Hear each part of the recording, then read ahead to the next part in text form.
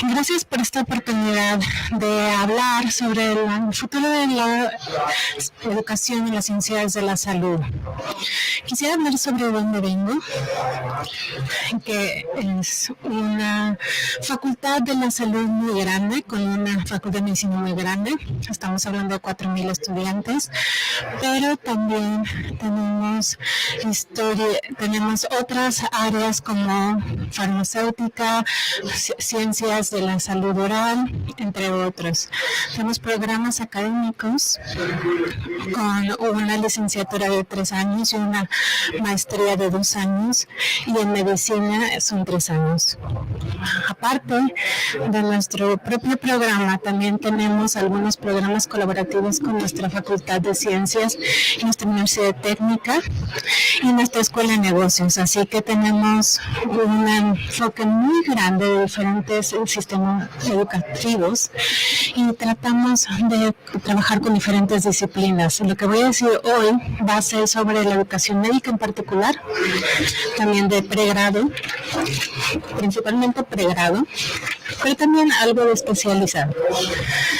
También tenemos algunos programas de maestría que pueden tomarse después de 2 años de experiencia después del grado. Y también están dentro de nuestros diferentes campus educativos. Tenemos 3 hospitales educativos, uno para odontología, otro veterinario, pero también cuando hablamos de la educación médica, todo el entrenamiento práctico y clínico se lleva a cabo en diferentes hospitales en nuestra región de la capital de Nueva Zelanda. Y tenemos alrededor de 10 clínicas diferentes en esta área y en práctica en general también, de lo cual hablaré un poquito después. También tenemos una unidad pedagógica en nuestra facultad para educación avanzada que tiene que ver con tecnología en educación, y un departamento de ciencias de la educación en otra facultad vecina que nos ayuda con investigación, y también los programas de capacitación obligatorios que todos tienen que tomar. Y en la región capital, la educación de Copenhague es algo a lo cual tomaré después. Lo que no tenemos otras vocacionales como fisioterapias, pero tenemos una colaboración muy cercana con diferentes universidades que sí tienen este tipo de capacitación. No tenemos ingeniería, pero tenemos una colaboración también cercana con la Universidad Danesa, que tiene un gran enfoque en la tecnología. Nuestra visión es darles a nuestros estudiantes las habilidades para trabajar en el ambiente médico de hoy y el potencial para trabajar en la sociedad de mañana, y darles herramientas para hacer el cambio.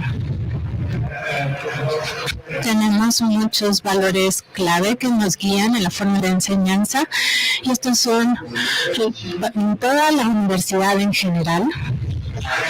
Por ejemplo, como la investigación, que es nuestra clave, y porque manejamos mucha investigación en nuestra universidad, inclusión, diversidad, y también trabajamos juntos en la colaboración entre estudiantes y entre estudiantes y profesorado, y una responsabilidad conjunta. Estos son algunos de nuestros principios guía. Cuando estamos hablando de el producto de nuestra educación, los médicos tienden a entrar a la vida real y tratar pacientes. Lo que siempre nos debemos preguntar es si realmente estamos cumpliendo con las expectativas. Esta es una joven que estaba en una serie de televisión hace unos años, y ella estaba dándole oxígeno a este paciente mayor con una infección pulmonar, y necesita hablar de las decisiones de vida con esta mujer, si le gustaría ser resucitada en caso de que tuviera un paro cardíaco, o cuáles son sus expectativas. Son conversaciones importantes pero difíciles, que serían difíciles para una persona joven de tener sin una gran experiencia de vida. Entonces, ¿cuáles son las expectativas que se tienen? Son expectativas de los dueños del hospital, que quieren doctores que puedan ver muchos pacientes, o tal vez la seguridad del paciente. Son las expectativas del paciente, encontrar a alguien que sea muy capaz de darle el cuidado que necesita. Son las expectativas de la joven doctora. Sabemos que los jóvenes hoy en día, en este mundo de redes sociales y tanta presión, tienen expectativas muy altas. ¿Cómo pueden ellas trabajar con estas expectativas de ser joven doctora? Todo esto es lo que tenemos que considerar cuando hablamos de la educación médica. Entonces, lo que me gustaría hablar durante los siguientes 15 minutos es sobre nuestro enfoque en la educación clínica basada en competencias. Hablaré de la pedagogía, de la simulación un poquito, muy poquito, demasiado poquito, pero son actividades muy interesantes. También el aprendizaje durante toda la vida, habilidades colaborativas que son cada vez más importantes en una sociedad moderna. También comunicación, colaboración, liderazgo, la colaboración con los pacientes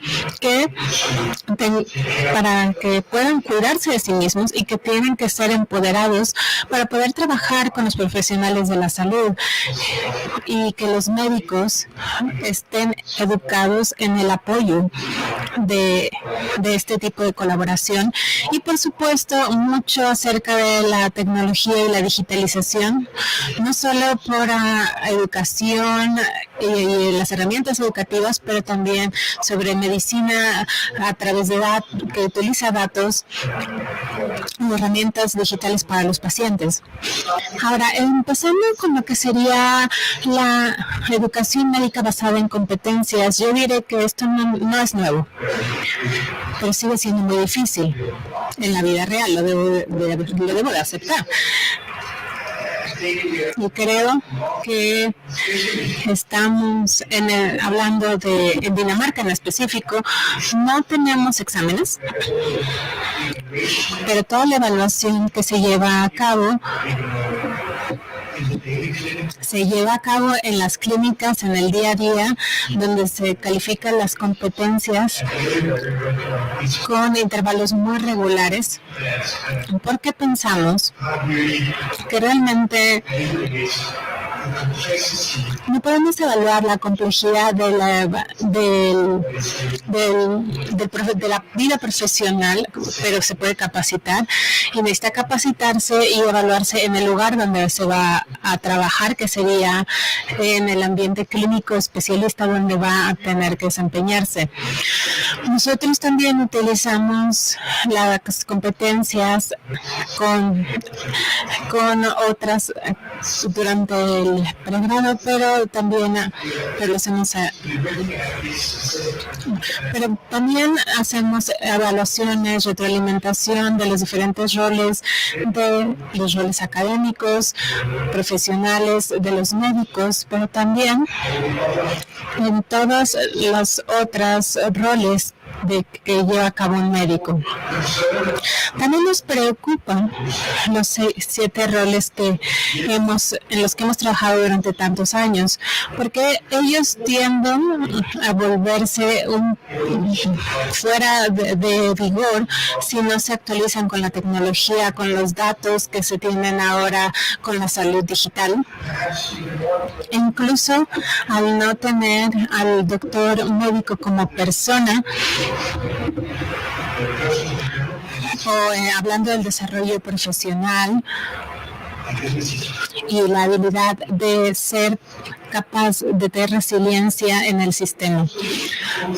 nos enfocamos cada vez más, especialmente en la educación de especialistas en enfermedades muy complejas o entrenamientos muy especializados, y también que los pacientes cada vez son más mayores, entonces más comorbilidades y enfermedades complejas que se vuelven existen, pero también hay enfermedades sencillas que se vuelven complejas con un paciente mayor y los estudiantes necesitan ser capaces de trabajar con estas complejidades. Obviamente el trabajo y el liderazgo se vuelven cada vez más importantes, vamos a hablar de esto después. La parte sencilla de la educación médica basada en competencias realmente es la capacitación con simulación. Y esto es algo que se puede hacer antes de exponer a nuestros estudiantes a los pacientes. Y solo quisiera mencionar algo muy interesante. Obviamente aquí pueden ver a la derecha la cantidad de pacientes como maestros. No solamente utilizamos pacientes como sujetos en los cuales los médicos pueden practicar, pero los involucramos en la enseñanza y en la retroalimentación de los estudiantes y en el desarrollo de las causas, y tener la perspectiva del paciente creemos que es muy importante.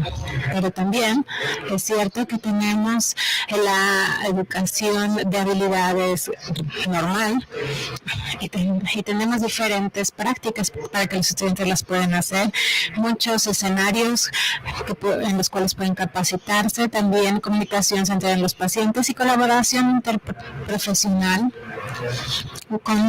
Y ahí es donde cooperamos con la Facultad de Enfermería para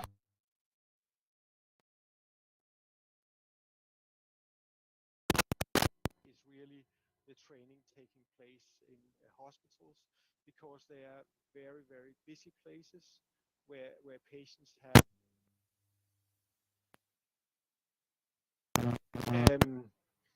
in this environment, the leadership tends to sort of prioritize production over education, and we have a lot of we put a lot of effort into placing in education very, very high.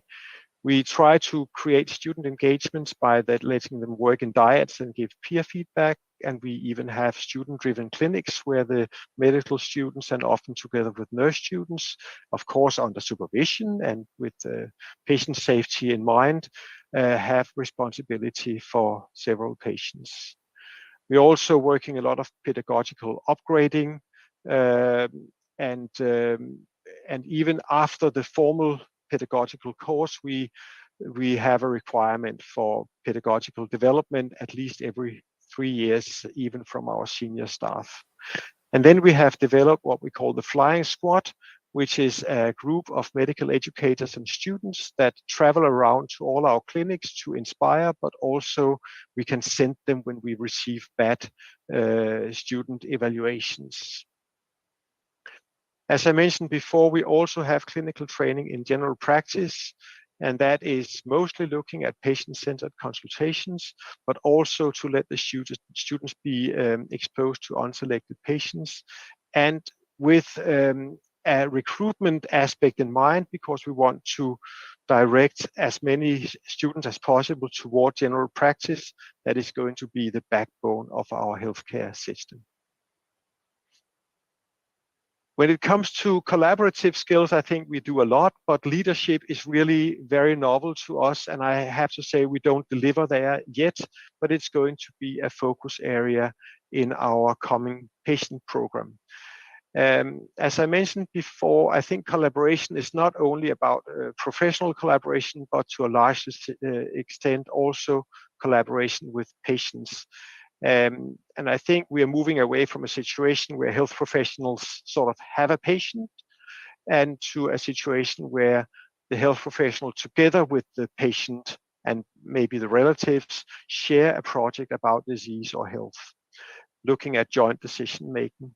But I think, of course, this is a very sort of privileged position.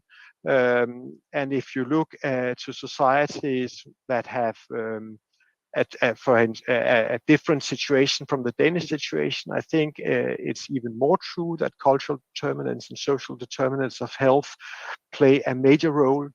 And when we train medical students, at least in our medical school, we tend to have extremely privileged young women from privileged social and academic backgrounds, and they simply don't have the diversity competencies to understand and also to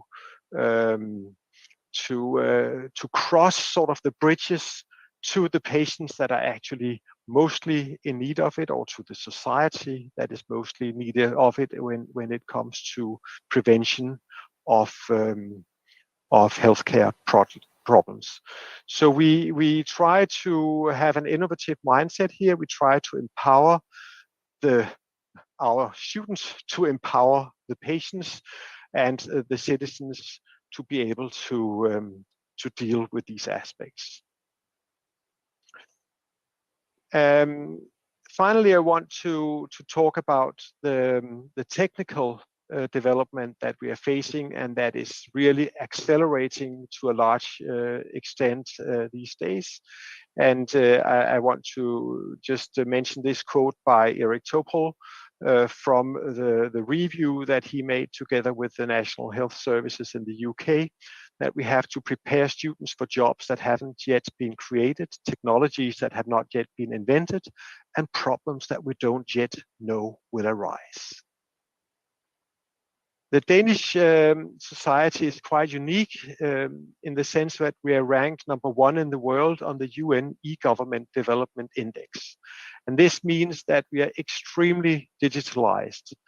And if you look at the figure to the right, you can see that, for instance, 50% of the 80 to 89-year-old population in Denmark have a digital contact with a general practitioner each year. So they are able to use safe data links to access and consult with their practitioner.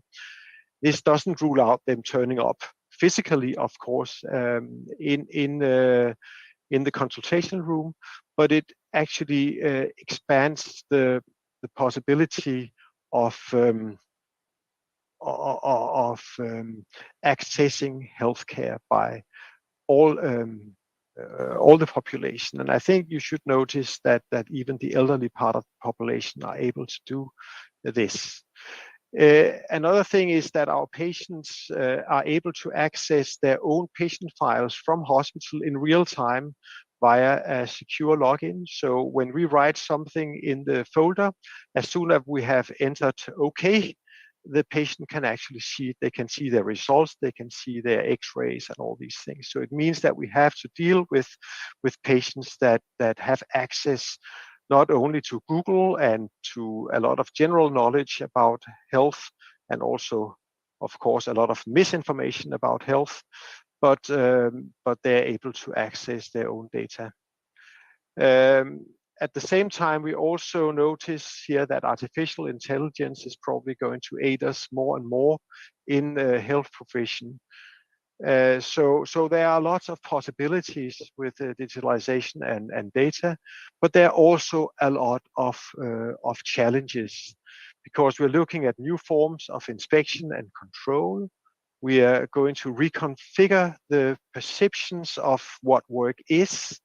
We're going to erode the goal orientation and the room for professional judgment when everything becomes datafied.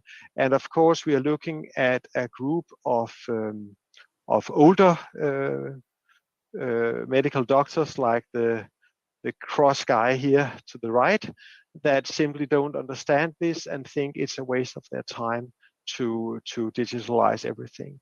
And then, of course, there is the risk of social bias, that we realize that digitalization and communication has a lot of potential in even transgressing social boundaries. But we also see that people from different social backgrounds find it difficult to operate in this digitalized society. So this means we have to educate medical professionals to operate in this, to get the best out of our situation with digitalization and data. And actually at the University of Copenhagen, not only when it comes to health educations, but generally for all our educations, we have made a model for digital literacy and skills that has to be that become part of all study programs at the university.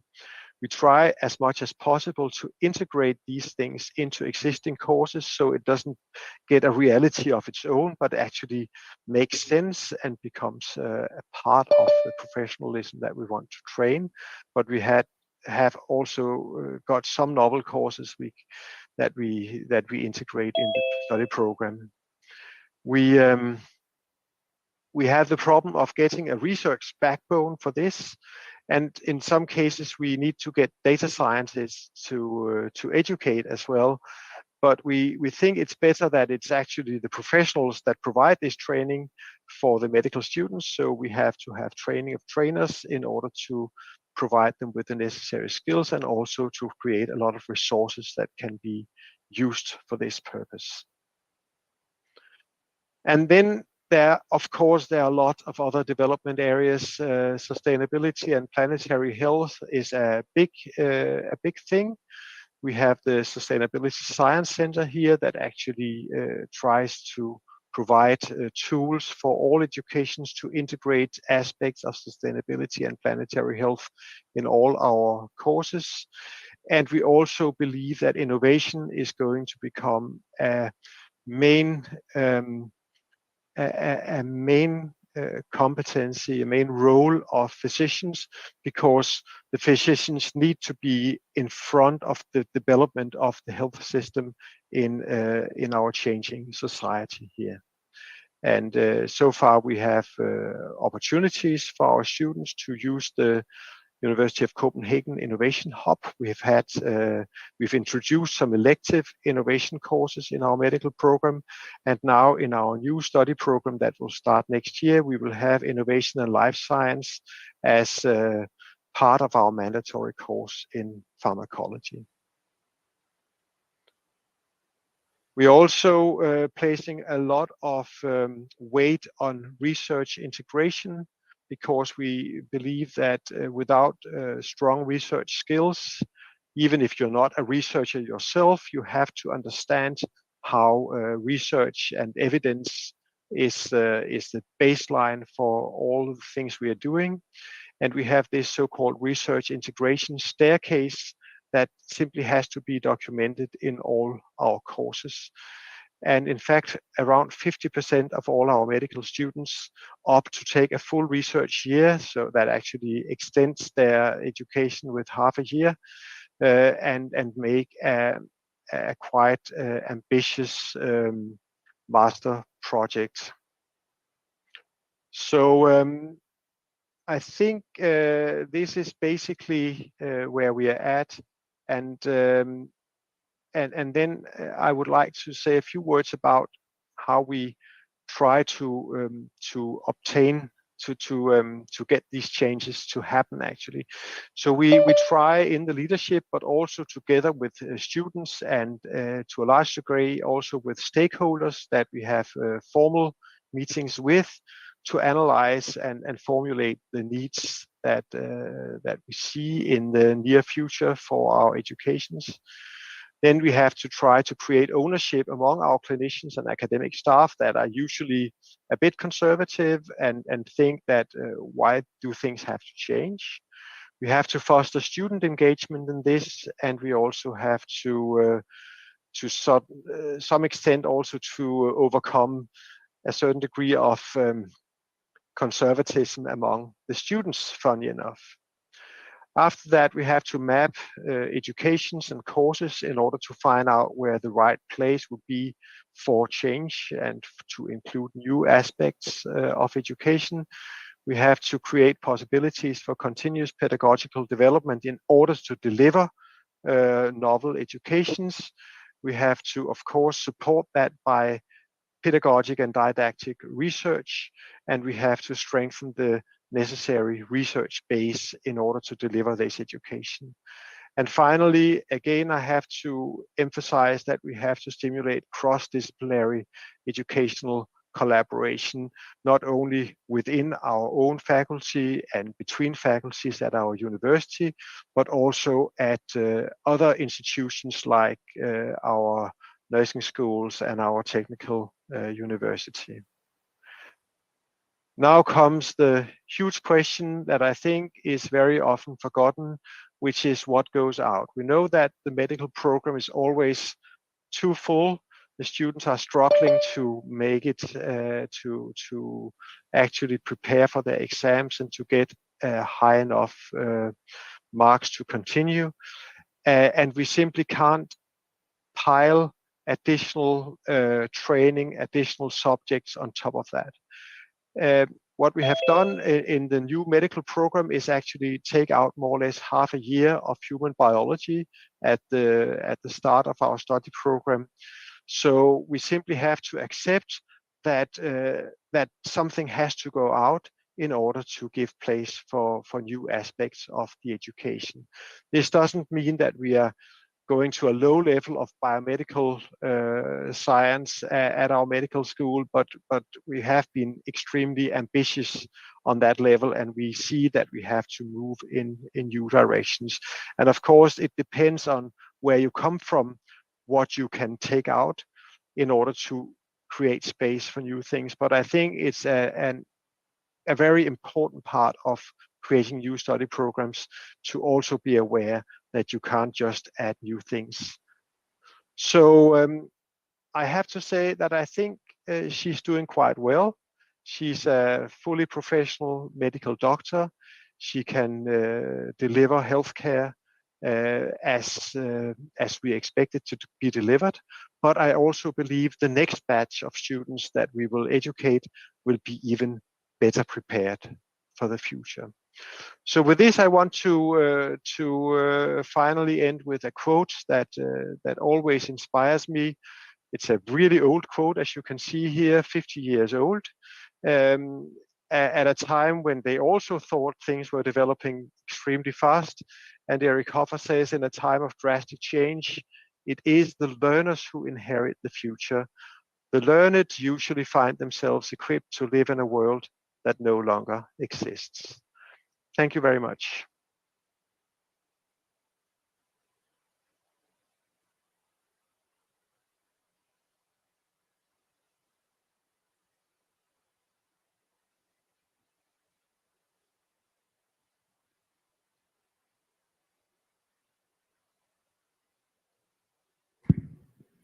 Sí, vamos a darle las gracias al maestro, al doctor Jürgen Kurzhals, quien es profesor del Centro de Parasitología Médica, Departamento de Inmunología y Microbiología de la Facultad de Ciencias de la Salud de la Universidad de Copenhagen.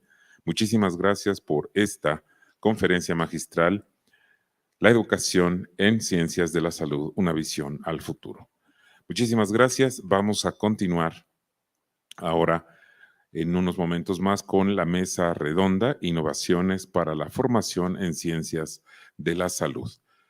Vamos a hacer un pequeño ajuste técnico y quiero nada más que me informen si podemos ya presentar a nuestro siguiente moderador.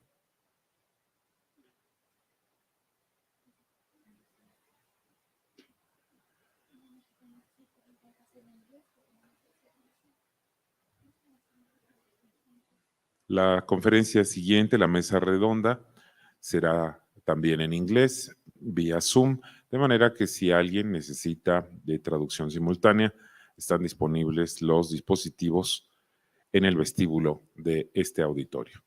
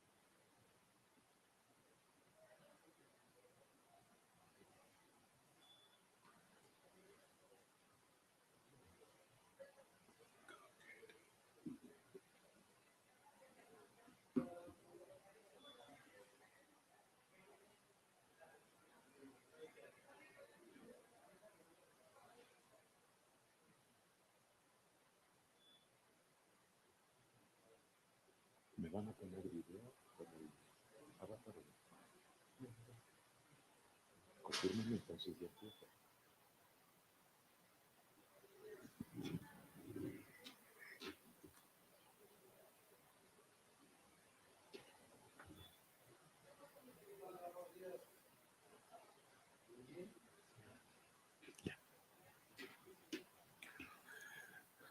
Bien, señoras y señores, vamos a continuar con las actividades académicas del Congreso Internacional EPENS Interprofesionalismo, ahora con la mesa redonda Innovaciones para la formación en ciencias de la salud.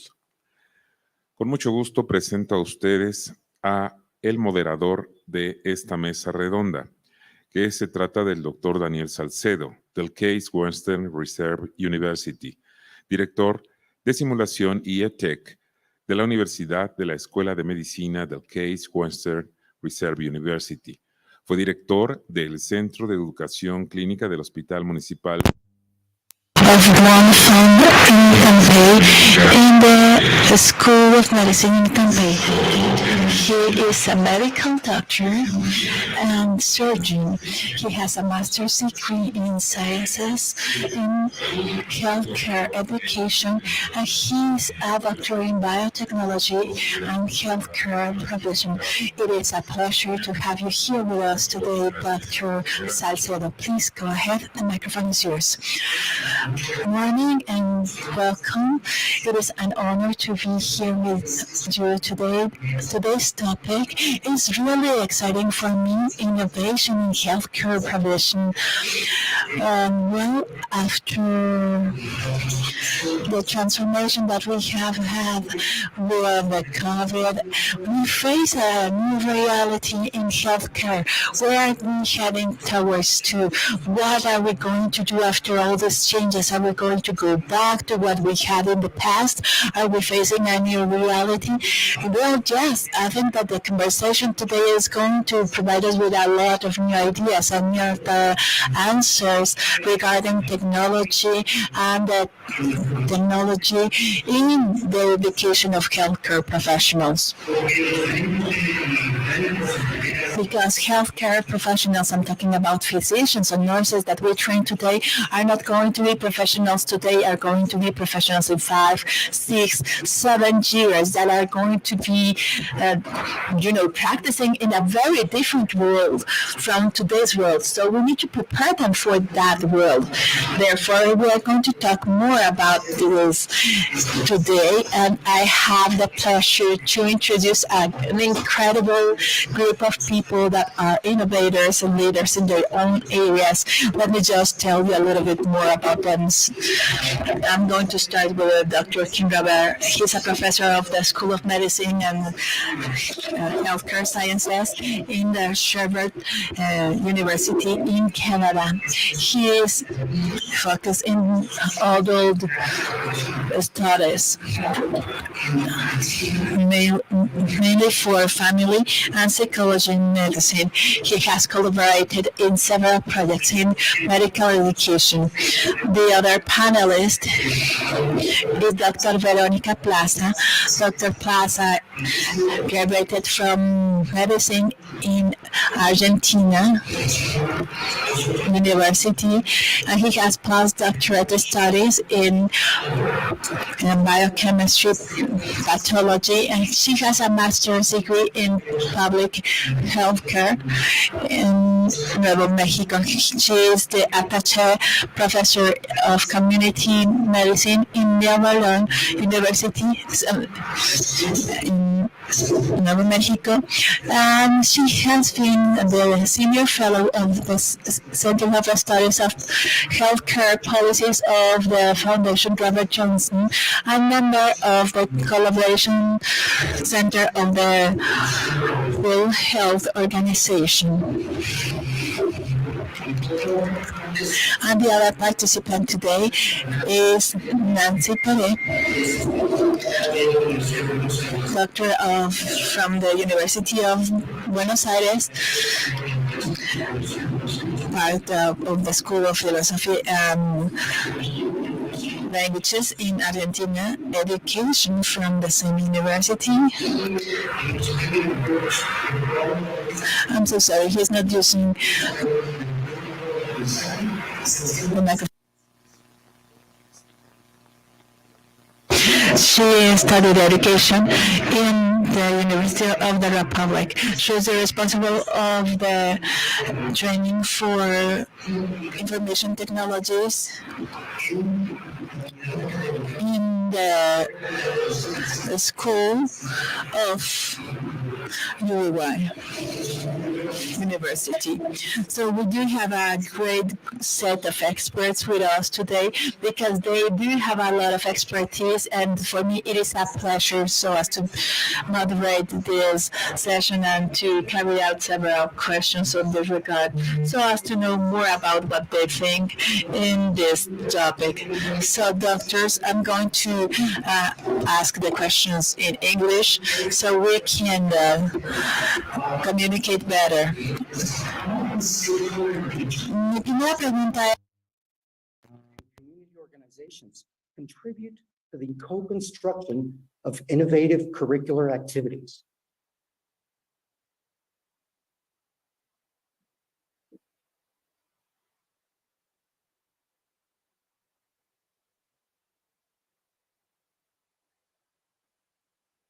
Sorry, Dr. Dubé, can you hear us? I'm sorry, I wasn't sure if you were addressing the question to me, and I'm happy to respond to the question. Yes, this question is for you. Would you like me to read that again, or? If I understood correctly, the question was with regards to the co-construction and co-development of educational activities? Yes, that is correct. Excellent.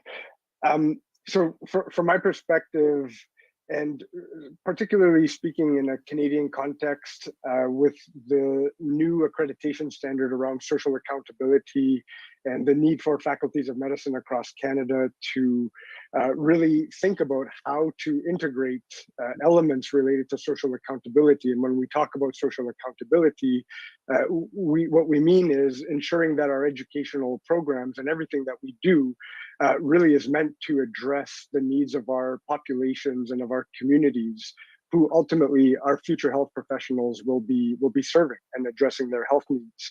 And so how to ensure that our educational experiences and our educational activities reflect what are those community-based needs and the needs at the level of the individuals. And so at the University of Sherbrooke, for example, as part of a recent curriculum renewal of the MD program, this was achieved by engaging with community partners and community stakeholders. In a Canadian context, what we mean by partners and stakeholders are Indigenous populations, our community organizations who welcome our learners in their environment and provide them with rich, high quality learning experiences. And so from I would say the beginning of thinking about educational innovation, educational transformation, it's ensuring that there is a multiplicity of voices at the table as part of that co-construction and that co-development.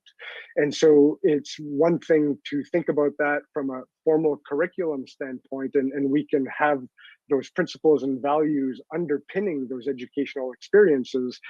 But from an implementation standpoint, that's where things start to get a little bit messy. And so really thinking about engaging with those partners and stakeholders who ultimately are an inherent and very important part of the learner experience. Great. Thank you so much for sharing that, and definitely a very, very challenging task. For our second question, in what ways can experiential learning inform the development of innovative educational approaches? And I think this question relates to part of what I just shared, in that the voice of our community really identified the need to ensure that our learners are embedded in the communities where the learning takes place. And so experiential learning, we could think of community service learning as one example. And community service learning at the University of Sherbrooke, particularly during the preclinical stage, and so the first 2.5 years of the 4-year MD program, students have an opportunity to learn about the various communities served by the University of Sherbrooke. And through this community service learning, they have an opportunity to meet with families and organizations in a longitudinal fashion. So over a 2-year period where the specific learning outcomes relate to understanding what are the community services that are available in the community. And so as a future health professional, what are the referrals? What are the realities of our patients who are meant to navigate these various services and understand what are the various resources? I will, however, raise a bit of a challenge in that our community organizations who welcome our learners have a priority to serve their patient or client base. And so that idea of thinking about some of the experiential learning opportunities, it's ensuring that we're not burdening our community organizations either. As experiential learning in particular in community context becomes more and more common, we really need to think about the capacity to be able to participate in an authentic way in ensuring that our learners are in fact receiving quality learning experiences while not taxing our already limited resource community organizations. It's definitely a very valuable experience for our students to really kind of be able to interact with the community. And my next question has to do with how about the assessment of these experiences, because it's sometimes very difficult to assess these experiences in a systematic manner. So for our third question would be, what are some of the complexities associated with assessing student performance in this context? I really appreciate this question because I feel that we've devoted so much to thinking about our educational experiences and our educational activities. And when we think about the longitudinal development of our learners, it is so important that they receive feedback and appropriate assessment feedback in a timely way that helps coach them along their process of developing or achieving rather those educational outcomes. And so assessment, and this may seem a little bit provocative, but I really believe that assessment in its current form does not necessarily align with the educational principles that are being put forward in the literature. And currently a discussion in the literature really centers around authentic assessment. And so when we think about developing future change agents and future socially accountable physicians, I would argue that we really need to think about assessment differently and assess differently. The common exams and the multiple choice questions are not necessarily sufficient to provide our learners with the type of feedback that they can incorporate into their future practices.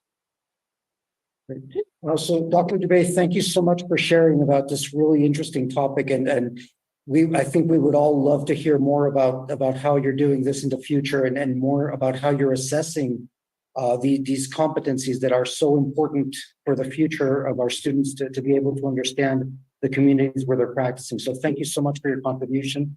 And for our next set of questions, I would like to approach Dr. Plaza. Dr. Plaza, for our first question for you, if you could please share with us about the University of New Mexico School of Medicine, where it is, who are your learners, and what population does your school serve? Well, thank you. Thank you so much. It's a privilege and an honor to share this space with all of you. I'm at the University of New Mexico School of Medicine. So we are in the border state between, the U.S. and Mexico, between Texas and Arizona and south of Colorado. So our the population that we serve include, 19 tribal communities that had been in New Mexico for more than 2,500 years. Each of those 19 tribes have their own sovereignty.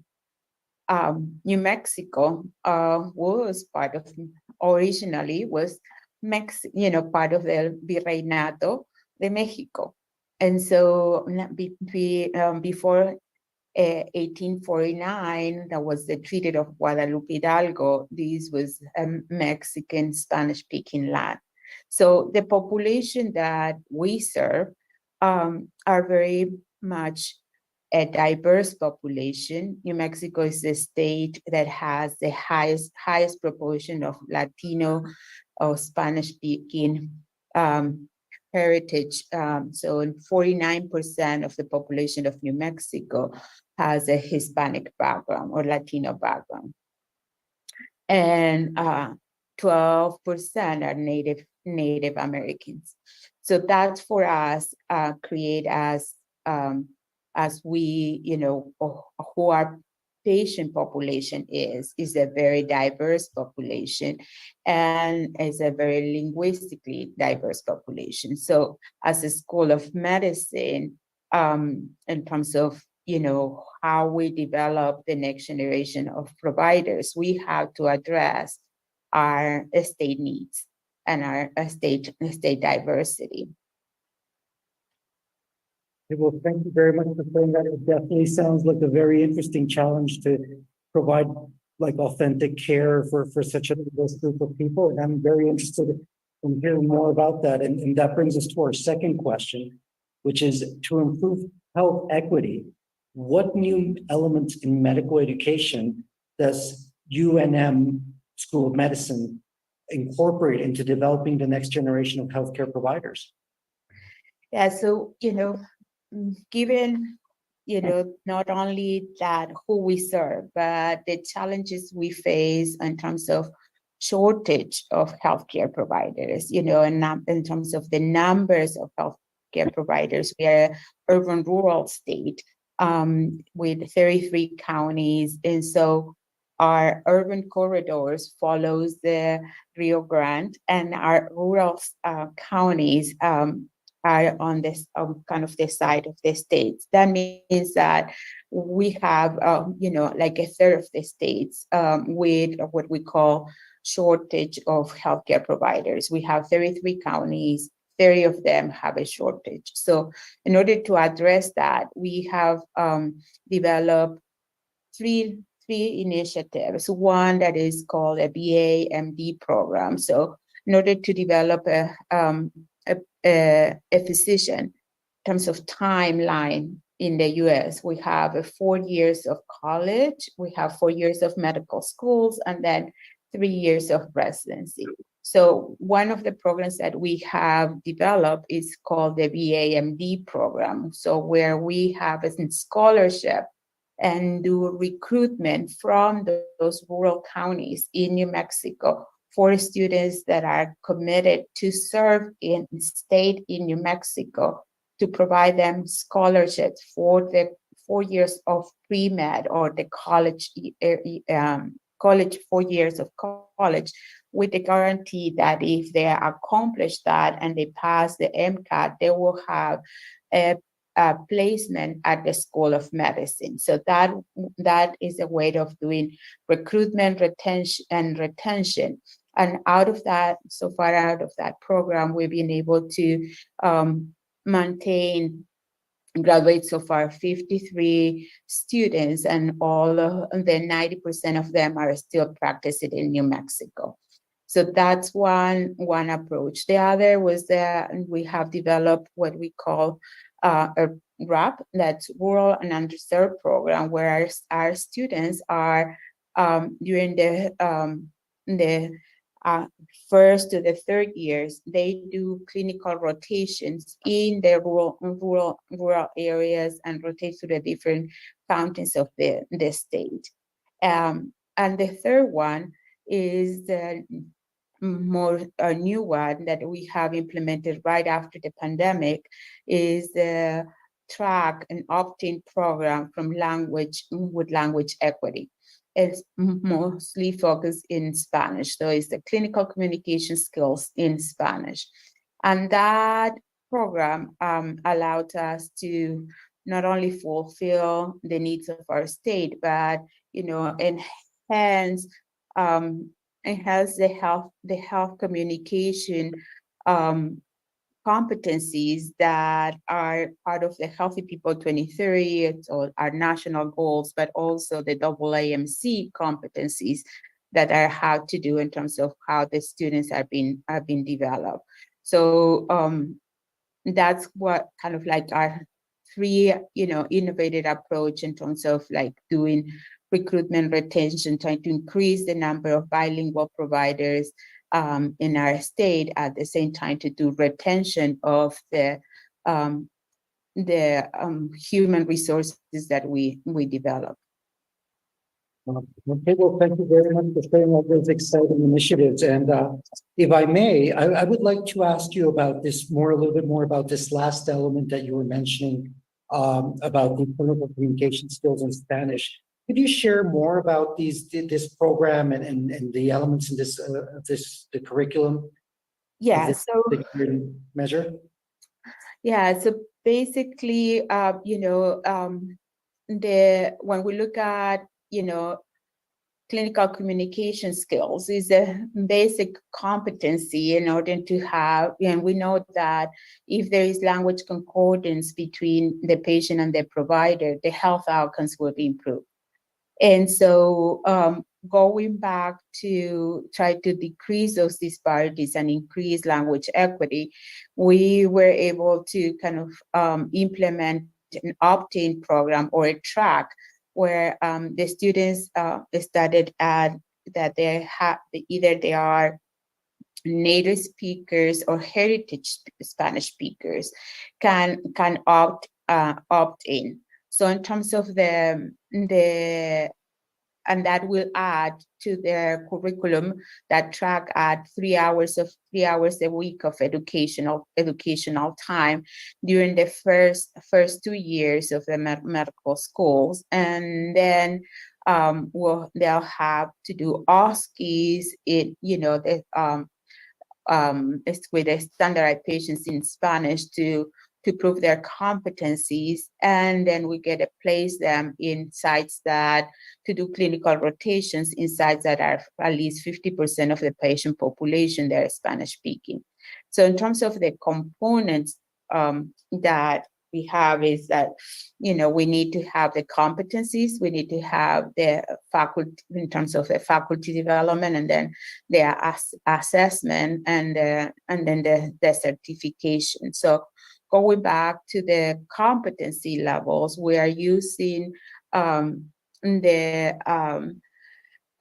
call the Latin American, Portugal, and Spain core communication curriculum standards. And so that's the consensus that has to do with 6 domains and 136 learning outcomes that basically cover communication with the patient, communication with the family, communication with interprofessional, and then communication in different styles of communication, and special situations like the issue of delivering bad for example, delivering bad news. So that in terms of the competency. In terms of the faculty, we have to have bilingual faculty that can serve as the mentors. And one of the challenge that we have faced is that nationwide there is not, at least in the US, is not a standardized certification where you can provide for faculty they have the language capacity. There are certain type of certifications that are different for the ones that are using for the interpreters. So for the providers and the learners, there is a couple of that are being run by corporations. One is called Clinical Communication, CCLA, that was developed by the Kaiser Permanente, that is a large group of providers in California that can assess the skills of the providers to be able to see the patient without an interpreter. And so our goal is to be able to have our students being able to get certified so that they've been able to see the patients without how to use an interpreter. So that's in terms of like part of our innovation, in terms of like, addressing the language diversity that we have, and so how we can increase the number of bilingual providers, because that's not only a need in New Mexico, but in the whole US in terms of language diversity. Yeah, definitely. I think there's a very important growing interest for medical Spanish certification in the United States. Certainly in the Cleveland area where I work, there's a very strong interest, especially at the resident level, to look for some way to certify that somebody is able to practice in Spanish language at a level that is appropriate for patient care, right? And it can be very challenging to actually have that evidence. So with that in mind, so what type of learning outcomes are you actually expecting from this and then measuring? And how have you gone about training your faculty in order to provide these programs to your learners? Yeah, so a couple of, in terms of, how we, for the faculty development components, they're like, we have identified first, we need to do within our institutions, do a language, an asset mapping the capacity of our, what's the capacity in each within the system in terms of like the number of providers that are bilingual. Once we identify that through a self-assessment, then we can invite those that self-identified as a bilingual to be tested. And right now we're doing the test with using the CCLA, but also, try to do that with be able to get some of the feedback from their Spanish-speaking patients that they serve. So it's not only from the point of view of the providers, but also from the point of view of the patients.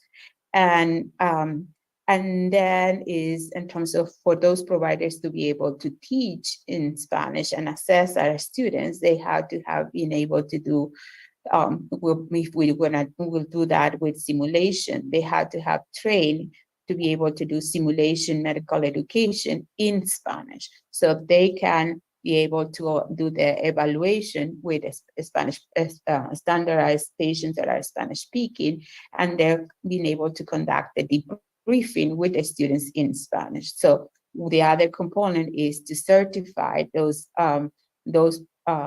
faculty to become, simulation medical educators in Spanish.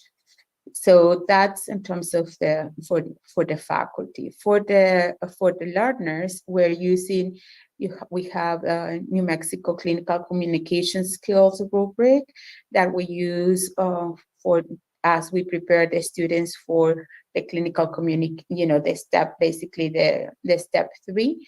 And so that's been translated, also into Spanish, and using the learning outcomes that I mentioned before, that is that clinical core communications from the Latin American consensus. Great. Well, Dr. Plaza, thank you so much for sharing that, and congratulations on, it's no small feat to set up a program like this, and definitely, we're looking to hear more about some amazing results from this. And with this, I would like to move on to our next speaker, Magister Pere. Thank you so much for joining us. And for my first question for you is a big question. How is it possible to innovate in this very complex field of health sciences education? Bueno, hola, voy a hablar en español. Con traducción. Bueno, primero, gracias por la invitación, es un gusto estar acá. Pleasure to be here in the event, and I see that I have here in a different place than the one that our peers are contributing. and I work in a central organism of the Republic. In Uruguay, it's a very, very small country, and yes, the main university of the country. It's a university that has a great quantity of the students in the country. And it's a central office that is devoted to financial policies and particularly innovation. I coordinate programs, educational programs, and also we have a teaching of the health area. We work together in these minutes and we are talking about the sense of innovation in teaching, and Veronica is helping us also with teaching in the formation of the future doctors and the medical practices, and I think that's an adequate part to the context, and it's important how the formation has to be for a particular concept with a particular reality that can transform what they are doing with respect to this. And we have this located concept, and this moment, particularly in this particular concept, the distribution of technology is one of the matters that we are invaded by and we are transformed by pandemic. But also we keep on working in order to include in this point. One of the elements that we say that there is not a direct innovation in technology, also pedagogical information, is to transform practically the teaching in order to have more creative, innovative students that are critical mainly of what they are teaching, and they work a lot in the groups and even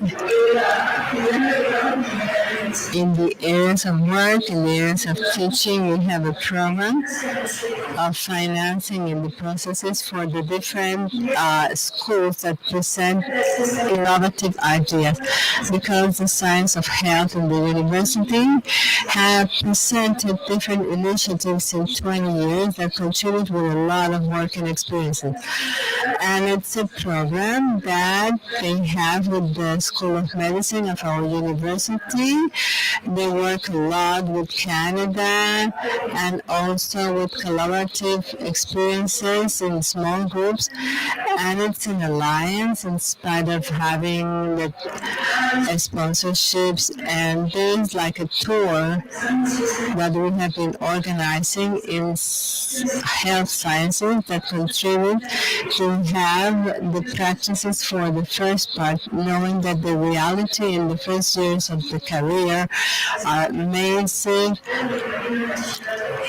and everyone that finished high school, they entered to the university, and we have 3 million students per year in medicine, in the different schools, and in the different health areas of dentistry.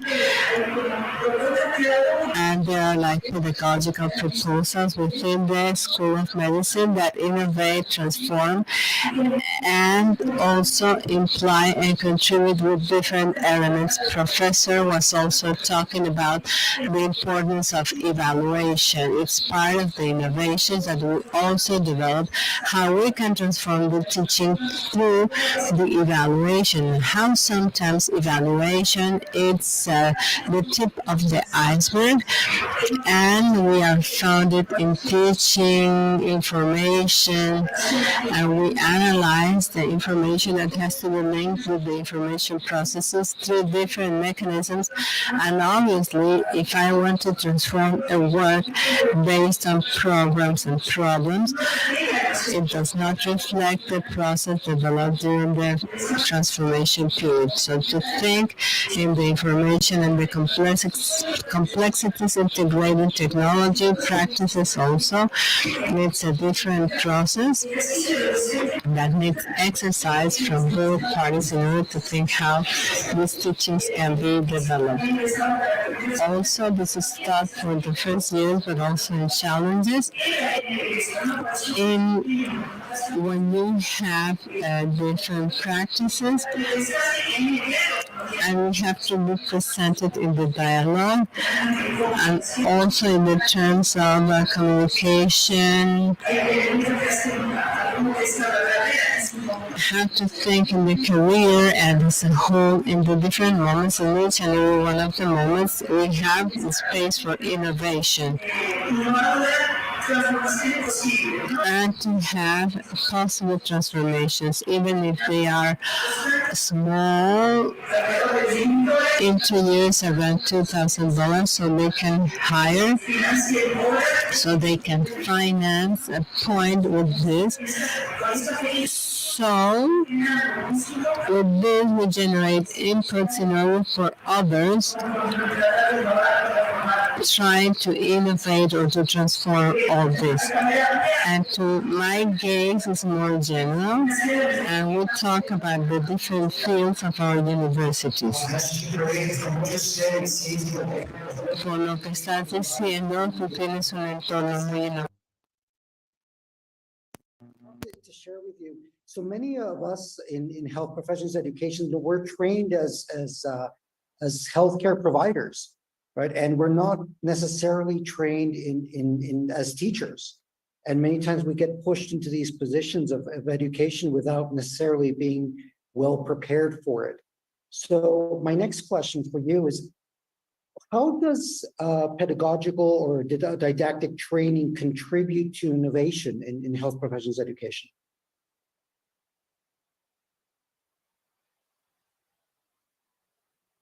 Sí, bueno, bueno, otra de las áreas que la universidad trabaja es el desarrollo pedagógico de los docentes universitarios, ¿no? Tenemos programas.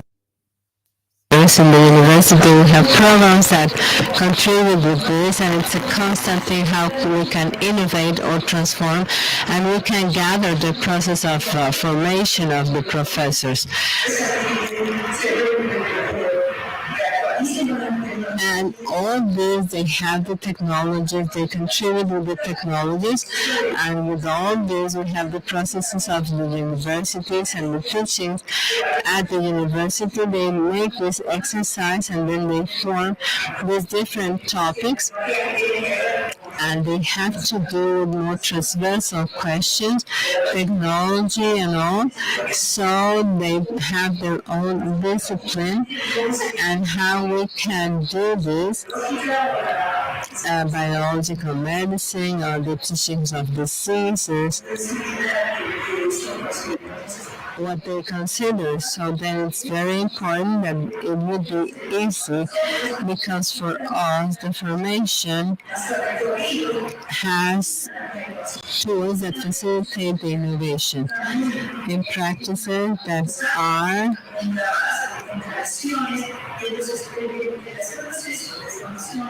and then the different changes in the universities make these regions to include not only the innovative parts in terms of technology, but the last development, and to have the last searches, the innovation of new technologies, the challenges in the ways of teaching. And this is not translated directly in the practices of teachings at the university. So to generate information programs which is clear, innovative, are extrapolated to the teaching is a challenge that we have been developing in the last few years, and that we think it's important to share. How a matter of a theory have some problems that can implement, and how they are implemented, how they analyze these points of implementation, how can they research the teaching and also the new practices in an important element. And this is also achieved in the process of information. In every school, in every university, we have to take care of the support to teaching, because we counsel and we work with the professors that have support programs, and they collaborate in the financial processes, and they do the formation of the professors. The School of Medicine has a unit which is one of the oldest one that was created in the 70s, and it contributes with the space of inclusion and basis about teachings and how to improve and transform teachings in the particular context and adequate to the changes that are being prompted. It's not the same teaching of the medicine 4 years ago than the ones that we have now, where changes are more accelerated. The need of forming and the importance of forming these units in the next step. So this is a way of doing this with other professors, education, psychology, communication, and all this has the pedagogical information, and then they open all this and the needs in order to understand what is innovation and the confirmation of the health area. Muchísimas gracias por compartir con nosotros.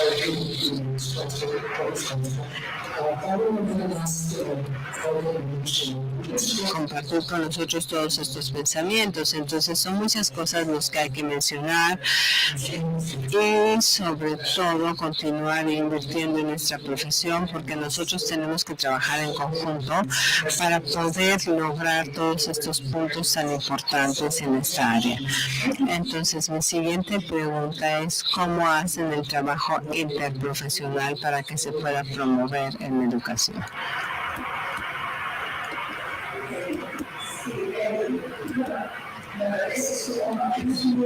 Well, we share ideas. We work with different health professionals in different areas where the work of these persons that have the area of education, of pedagogy, and with the professionals and the health professionals, they invite to have an integrating speech that comprehends the health sciences in order to construct interventions and proposals addressed to specific projects when they refer what they are doing in that educational center in particular, and that work, interprofessional work that makes that everyone learns from the others and that they cooperate among them, and they have to have an alternative gaze of how they feel, and also they facilitate in certain measure to be able to set in doubt how to do this, and then to look for the best way in this context with different professions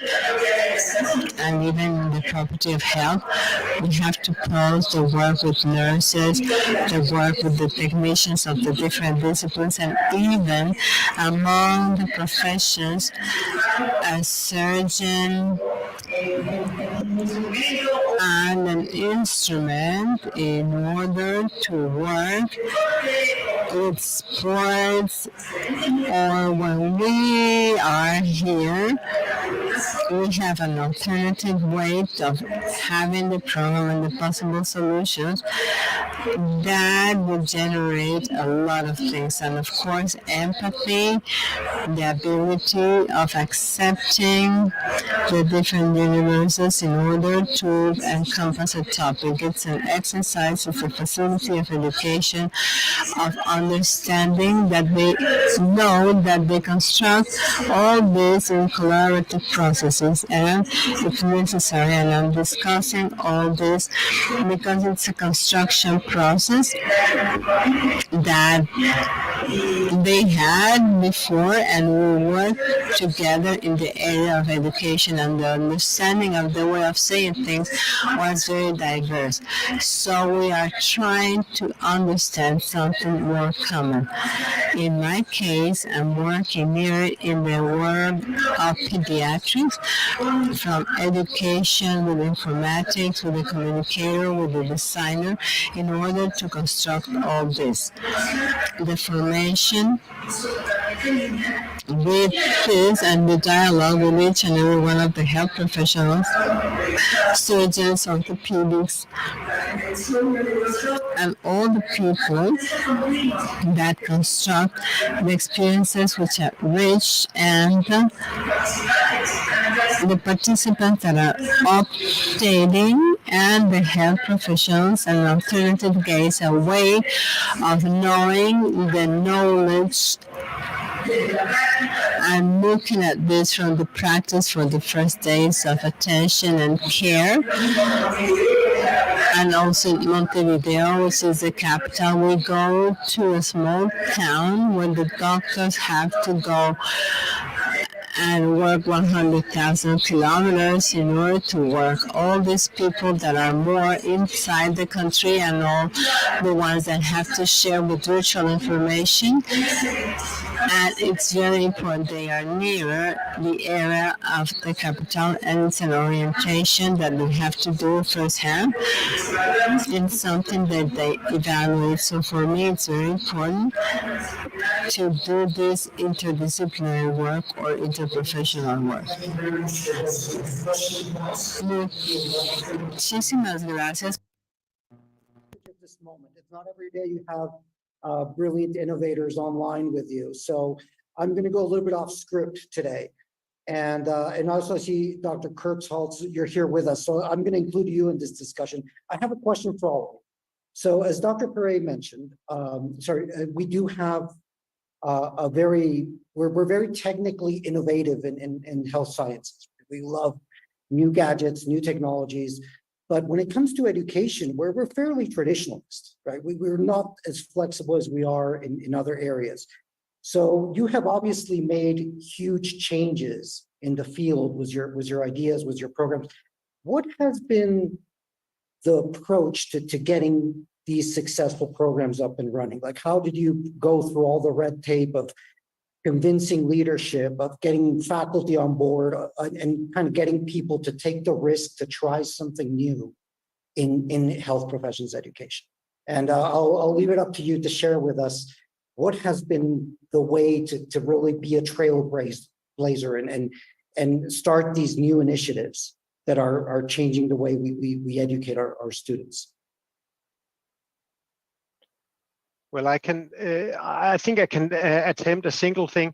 I think the way we are organized in our universities, we have a so-called staff student board, where we have parity between students and staff. So the board that is actually sort of responsible for our education, that goes for all our educations, not only the health educations, is actually half students and half teachers, and that is a real responsibility. So it's not like it's not like, you know, the students can decide on the paper or on the color of the toilet paper or something like that. No, we are really into the real decisions here, and I think that gives an extremely engaged student population, and it's a very important input. And I find that they are very often more ambitious than the teachers that tend to be a bit more conservative, at least in some areas. So I think that system works quite well with us. Of course, it demands a lot of the students. They have the student democracy that actually elects the students that will then represent them in our staff student board, and I think that helps a lot. Then, of course, it's always a hefty discussion when it comes to sort of teaching methods.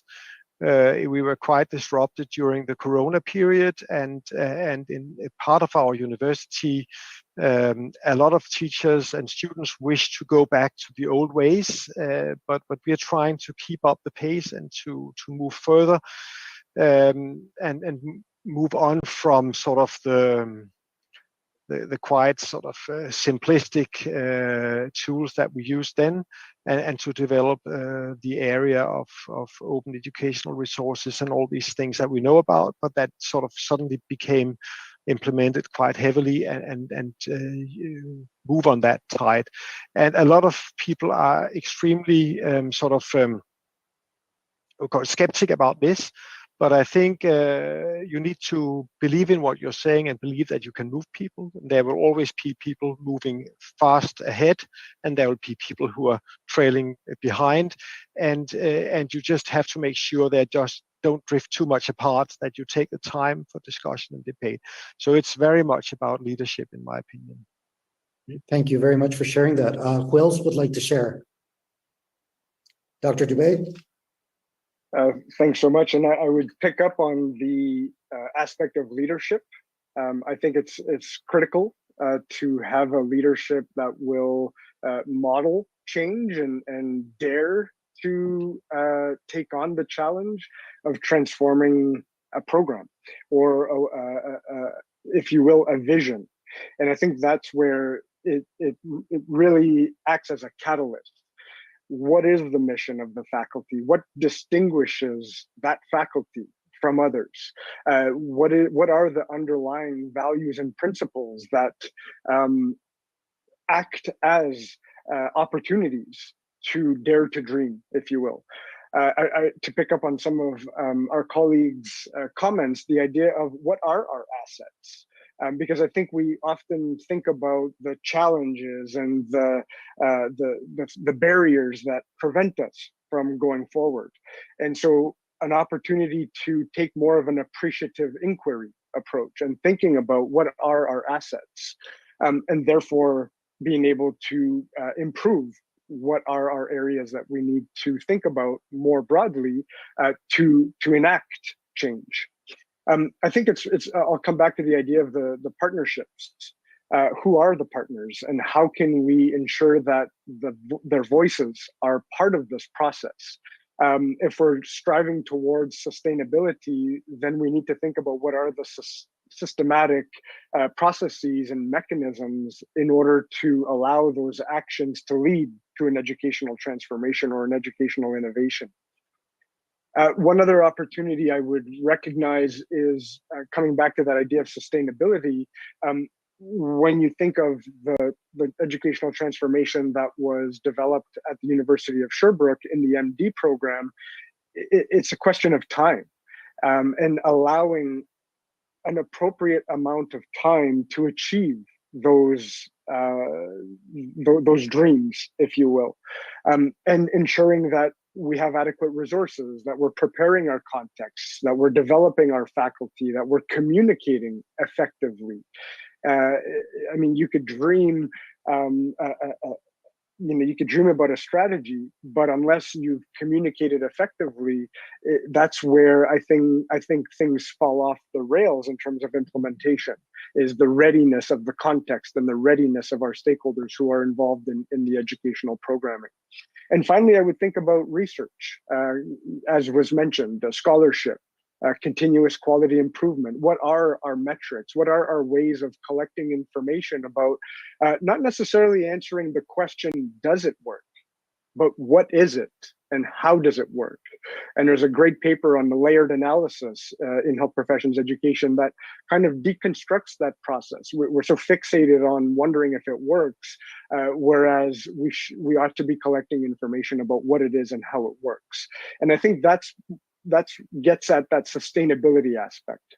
And finally, when we come back to leadership, the composition of our program committees, as our colleagues mentioned, our faculty, our learners are our sounding boards in a way. They're much closer to the context in which they're working, the people, the individuals with whom they're working.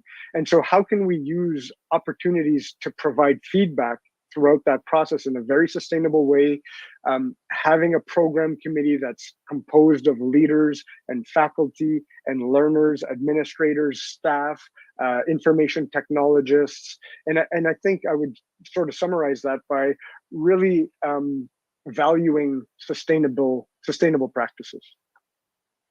It's great. Thank you so much. Definitely very inspiring. Dr. Plaza. Yeah, just to follow up on that, I think it's so important in terms of the two things. Is one is like the will, the time, and the outcome, in terms and how we apply the scientific method in a way of the way that we do it, so we we say it in public health is, assessment, policy development, and assurance. But we have to take in consideration for that, for medical education time, if we want to look at the outcome, it will be at least 12 years, until that medical students will be practicing, and that we can get feedback from their patients. And so the other, part of in that equation we will look at outcome is what the patients' perceptions are in terms of, how that provider is communicated with them, how that provider make them, where the skills that the provider have. And a lot of time in medical education research, we don't look at the patient's perspective. And, and so I think that's one in terms of as we move forward in innovation, incorporating the patient's perspective is key. And at least for us here in New Mexico, one of the lessons learned from the pandemic was that we didn't have the capacity to communicate. We didn't have enough interpreters. We didn't have enough bilingual, multilingual providers. And so how that have a huge impact, in our curve, because that kind of delayed treatment, that delayed contact investigations, that delayed vaccination.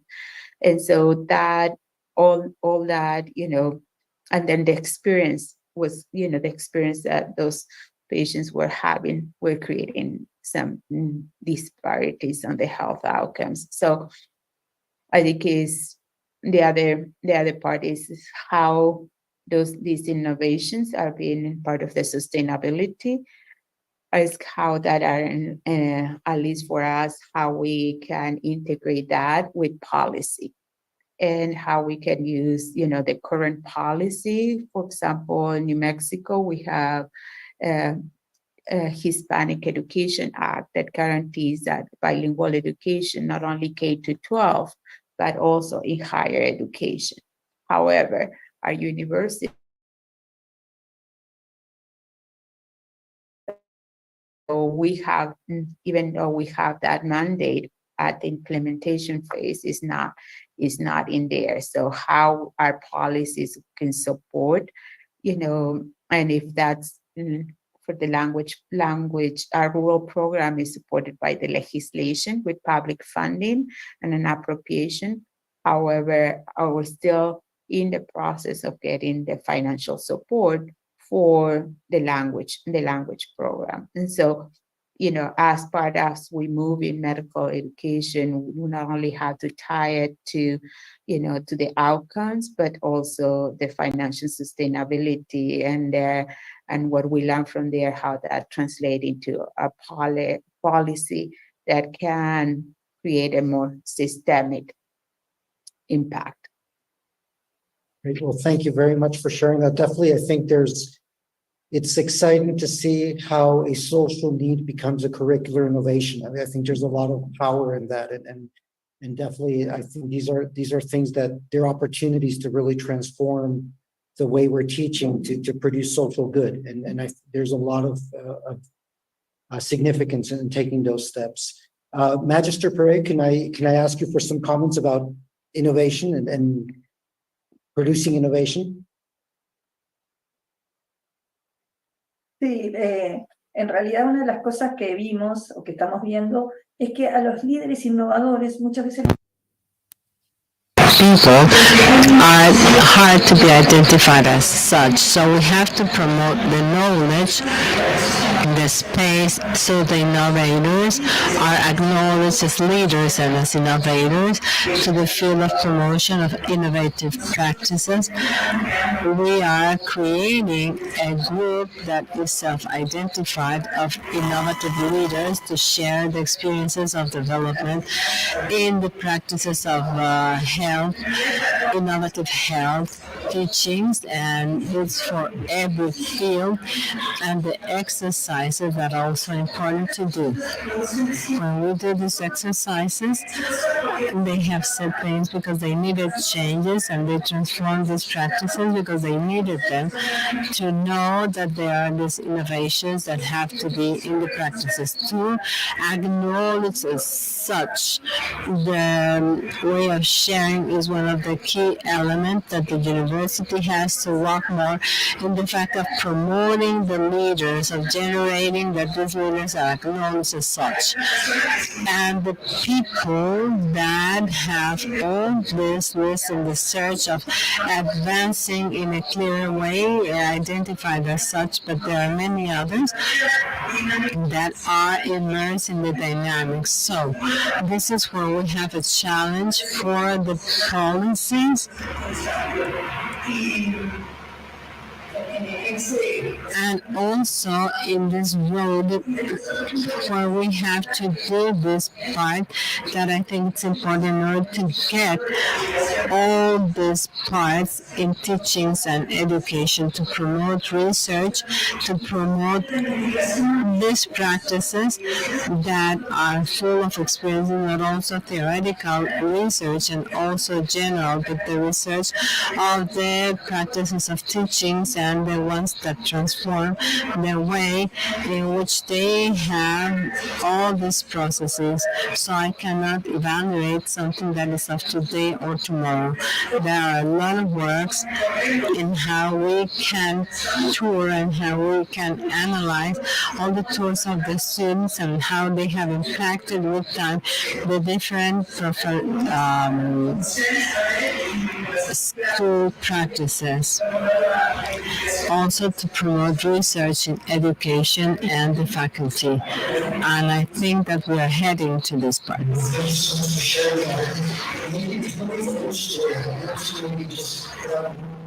Muchísimas gracias por compartir.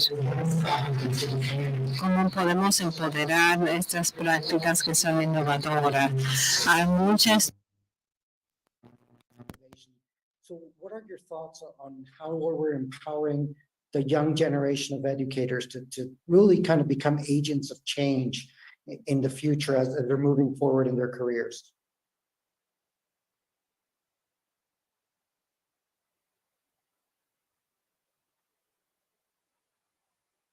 Sorry, no, I'm asking you. Perdón, no te entendí bien la pregunta. A ver si... Sure. I'm gonna rephrase this in Spanish for everybody. Sorry. Mi pregunta era sobre cómo estamos empowering all the students in order to make them leaders and change agents. I think that it's also a challenge. It's important for the young people because they have more faculties and the eagerness of going here. So the young people impel the transformation for their own experiences of life. And sometimes we have these amounts and this part that make these administrative things. They have a point to know from both sides, and the incentives and all these publications, but they have to be accompanied by the faculty administrating those spaces. And also we have to form the thematics in these points in the young people to promote them, and also in the faculty or the leaders and the people that are in the decision-making process in order to habilitate all these important and these changes that generate these ideas in these processes of development. And at least this is how I interpret the question.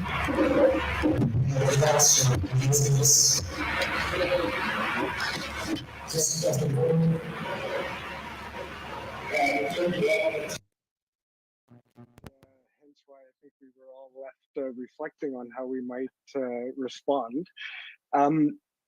I think it's so important to think about role models and what our learners observe throughout their educational experiences, both in a positive way, constructive way, and sometimes things that you may not want to integrate in your future practice. So I think the effectiveness of role models is quite profound. I'm very much, I would say, a Freirean, so Paulo Freire's critical pedagogy, and thinking about the idea of raising awareness. And as Freire said, education doesn't change the world, education changes people, and people change the world. And recognizing the strengths of who we are selecting and admitting to our programs, and thinking about how we might view that a little bit differently if we're thinking about training health professionals for tomorrow. And so I think it's critical to take a very holistic viewpoint to be able to then recognize or realize the potential of our educational experiences that will ultimately develop our future change agents. We recently engaged with various stakeholders who are involved in the teaching and learning of our undergraduate program as part of a qualitative study. And one quote that really resonates is the idea that we may not see that potential realized in 2 years from now or 5 years from now, but at some point that light or that fire will be lit in our learners as a result of their educational experiences, and ultimately who they are as individuals. We can't take all the credit for how effective our educational programming, our educational programs are, but certainly we can help coach our learners along the way. But I think we need to really focus on how can we light that potential. And again, it may not happen today, but it will certainly happen tomorrow. Great. Thank you very much. Dr. Kurz, Yeah, I think this is something that really takes time, and I think it has taken a lot of time in our place to move sort of traditional academia and also traditional clinicians to believe that innovation is something that they should sort of deal with, because I think the tradition is that it's the engineers, it's the life science industry, all those that are sort of outside of our world that make the real changes. So we want to have this very academic approach to things, and at least my colleague in the next office, she's been working now for like 10 years to influence the whole university to think about innovation as a cornerstone, really. And I think it's coming now. So it's also about not just influencing the students, but we actually need to influence faculty. We need to influence our leaders to believe that it's also our responsibility. It's the responsibility not only of the industry and all the others to actually change the whole way the services are delivered in healthcare. So I think there's a lot of patience there. There is a lot of hard work to change cultures, really. It's not something that comes easily. Thank you very much. And Dr. Plaza.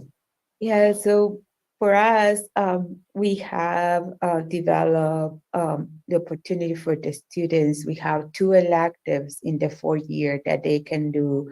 They're teaching electives. And so academic we call it teaching electives, where the students have the opportunity to develop curriculum and do serve as it's for those 4 weeks, either do curriculum development or a unit development, but also have the get the background in terms of like some of that pedagogic, have time to go through a short course of certification in terms of academic medicine and expose them to that. So in the same way that they may try a rotation to see if they want to go into pediatric or surgery, and they have to, be exposed to that, they also can have them exposed to do academic medicine.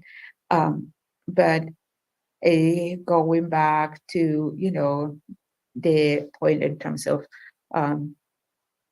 the next generation is also who we want them to be teaching.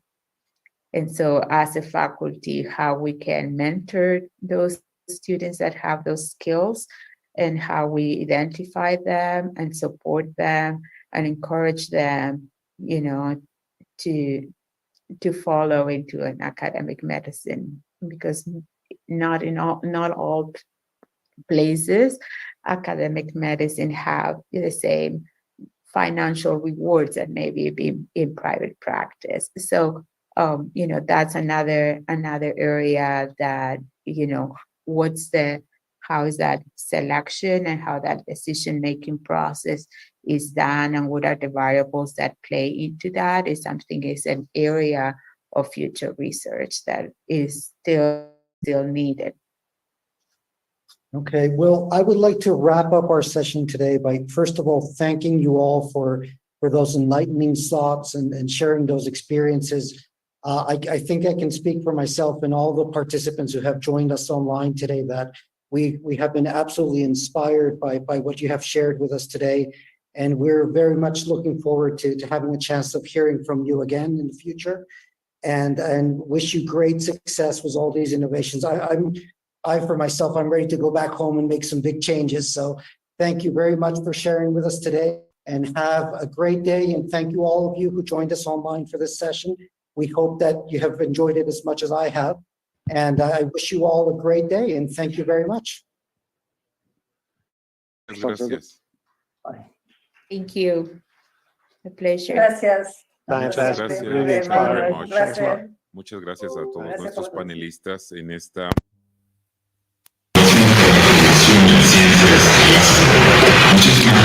We would like to thank all our panelists for their participation in innovation in healthcare sciences in this International Congress Athens. Now we're going to continue our Congress with a great presentation, a keynote presentation.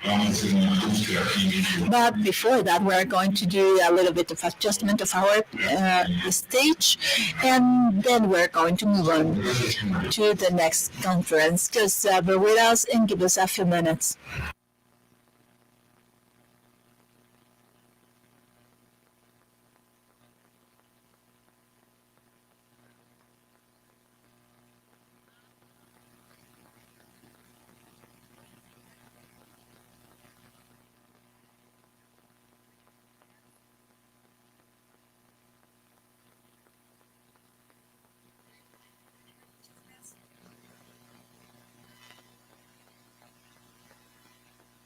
Thank you very much for your participation. It's been a pleasure.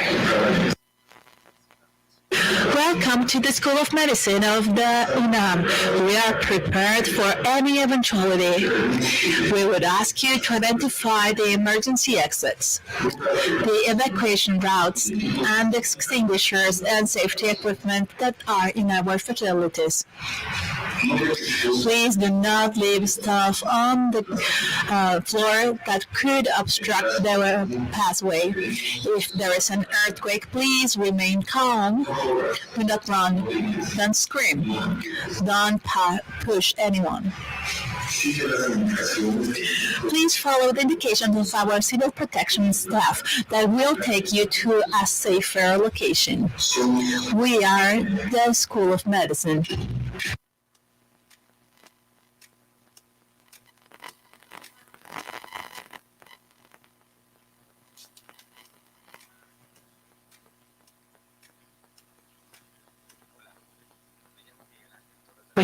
I'm Miguel Ángel Torres of La Rosa. I'm an engineer of visual design of the School of Art and Design of UNAM. I work in the integration of the medical sciences of the School of Medicine of this university.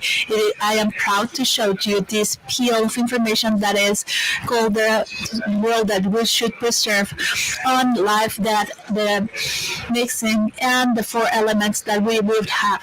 According to a Hispanic myth, the humans were made of corn. It is not out of the blue that Francisco Goyes placed this in the mural that is the most representative of the school, showing that Mesoamerican life is really close to this food staple. In this 21st century, we have, thanks to this type of art, and other things, that corn is one of the most important things in Mexico, and that is not possible to separate it from Mexican history, and it's also sacred. It is not also a novelty that in 2007 the board of the university approved the science of nutrition career. So all of these places the university at the front of preserving our culture, science, arts, medicine, communication, the interprofessionalism, and the social constructivism that will allow us to reconstruct the fabric that defines us as people. Also, we understand that being a mix of cultures is part also of what we have to embed in our profession, and we have to try to create better professions. The importance of interprofessionalism in science, education, and humanism are part of what is shown in the Will Evans, and that is an icon for the healthcare, for the world, information for the world that we must preserve. Please enjoy this Evans International Congress.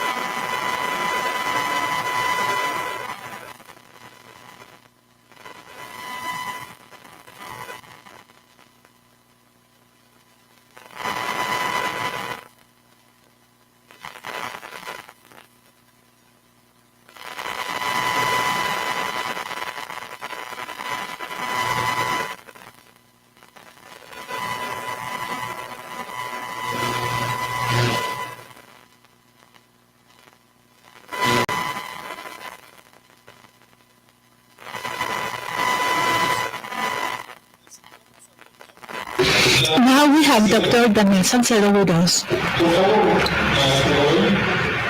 Sí, muchas gracias. Bueno, pues estuvimos. To continue with our academic activities, we are going to have the keynote presentation, information on healthcare education. Have the pleasure to introduce Dr. Salcedo, Director of Simulation at ITEC from the School of Medicine of the Case Western Reserve University. He was the Director of the Center of Clinical Education of the Municipal Hospital Wangfang of Taipei, of the Medical School of Taipei. He's the Director of Medicine and Surgery. He has a master's degree in sciences on education, on healthcare, and he has a doctorate on biotechnology and healthcare management. Doctor, please be very welcome today. First of all, morning, and thank you very much for inviting me today. It is a pleasure to be here in Mexico. Let me just tell you that when I was 15 years old, I had the opportunity to live 2 years in Mexico City. So I'm just going back to a very pleasant time of my life. I'm remembering it. So thank you for this opportunity. And let me just tell you about what is my passion: innovation on technology and healthcare. I'm the director of simulation for the School of Medicine Case Western, but also I'm the director of educational technology, and I'm advocated to technology innovation so as to see how can we use technology so as to educate better our students. But it is not only about bringing technology, a new technology, or bringing new technology that actually makes a change in education and that is sustainable. That's the final goal. So let's see how this would work. How would the technology could be used as a tool for education in healthcare? This is a picture of our campus. It is a very beautiful building, but before I start, let me just tell you as a disclosure that I have no actual or potential conflict of interest, that all my slides are my own and not necessarily represent the view of the university, and I do not have a conflict of interest because I'm going to show you a couple of commercial products, but they are not paying me for that. So this is our equivalent clinic where the students carry out their clinical practices, and this is a highly innovative environment where we work. It's where we use technology in order to improve the healthcare of patients. We work with nurses and experts.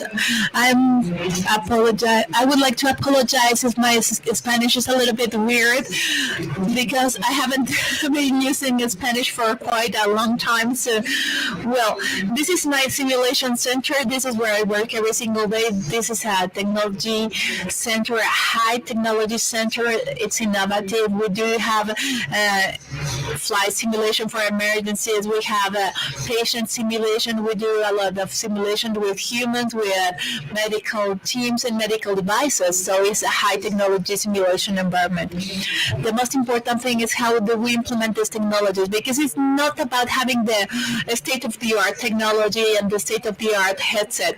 It is about how do we use it.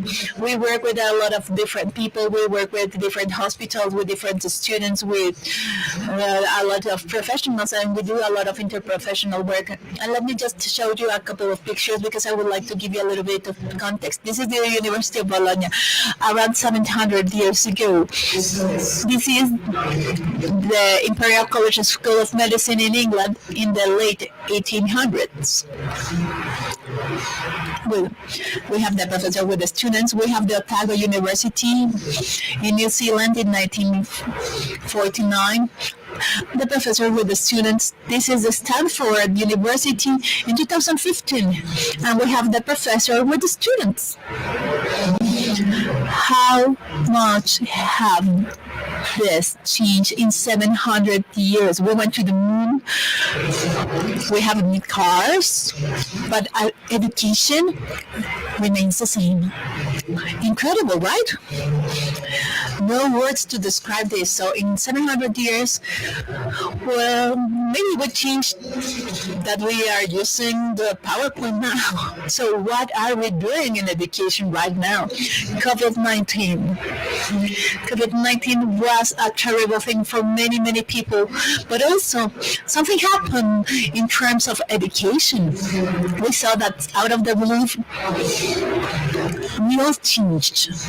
We used Zoom, we taught online, we looked for creative ways to educate our students where they weren't being present at the hospital or at a classroom. So the change was sudden. And we tried to survive at the very beginning. After a while, it ralentized a little bit, and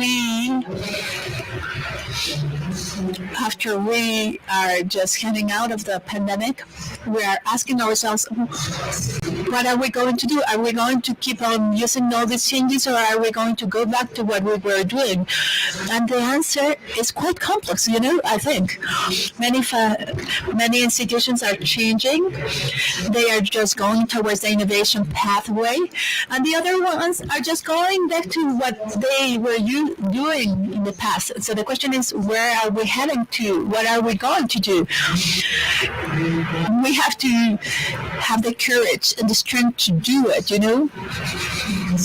We're using this traditional method that we have been using for 700 years with that unidirectional flow from, the students to the teacher and backwards.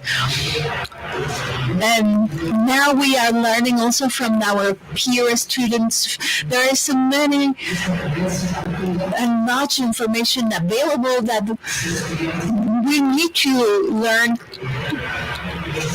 for life, because in healthcare there is a sudden change, a fast-paced change environment that is impossible to know everything. So we are now creating this new autodidactic environment so the students can still keep on learning after they left the school. But these changes are huge. For instance, in industry, this was a factory of cars, automobiles, where the automobile was first manufactured. It was manufactured by hand. This is a factory nowadays, totally robotized, automatized, no human beings there. The industry changed dramatically. What about healthcare? We also have seen dramatic changes. They're using big data for healthcare. We are changing also in the use of AI for healthcare. We're using surgical robotics. We're using telemedicine. And also we're using genetic engineering for treating our patients. Our environment, our place of work is changing, but are we changing? Our students are changing, because the students nowadays are not going to be practicing today. They are going to be practicing in 5-10 years. Are they ready to practice in this highly technological environment? That's a question that we have to ask ourselves. There are technologies that are fostering this change, the use of AI, the 3D printing, the performance analysis so as to make decisions on education, the IoT, that is incredible, and that we're using nowadays, actually, the precision robotics, that it's quite common nowadays for medical educations. They are available. They are so affordable nowadays. These are tools that we have available for us so as to make changes. But there is a lot of reluctance and resistance. There is no easy way to make a change. And this is quite a joke, but this is a reality. There is reluctance to change. And the question is why?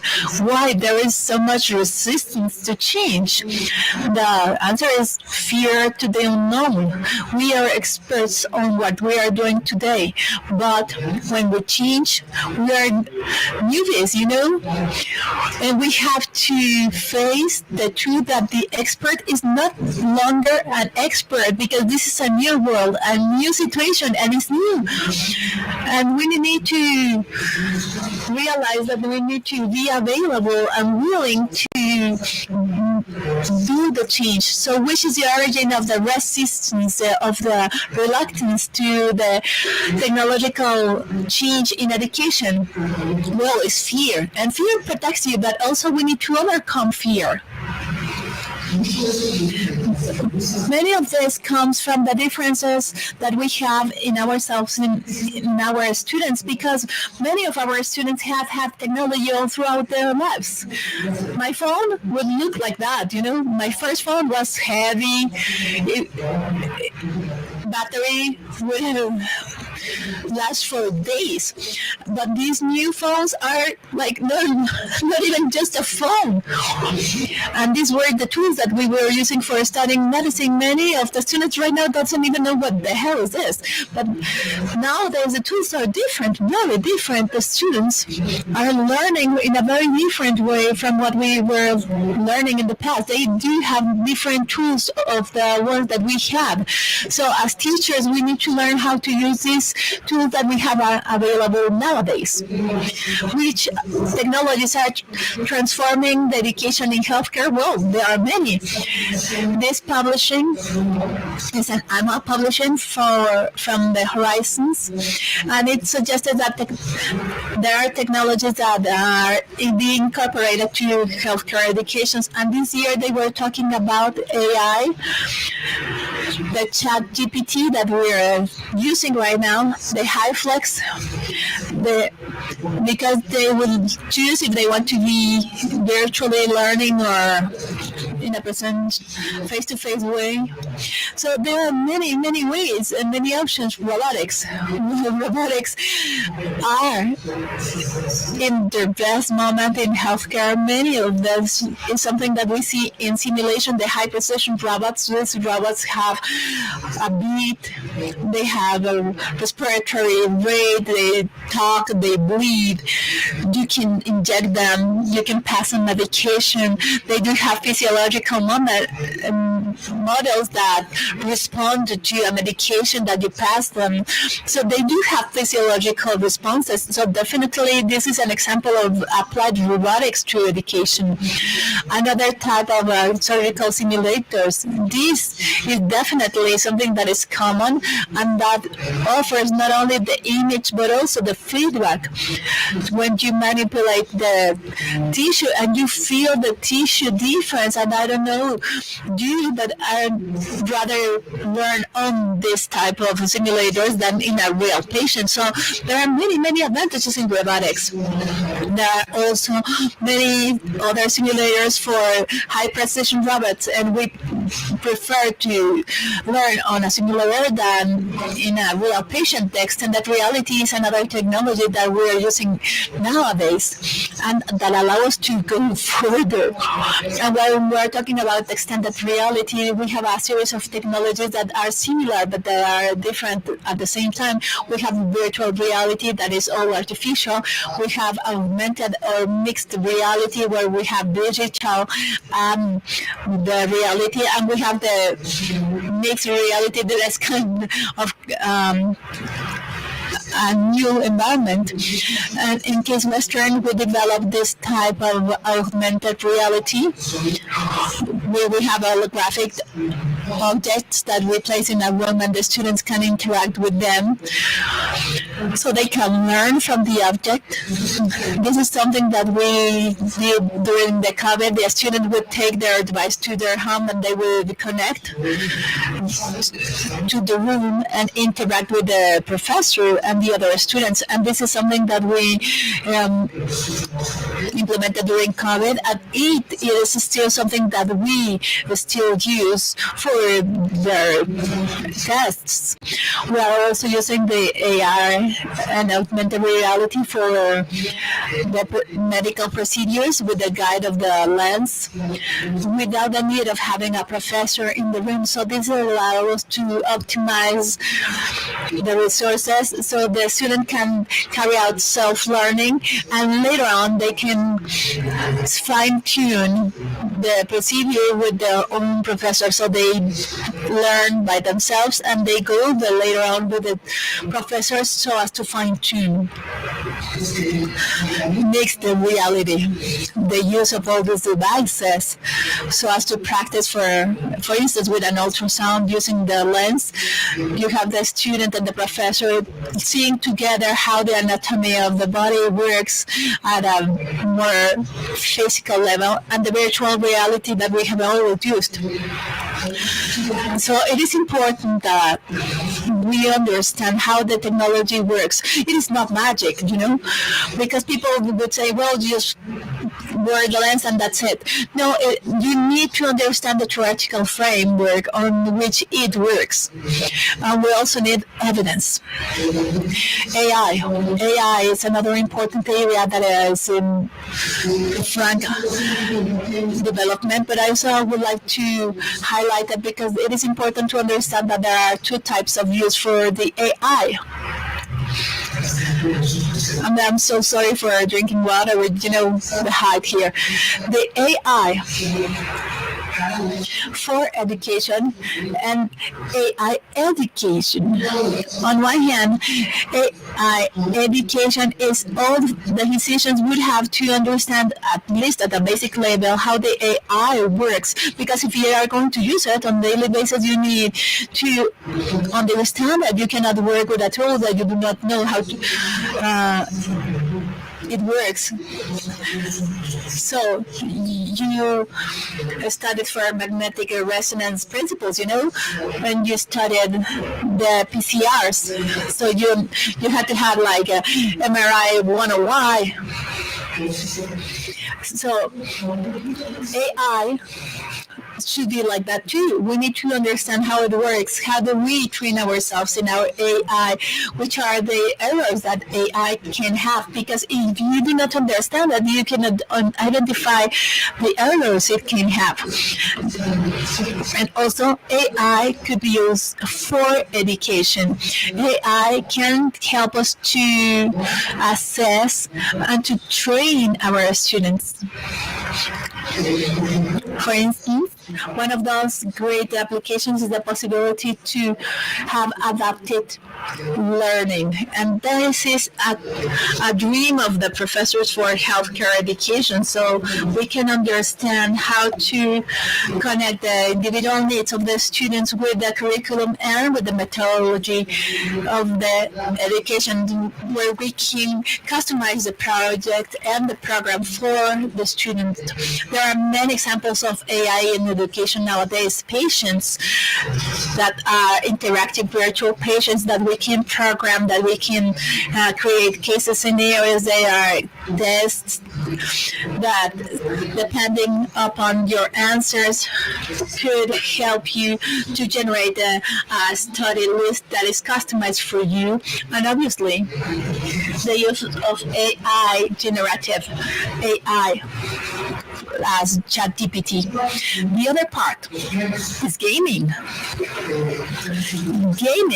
Games are interesting, far more interesting for many of our students, I would say. Because why? Well, because we have fun with them and we learn by using the games. Games have certain mechanisms where you have a reward, right? You carry out an action and you receive a reward, and that takes you to another action, and then they reward you. So reward, action, action, reward, and this cycle is really good. And what it creates is that you have a zone where you can create motivation. If something that is difficult for you, you're frustrated. But if you overcome that frustration, you keep on learning, and then you move on. And there are many examples of games like Prognosis. This is a clinical case where you can download in your phone or in your tablet, and it's a clinical case, and this clinical case helps you to make decisions, and they give you tests, and then they allow you to choose the treatment that you would like to follow, and it gives you a feedback about it. So they give you a feedback about the outcome that you have. And not only that, but also that gives you resources so as to study further. Another example are the procedures lab, like the Level X games. These are games that you can have in your tablet or in your phone, so you can practice on these procedures. It is just a game. This is not a training tool, but for instance, here you have an endoscopy. It is different from the real ability, for the endoscopy use, but this can also be translated to your daily skills. The way how you are going to operate, you are going to use the endoscopy tool is transferable.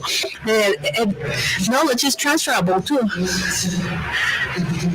And this is something that you can do on your free time, when you're waiting for the bus, when you're just having your leisure time, and when you're playing a game, it's kind of contagious, the momentum, and you share it. But as in any other technology, you have to be careful. There is an acceptance curve of technology. When it is firstly introduced, everyone is really excited about it. It's fun, I want to try it. At the very beginning, it's kind of a success. People get excited, but really quickly, it fades away. People just get used to it.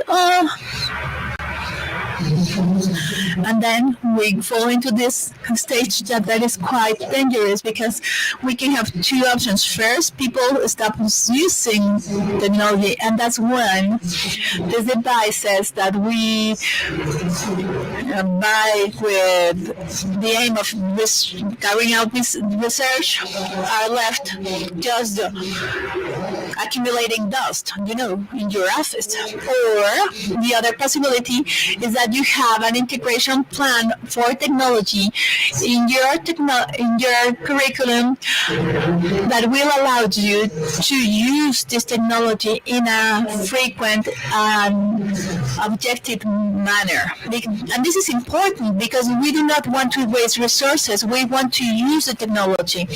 And integration is very important. This plan, this educational plan, is the key that will define if you're going to have success or not. And this is very important because as teachers, as professors, we are kind of in the middle. We are in the balance, trying to understand how this would work, which are the theoretical frames for this technology, how this is going to help me to educate my learners versus just having technology. Because many times we do not understand the technology. You just go and buy the most expensive headset, and at the end of the day, it doesn't work for what you wanted to be teaching. So you have to find the balance there. You have to find the balance in order to be successful. Innovation might come from many places. One could be from the leadership, from the leaders of the institution, because they would say, well, I was in this conference and they are using virtual reality, and I think that we must use this. See, yes, And many times that comes from a professor. You have this star professor that has this brilliant idea and that creates an innovative way of teaching, like the use of online education with COVID. There are many ways to have these initiatives, but we need to identify where they are coming from. We also need to understand what is innovation bringing to us. Is this going to make the education better? Is this going to make it faster? Is it going to make it easier? Or is it going to make it cheaper? So we need to identify which is the outcome. If it is going to be more difficult, more expensive, and more complicated, why should I have it? I mean, why would I have it? So we need to understand why are we bringing this new technology to our workplace?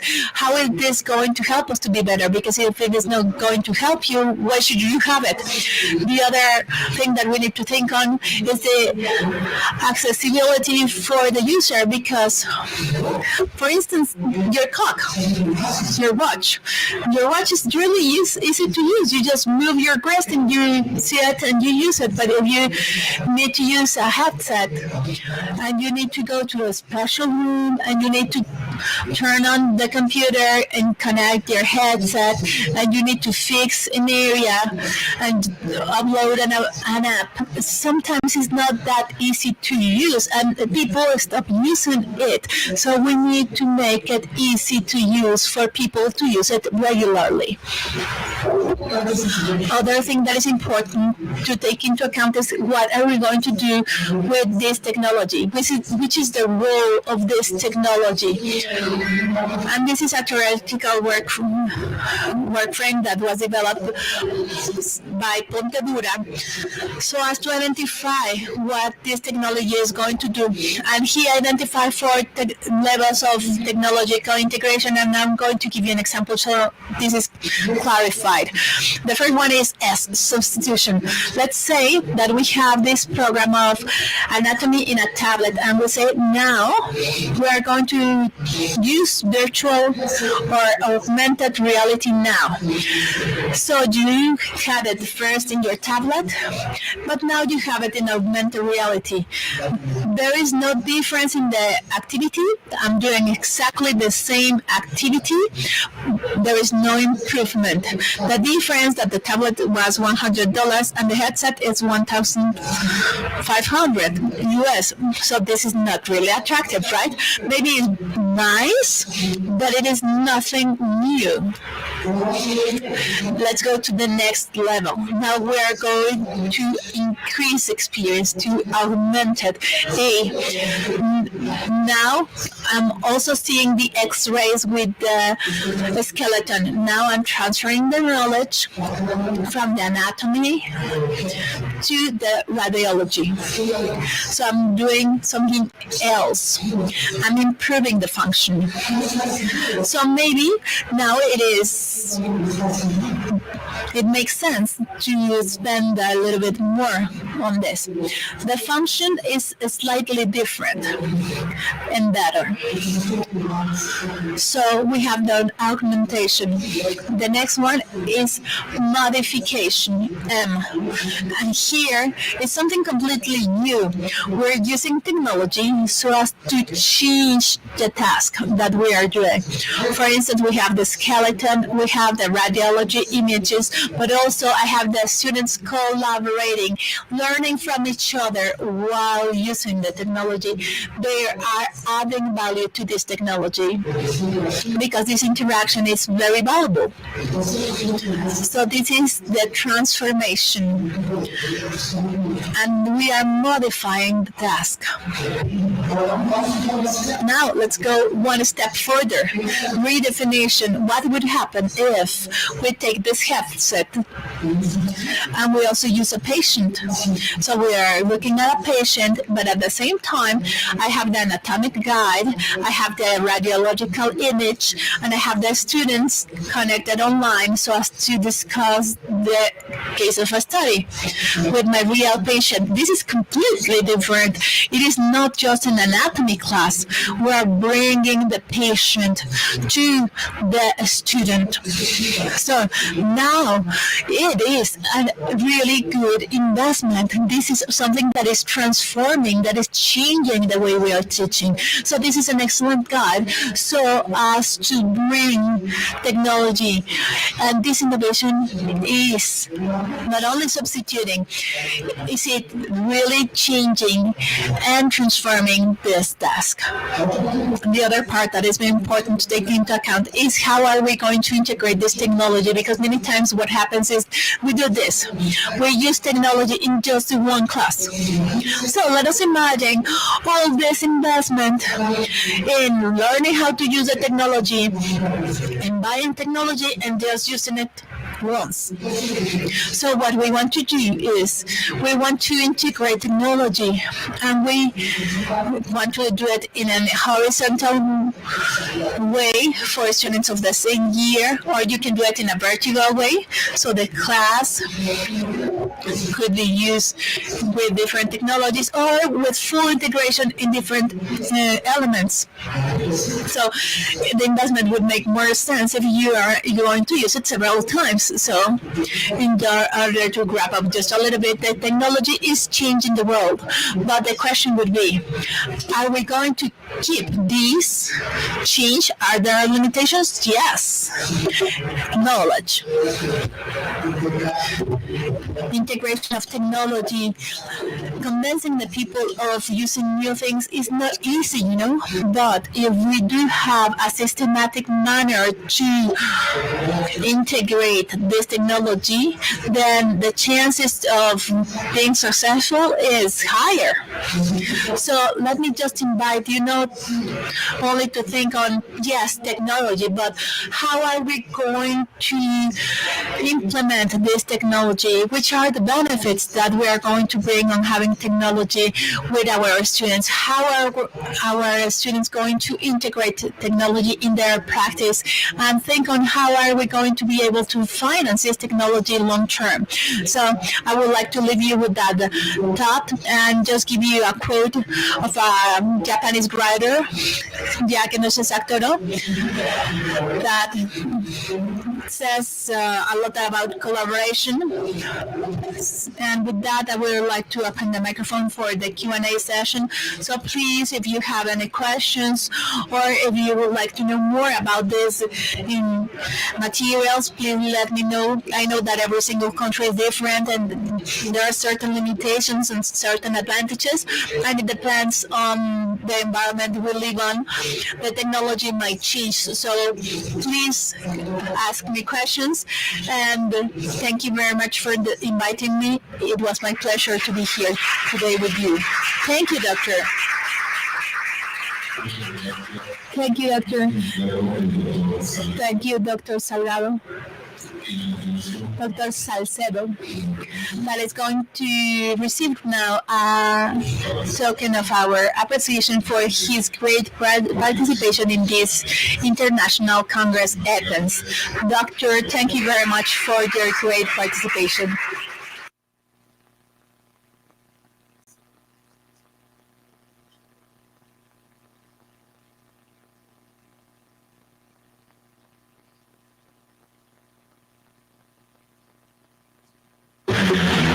Are there any questions?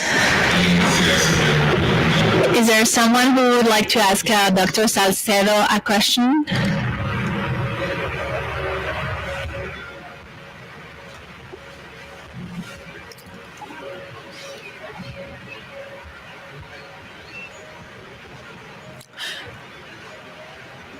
Please use a microphone for the questions. Thank you.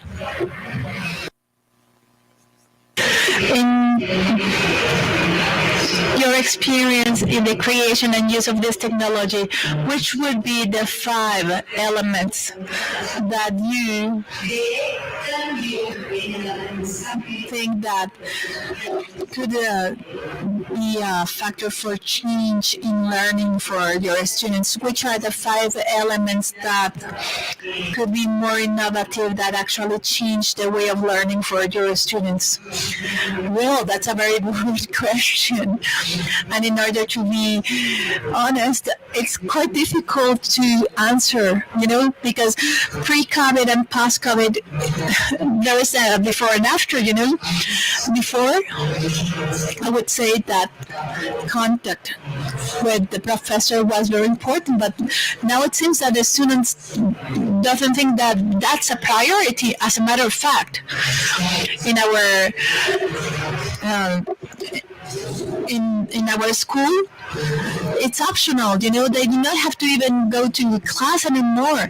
So sometimes the students prefer to see the class in a high speed, or where you have the high speed board, like that. They prefer to have that class over human contact, because it seems that it is not important or relevant for them anymore. So it was very important before COVID, and honestly, the use of augmented reality had a greater impact on the students after the COVID.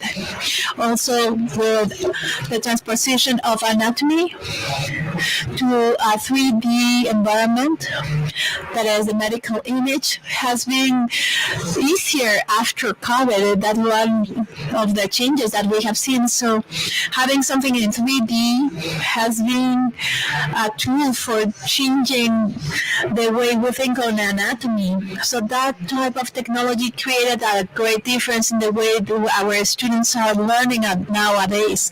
On the other hand, I think that the online work is greater now, where we have PBL, and it's hybrid.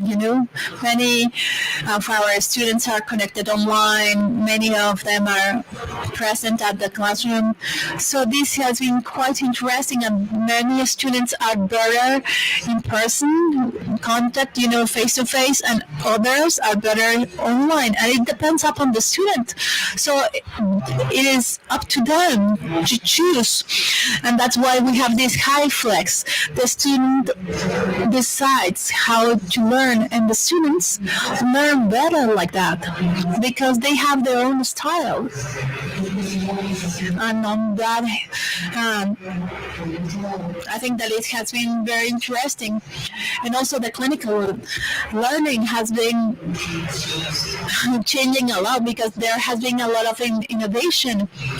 We have this technology at a clinical level that is huge, but in the hospital is not the same. So we need to ask ourselves, how can we change it?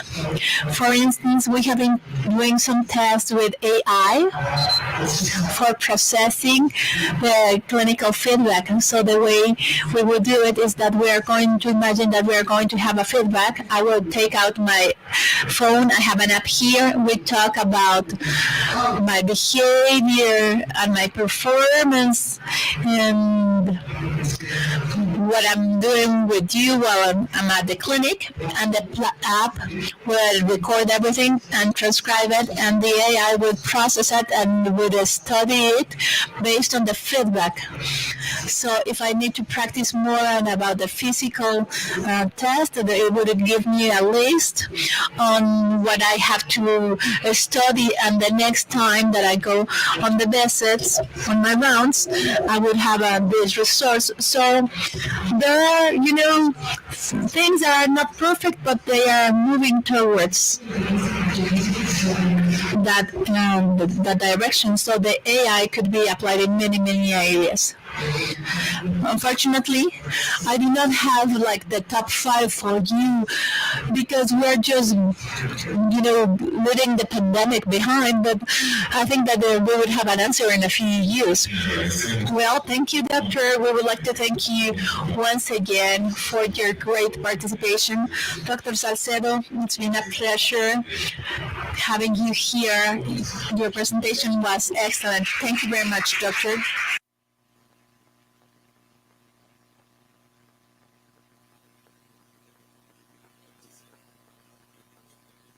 We will do a small adjustment and we will continue immediately with the Puma talk that we have programmed for this morning.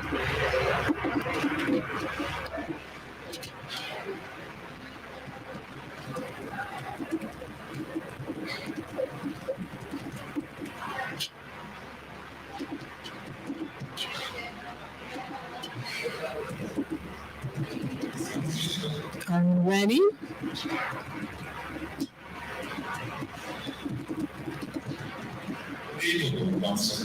Okay, now we'll continue with our Puma talk of from medicine to space, when the transdiscipline is working with your friends. I'm very pleased to present to you Alejandro Cecilia Andrade, that was born in Mexico City. He is part of the study program combined in medicine of the School of Medicine of the National Autonomous University of Mexico. At present, he is doing his PhD studies in cardiovascular physiology in great altitude in the Science Center of Complexity. Please, Alejandro, go ahead.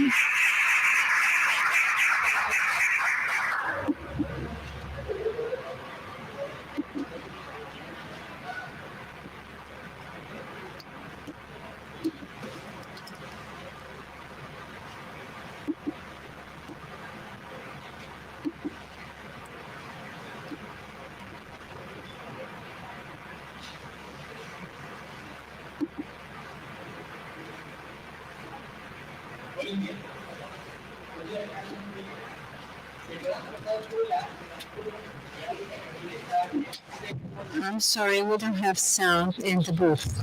He has to use the microphone. Necesita usar el micrófono, no tenemos sonido.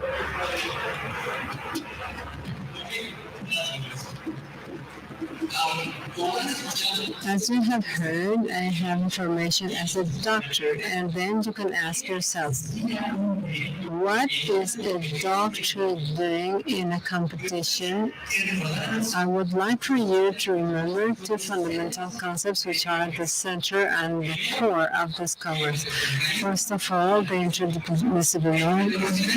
interprofessionalism is the combination of abilities, knowledge and aptitudes of different professions in order to do a common sense, while transdiscipline is the definition of new knowledges that transcend borders of these fields. Having this into account, I want to give you a very special team. It's a team that wants to combine medicine and space. It's called Cultural Blast. It's an interprofessional equipment and transdisciplinary equipment that wants to involve in aerospace medicine, combining the activities of the people to a project in common. In this occasion, the common project was to develop a capsule that was honored to be launched and proven, and it would have a scientific profit, and it would have to have novel because it's caseless to do what we have done before. So we decided to give a biomedical focus. We do not know very well what the blood suffers when it's submitted to the conditions, because all the blood has been within these stones. So what happens? And this is when we started to contribute with our grain of sand. So we had a challenge was to design the capsule that was divided into main challenges. An engineering challenge, the capsule would have specific properties of size, proportions, weight, and we should avoid dangerous materials in the case that the launch would not be as good as we would say. So, the medical challenge consisted in designing an experiment that was novel, that was valid, that will give safe information, taking advantage of the very real information having in the launching of a body. The interesting part is that the solutions to this problem were not as traditional. They were not very conventional because they required a practical application of interprofessionalism. So we would have to find a way of stabilizing the samples of blood because we wanted to see what would happen. And for the point that we were at, we found certain sophisticated stabilizations, and it was not possible anymore because the budget of the students was very limited. So then what did we do? We couldn't have more technology, so we had to innovate. This is the traditional problem of the part of engineering. And the medical team said, why don't we use a non-Newtonian liquid? That is, when we agitate them, they become rigid, and when you stop agitating them, the thing is that in the liquid, non-Newtonian was for every person, so it starts with water. And this generated another problem. We had to find a way of containing it. So a person of engineering proposed a solution of something that generally they use in the medical field, which is a material that has a lot of resistance, that is not breakable, and that you can distribute and design not to break. Well, I must confess that it didn't occur to me, a condom. So we were there, and we sent it in a condom in non-conventional solutions for non-conventional problems. But this would not have been possible without the interaction of different institutes. Interaction that was a new problem, a new solution. So this was what the doctor was saying in a competition. So they wanted to have the useful load.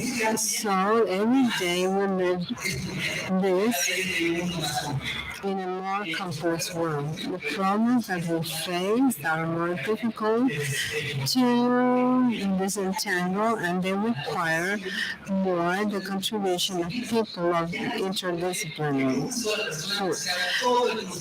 Just one people may not know the things that we have to solve. So, applied to the medical practice means that, for example, today, when we want to treat a diabetic patient, we need the collaboration of a doctor, a nutritionist. What do occur in physiotherapist, a biomedical engineer that will design a prosthesis, and even let's hope the legislators that will allow an easier way to these mechanisms. This has to have an adequate solution, an efficient one. The thing is how to achieve it, how to achieve this synergy among the different professions, among the different disciplines, and mainly very different fields. How to achieve this cooperation among people that we do not know. How to do this person that maybe we just know the reputation. How can we trust them? How can we trust in their criteria if they do not know the values? And what I want to tell you now is that two things for me were fundamental, which is what we were learning: friendship and passions and interests. So the interesting part is that here we have Tomoblastos that was born from a team of friends that was not a team, and the passion was the space. So when we have common interests, we can start collaborating, but with something that passionates us, that inspires us, that we're moving ahead, this unites us. The differences among people disappear and they can collaborate, and it happens like so. In our world, we have dentists, we have mechatronic engineers, aeronautical engineers, informatic engineers, and every one of them, they have their own professional and personal.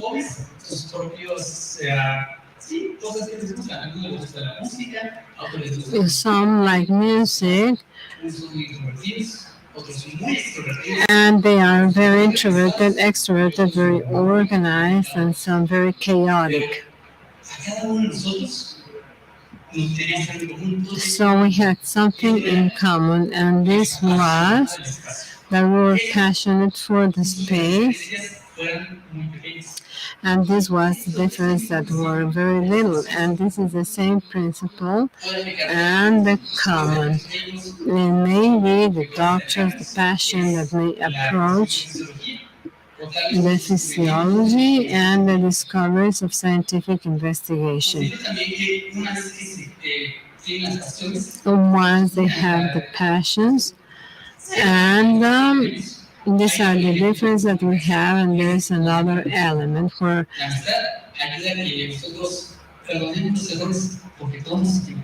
we are all mistaken to celebrate the numbers among all. So friendship is some catalyzer that sometimes. So the curious thing is that this helps us a lot.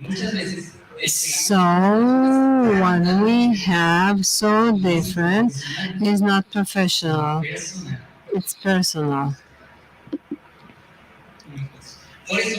So this is why I would like to invite you all to look for interprofessionalism and the transdiscipline in your medical practice and research,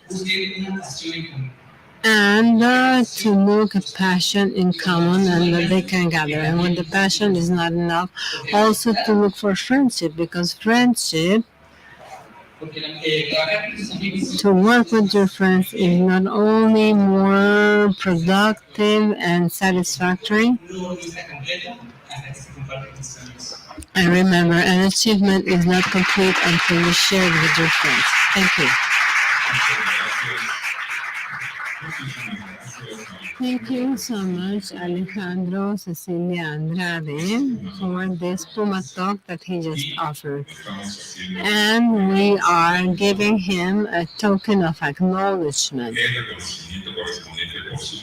for his participation in the International Congress of Interprofessionalism. Thank you so much and congratulations.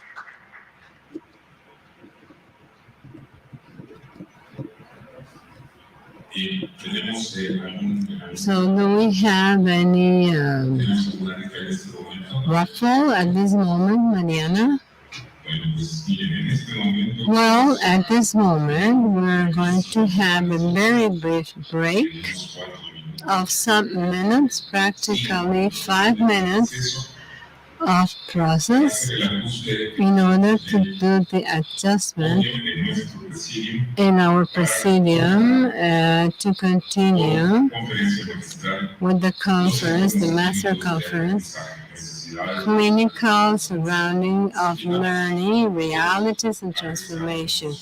And please come back in 5 more minutes for the next activity. Thank you so much.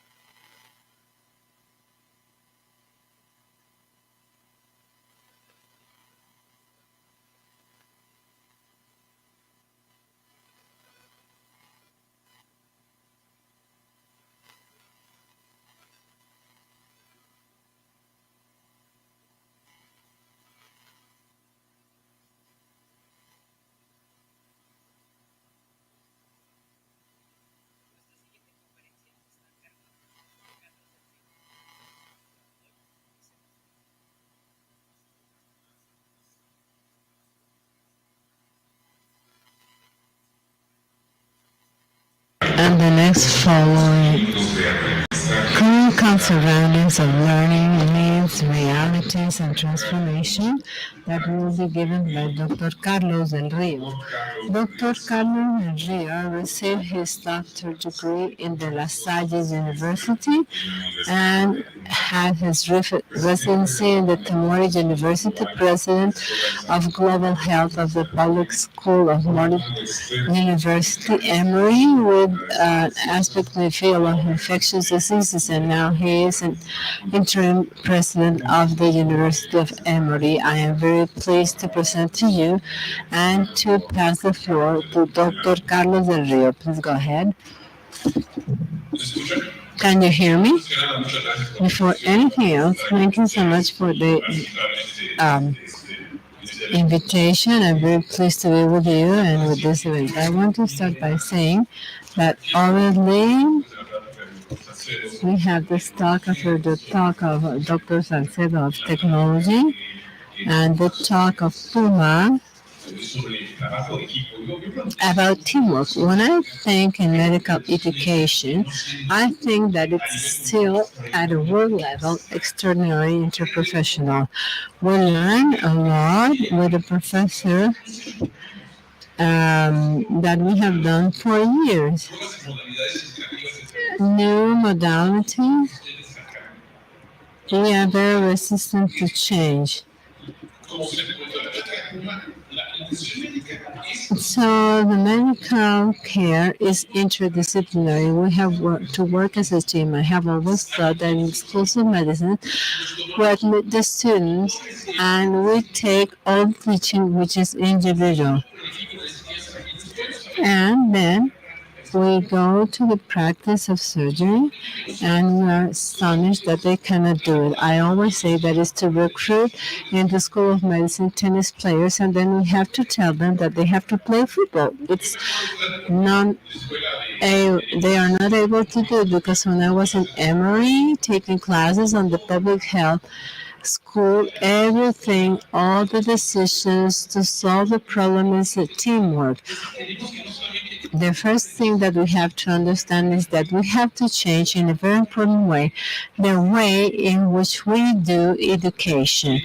And this phrase, it's very fundamental for me. And they say that we study the disease without books is like to navigate in a sea without a map. And we in the United States, the clinical education in the clinical part is on the side of the patient. Clinical education requires the direct participation of the students for their problems. As a doctor, I ask a doctor, I don't remember what I read in the book, but I remember a patient. I remember a case that I had. I remember the anchorage in a patient, in a case, in a situation, and we have exploited that in an adequate way in education. They say, okay, in page 350 of Harrison, I read this. No, but do you remember a patient with pneumococcal pneumonia? How was it dealt? And they had to develop a plural problem, and the clinical formation is the most formative part of medical education, but also it's very difficult to implement. As I was telling you, in the United States, there is a legacy of education, and we have to have the students by this side of the patient. The clinical education is based on the student to be integrated to the team of clinical care. When we have a student of the third year of the career, they are rotating internal medicine, and I am the main doctor in charge of a clinical equipment. I have residents of second or third year, 2 residents of first year, and 1 or 2 students of medicine.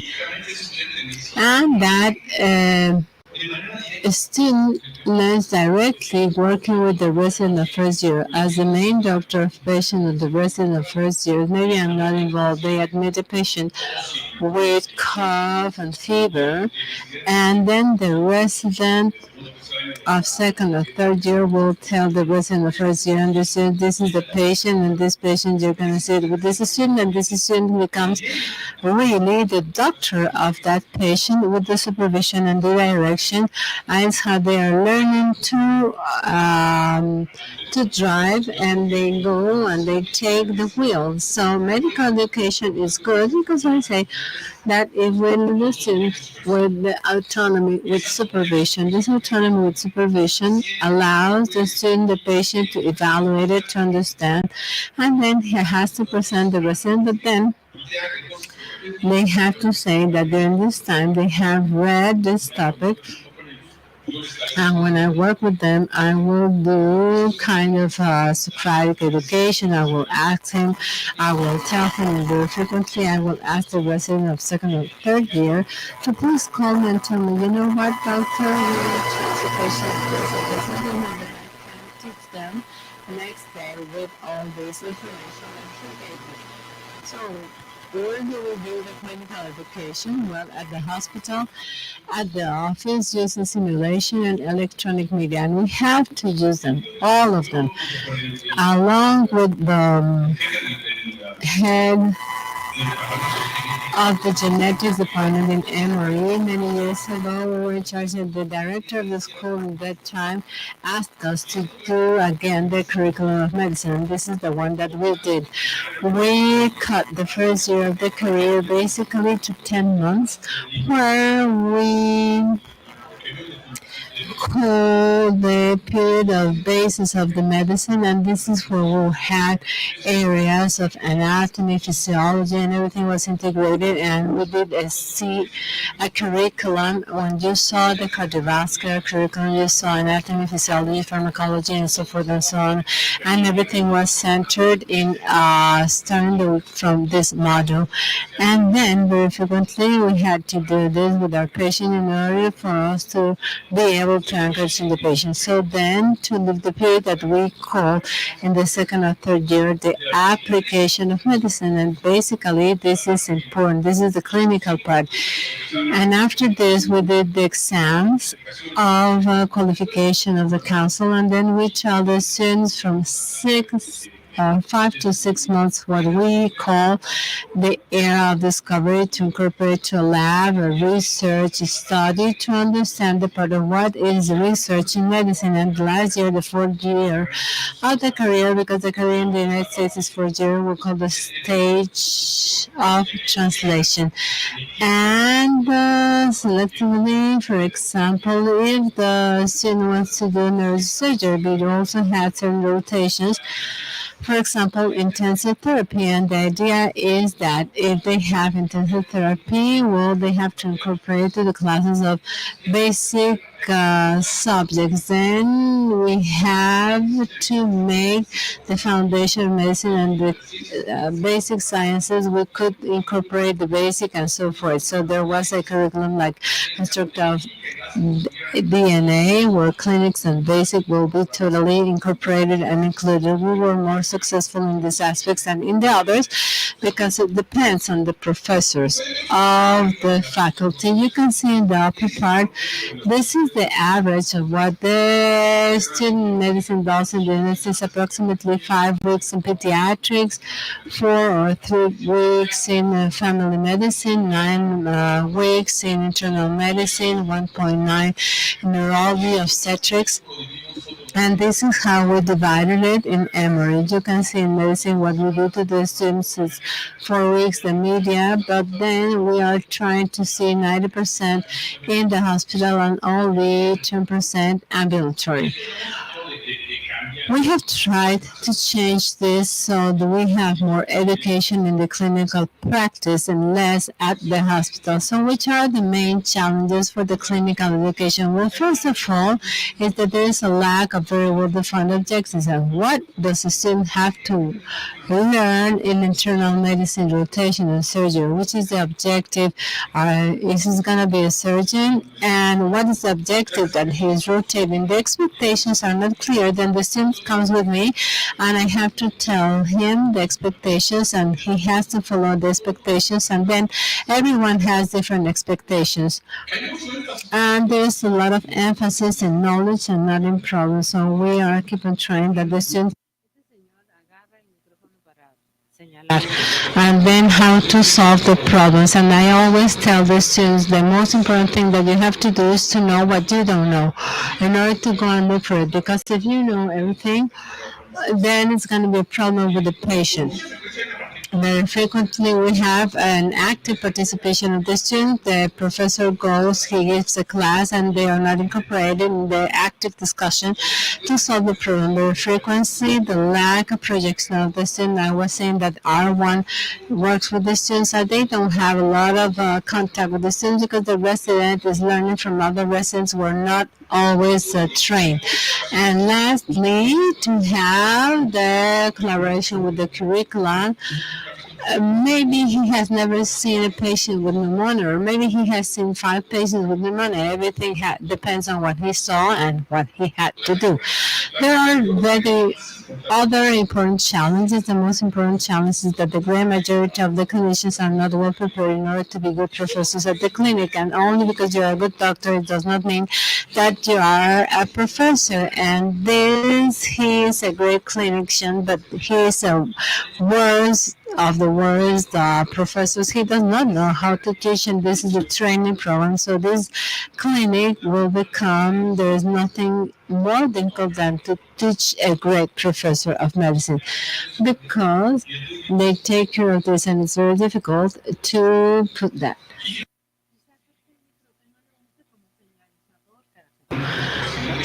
And we have an extraordinary president, and the great reality is that there is a great variability who is in charge of the students, and the residents are not trained to do this. And as I was saying, there is no synchrony in education, and there have been a lot of holes. So which are the characteristics of an excellent educator in the clinics? First, they have to have passion for medicine and for education. I remember when I was a medical student, rotating in the hospital 20 de noviembre, we met an orthopedist. And that doctor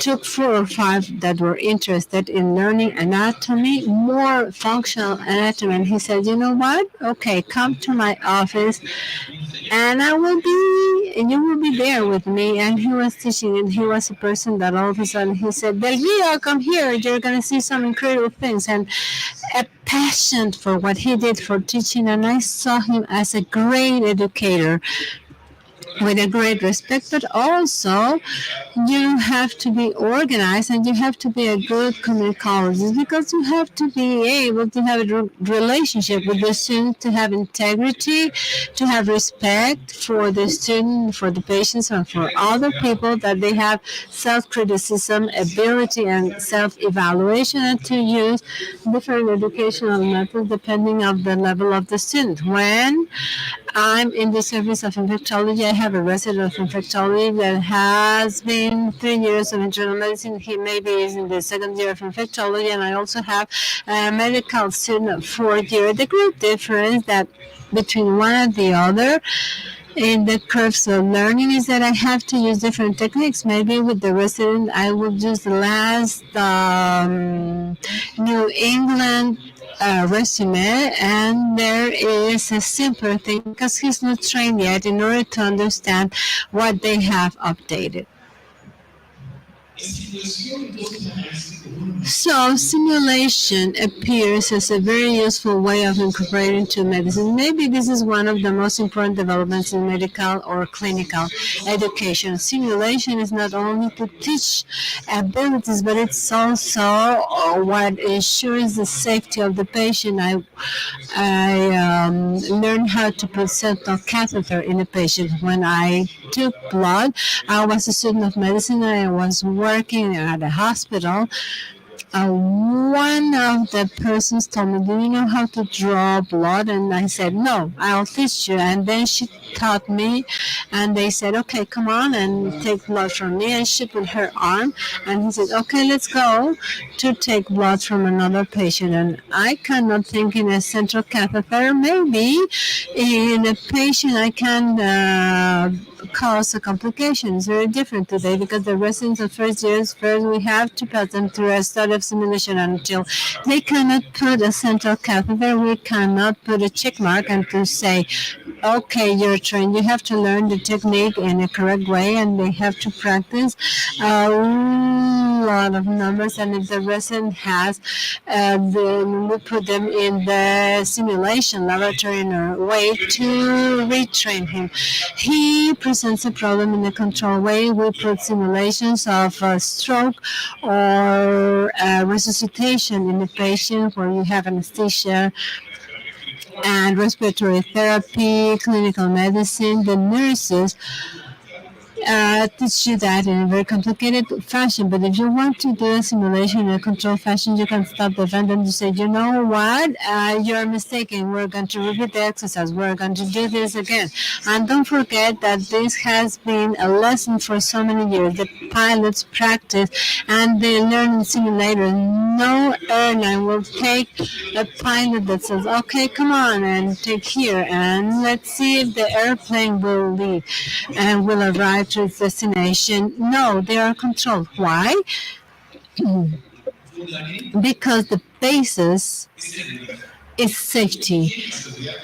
They have safety as objective number one. They have to have total and complete safety, and this is why in medicine we have forgotten that the most important thing is the safety of the patient, and we still cause a lot of damage in the clinics. And part of this is how we train the doctors, and we allow them to acquire clinical abilities without producing any problem. What is the other advantage of simulation? It allows the curriculum activity for all the students. If I want to teach all the students how to make a lumbar puncture, well, we can do it in a controlled fashion, and I can do it with everyone.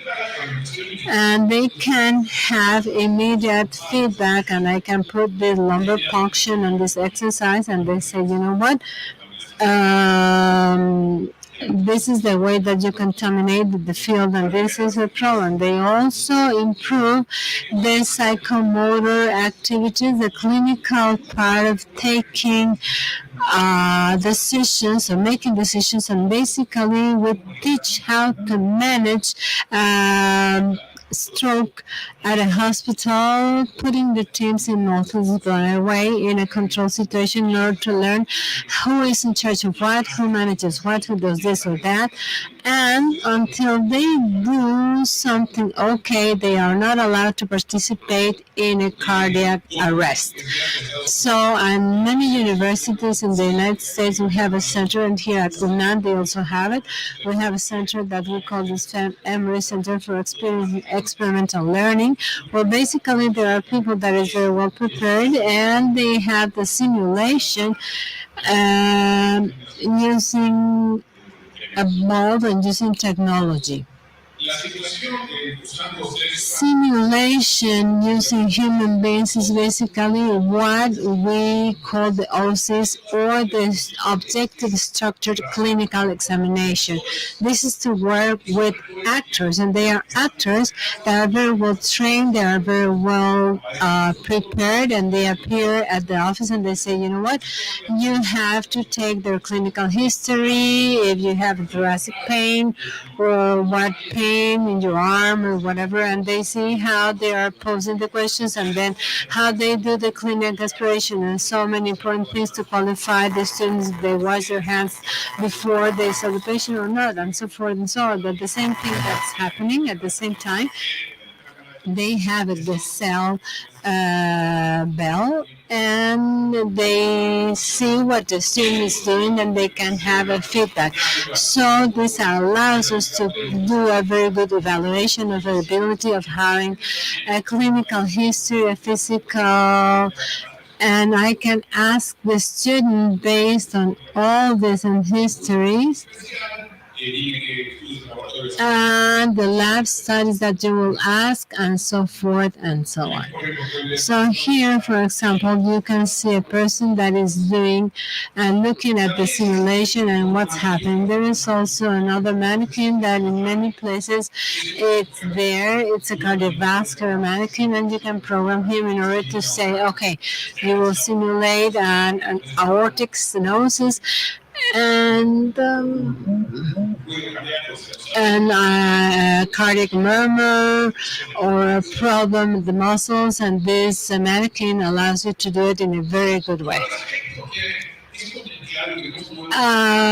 Complicated aspect, my wife is dedicated to pathology and laboratory medicine, and she always reminds me, so what we have not done is to teach laboratory medicine. However, the doctors practically do not see a patient that they are not diagnosed with a laboratory study, how it's done, which are the features, and what we achieve in Emory is that among all these clinical rotations, there is one that we call in section that's 3 or 4 weeks where they have laboratory radiology and all those subjects that will give them a support for the clinics and that are not taught structurally in the clinical part. And this is the part of medicine. And basically what they do is in 2 days, they do it through certain cases, and everything is through cases. And the first day,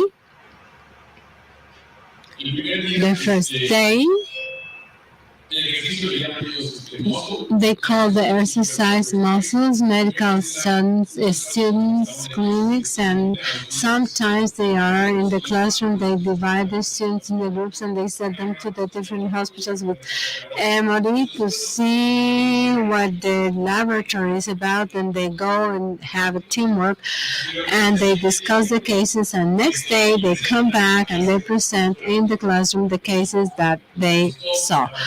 Everything is based on cases. Many of these cases, they have put them on the internet, and it's accessible to everyone. There's Emory pathology and their importance, and this is an interactive way to configure the cases, and they have pathological and anatomy, chemistry, genetics, transfusion, and everything based on cases. And they also have a section of microbiology, hematology, fungus, mycobacteria, and so forth.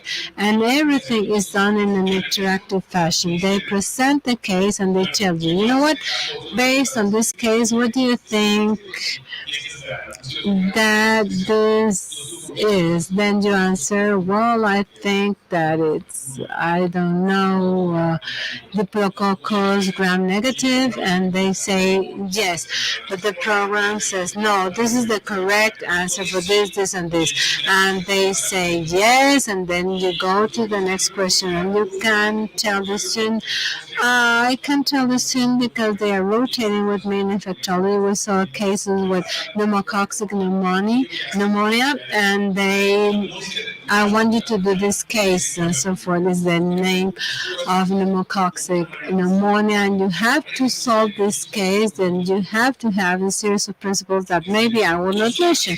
So to use this as a complement for education for me is very important because it allows the students to go and solve and learn a little bit more in a totally interactive way. And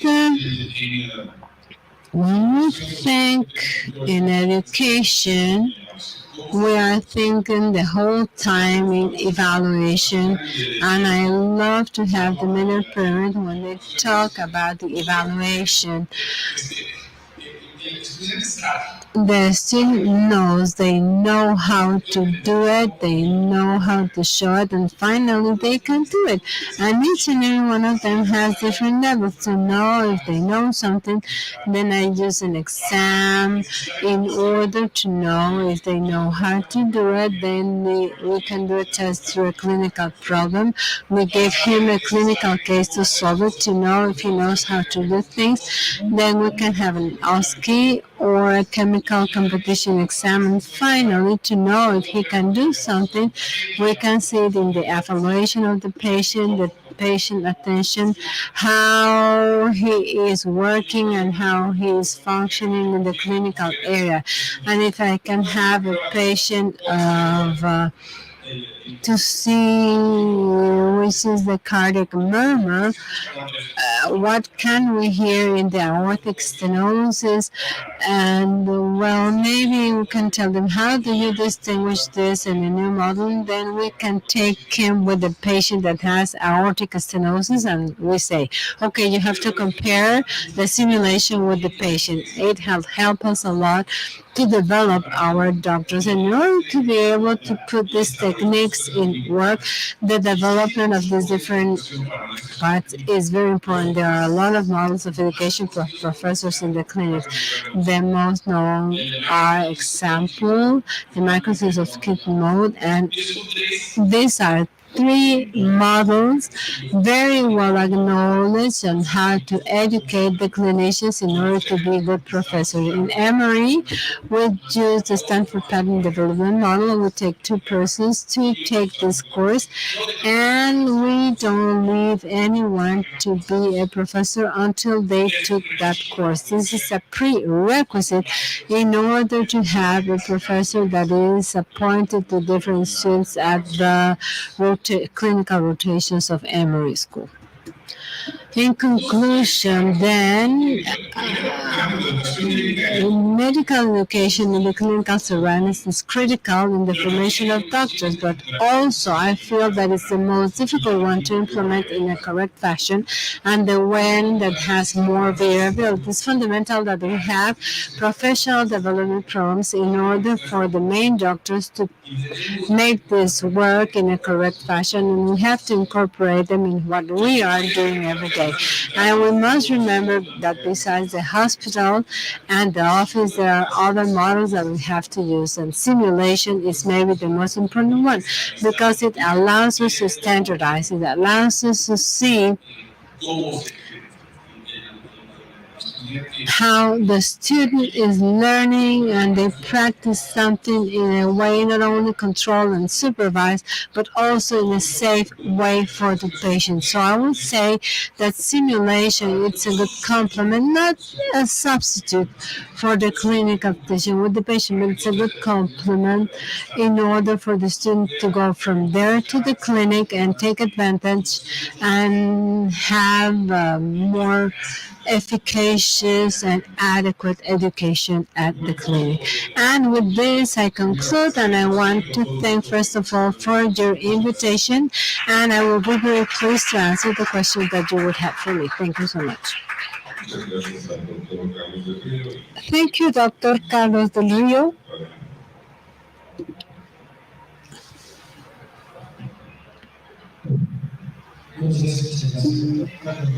Good morning, Dr. Carlos Reza from Mexico. Could you please help us? How can you implement the evaluation, the objective evaluation of the clinical field? And if you have used, what have you used for this evaluation? Evaluation is a complicated aspect. For example, for clinical rotation of the medical students, we do a combination of an evaluation of knowledge, as I was showing in that Miller pyramid. Everyone does a written exam, a knowledge exam, and they also have an oral exam. I'm talking about internal medicine, where they have a group of main doctors and they present cases, and we ask the student to come at that moment and give the binder of patients, and then the student says, okay, these are the 10 patients that I saw in the clinical rotation, and you saw a patient with meningitis, for example. We're going to talk about meningitis, what have you learned, we're going to talk about the differential diagnosis, how you manage it, and then we have the innovation that comes of what they did in the clinical practice. And this evaluation includes what the residents did with that person, and this sometimes it's very useful, but sometimes it's not, because the good doctor says it's a good student. I don't know, he is educated and he is always on time. It won't tell me if it's a good doctor or not, but it's important to know the important aspects. Professionalism is one of them, and this evaluation allows us to know if this student was respectful or he didn't respect the nurses or he mocked about the patients, and it allows us to evaluate professionalism in order to evaluate the attitude of the student, if he or she is someone with the ability and the interest for medicine, for the patient to have a teamwork, and it allows you to evaluate more subjective aspects that the written exam does not allow you to evaluate. This is an aspect of behavior, of the daily behavior. Even if this evaluation may be a little bit objective, it's very useful because it allows us to see certain aspects. I very frequently ask the main doctor or the resident, okay, one of the aspects of the evaluation of the students or the resident at the end of the evaluation of the main doctor is, would you allow or would you be happy that this resident would be the one that would be a doctor of one of your family? Are you feeling that he is in charge of your family? And you say no. Okay, what part of what he did tells you to answer no? I feel that there are important aspects in the development of a doctor. You know, the professional part of medicine, because it's not only to have knowledge. As very well know, the good doctor is not necessarily the one that has all the knowledge, but the one that has the ability of taking care of the patients. Yes, tell me.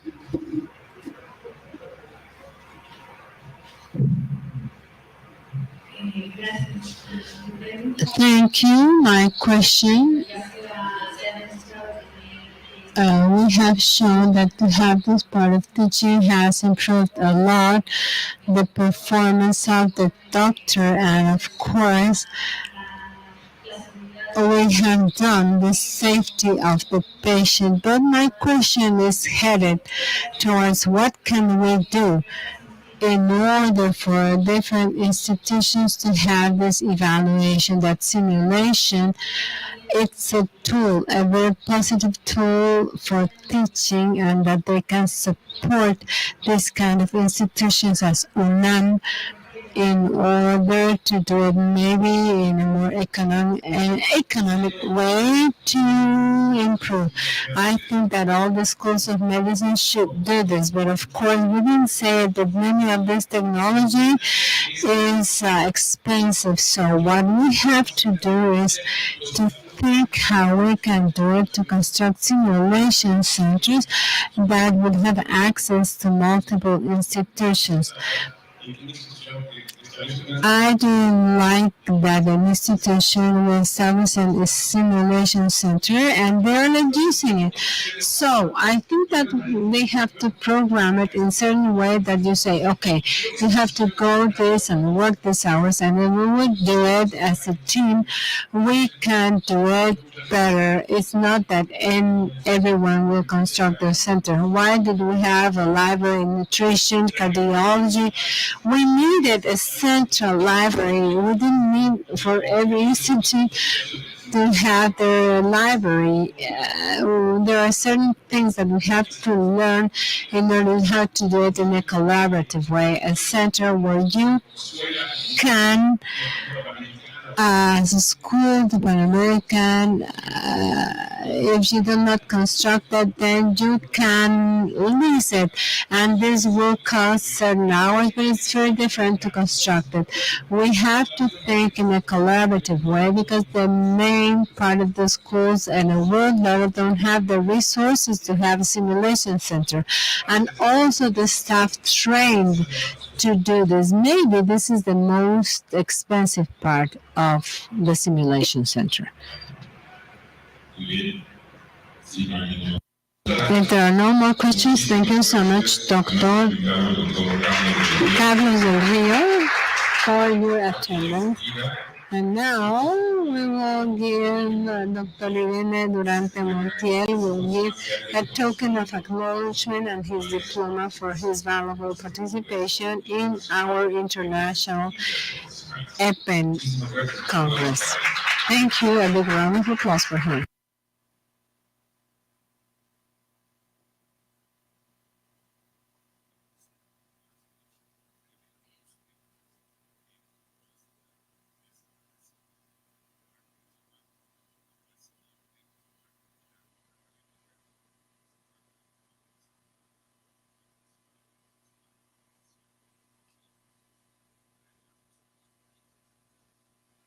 We're just going to make some adjustments here at the stage. Please bear with us for a few minutes and then we will continue.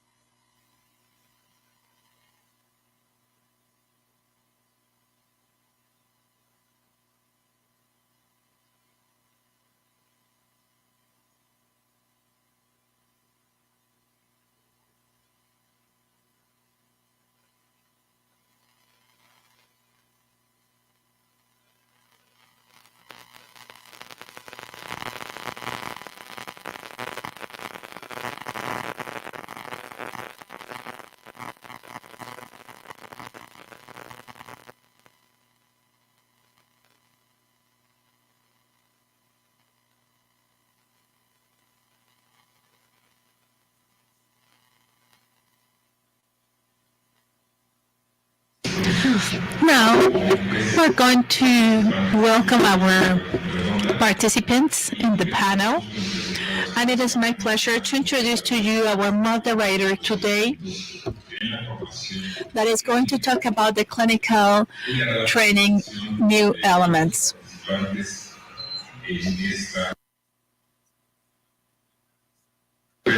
We have Dr. Larissa Carrera from the University of Argentina. She is the vice director of that university. She's a specialist in dermatology and legal medicine. She has a master in university medicine. And well, with that, I would pass the microphone to the doctor. Doctor, please be welcome. Thank you very much. Morning to everyone that is joining this transmission, and I would like to welcome our panelists. It is a pleasure for me to coordinate the panel. And I was a dean for 8 years of the School of Medicine at the National University of the Litoral. And during that time, I was able to share my time with La Femme, and that was a pleasure. And it was really relevant for my professional life. And well, I am so sorry for not being there personally with you due to work reasons. I just arrived from an institutional mission in Japan, so it was a little bit complicated to get into Mexico. But I really thank the opportunity for being able to be there virtually with you. So now let's try to adjust the time a little bit because we are still 10 minutes late, and we are going to start with the dynamic of our panel. We have 3 people that from their own different perspectives and circumstances share the way they conjugate practice with education. They do have a lot of practice, but also they have a lot of expertise in the academic world. Each one of them have a great professional practice. First of all, and according to the order that we are going to follow, with the questions, we have Carlos Rafael Sierra Hernandez. Dr. Sierra Hernandez is the Director of Education of the National Cardiology Institute, is the Professor of Cardiology at the UNAM. He is an expert on arrhythmia, electrophysiology, and cardiac simulation, and he's a member of the academic postgraduate studies at UNAM. We also have with us Dr. Jose Alavecheren, the Director of the Medical Board of the ABC Medical Center, former President of the Mexican Medicine Academy, and a professor of UNAM too. We also have with us, and virtually I'm seeing him here, Dr. Sachin Arora, who is the founder and director of ECHO project. ECHO, Extension for Community Healthcare Outcomes, that is an innovative disruptive project from the New Mexico University in US in Albuquerque. And I would like to say that I'm also proud of working with people from the School of Medicine in that university. So I'm really familiar with the ECHO project because in our own university we have an agreement for that project too. He is one of the leaders in this widely recognized project, and he provides access to knowledge and to the best healthcare education practices in rural and city populations. Dr. Aurora is also a distinguished professor in the internal medicine school in the Medical Science University of New Mexico, Albuquerque. So, doctors, thank you for being with us today. Distinguished doctors in their own scope, in their own areas, that are going to share their own perspectives, that are going to share with us the challenges that we, the educators, face on the different schools while teaching the new healthcare providers. So let's start with this round of questions. I'm going to start with questions for each one of you for sharing with us your expertise. Let's start with Dr. Carlos Rafael Sierra Hernandez. Let me just ask you, Doctor, about your point of view on the clinical training. Which are the main challenges that we face nowadays in clinical training in undergraduate studies for medical doctors? First of all, thank you very much for inviting me. Thank you very much for opening this forum for talking about these topics that will provide us with new solutions so as to have better human resources in medical care. Well, that is part of our mission, having better trained medical doctors, and I think that that's a way in order to have a really state-of-the-art healthcare system. When Dr. Carlos Del Rio was saying this, the problem that we face is the lack of standardization in the processes. That is delicate, you know. I work in the Cardiology National Institute. We receive a lot of physicians that come from different universities, a bigger group from the UNAM, of course, but we also have from other different universities, from La Salle, from the Pan American University, from Anáhuac University, where every single one have a different program, a different curriculum, and they come here so as to carry out their clinical studies for several weeks in cardiology or other areas that we have in the institute, like nephrology and neurology. Therefore, the problem that we face on a daily basis is that many times when we receive those doctors so as to have this clinical experience, they have another theoretical experience instead, because 80% of the time that they spend in the hospital, they spend it at the hospital rooms, but they do not get to the consultation offices, they do not go to the bedside of the patient, and when they go with the patient, the medical students face like a museum area where they go to the different guards of the hospital, and right there at the very far away area they see a patient, and maybe they see someone that can explain to them a very complex or weird out of the common case. And this is something like a common phrase that we hear a lot for different cases. I was there when they had this case. I had the opportunity to see it. I think that we cannot just be there, you know, or happening to be there. We have to have these educational experiences every single day. We have to move there to a more standardized model where the learning, inter-hospital learning, has to be more focused on medical care, on clinical practice, and less to the theoretical side of the education. And many things that we discuss with the institutions is how can we move from theoretical knowledge to the practical application, to the expertise that they need to develop in the hospital. I see the Dr. Ruiz from the UNAWAC University.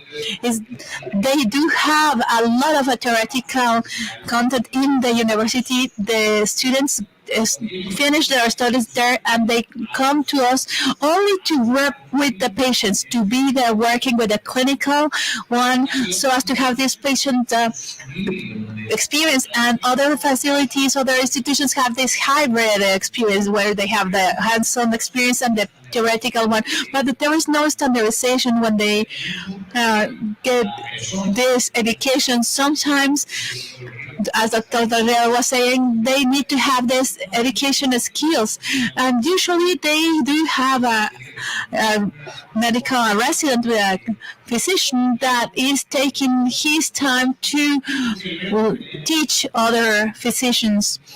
So we need to standardize these processes. We need to have more learning time for clinical learning, for more clinical experiences. And I think that a model that we can use for this learning is an inverted learning. And with the pandemics, we increase the use of theoretical online teaching to move from the school so as to have a more face-to-face experience, so as to learn all these skills that you can only learn being at the bedside of the patient. How to detect a heart failure, how to check if there's a hepatomegalia or any other things. So if you are there right at the side of the patient, then you can learn. You can use, of course, several platforms for the theoretical learning, but we need to optimize the time that the student pass on the clinical area so as to learn more. Thank you very much, Professor. Now let's have then the first question for Alabachedem. According to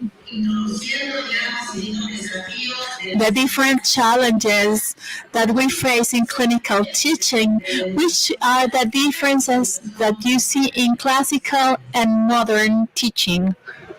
Thank you very much for the question.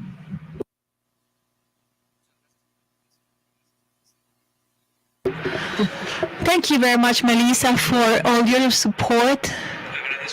And I would like to thank and congratulate the organizers of this event, the director of this school, Dr. Fajardo Dolci, for this great event. I have 5 slides that I would like to show to you. Is it possible to do it? Well, from my point of view, and let me just tell you that for sure maybe you're not going to fully agree with me, and maybe you can dispute it. Maybe Dr. Fernandez will say, I do not agree with you, doctor, and maybe Dr. Sepulveda is going to say, no, even before I'm just presenting it, but it doesn't matter. I mean, I'm going to give you just what I think. The classical one is, teaching, and I'm talking about the postgraduate students, and I think that we need to get rid of them. We have to have sessions exclusively. In the classical, we had punctuality. I studied here in this school many years ago, and it turned out that if you presented to the anatomy class at 7:01, they would kick you out of class. And nowadays, we have to be more flexible. Because in classical education, we have to demand the compliance of a program. But in the contemporary education, we have to value, and Carlos Del Rio, at the end of his presentation, said what William Oslet said, a physician that doesn't practice is like having a sailor not knowing the sea maps. So you need to be more flexible. You need to study your patient, because the best learning model is linking practice with theory. And that is what is going to give you experience. And that is an experience you are not going to forget. Punctuality, when you go to the hospital, you forget all your problems. When you have a problem, you have to be flexible. If the resident has a problem because what happens like yesterday or the day before yesterday, because they kidnapped the husband of one of the residents, we have to be flexible. We cannot just tell them, forget about it. You're here now. So in the classical side of the education, we promote competition and to crush your competition. But in the contemporary one, we need to stimulate, to foster competition and support as a team. And we need to support each other as a team, especially the least best of us. I mean, the one that is the weakest one. In the classical one, we have the written test, but in the contemporary nowadays, it is better to have the clinical cases. And just let me make a parenthesis here. When we, as a physician, go to check a patient in your day-to-day practice, sometimes you do not carry out the diagnosis. You just have a patient in the cardiology office and you do not know if it is a ischemic cardiopathology or congenital one, and you need to carry out tests and labs. And nowadays assessment, and maybe this is from my point of view, assessment and evaluation has to be carried out according to the clinical case that we are going to provide to the patient and to the doctor.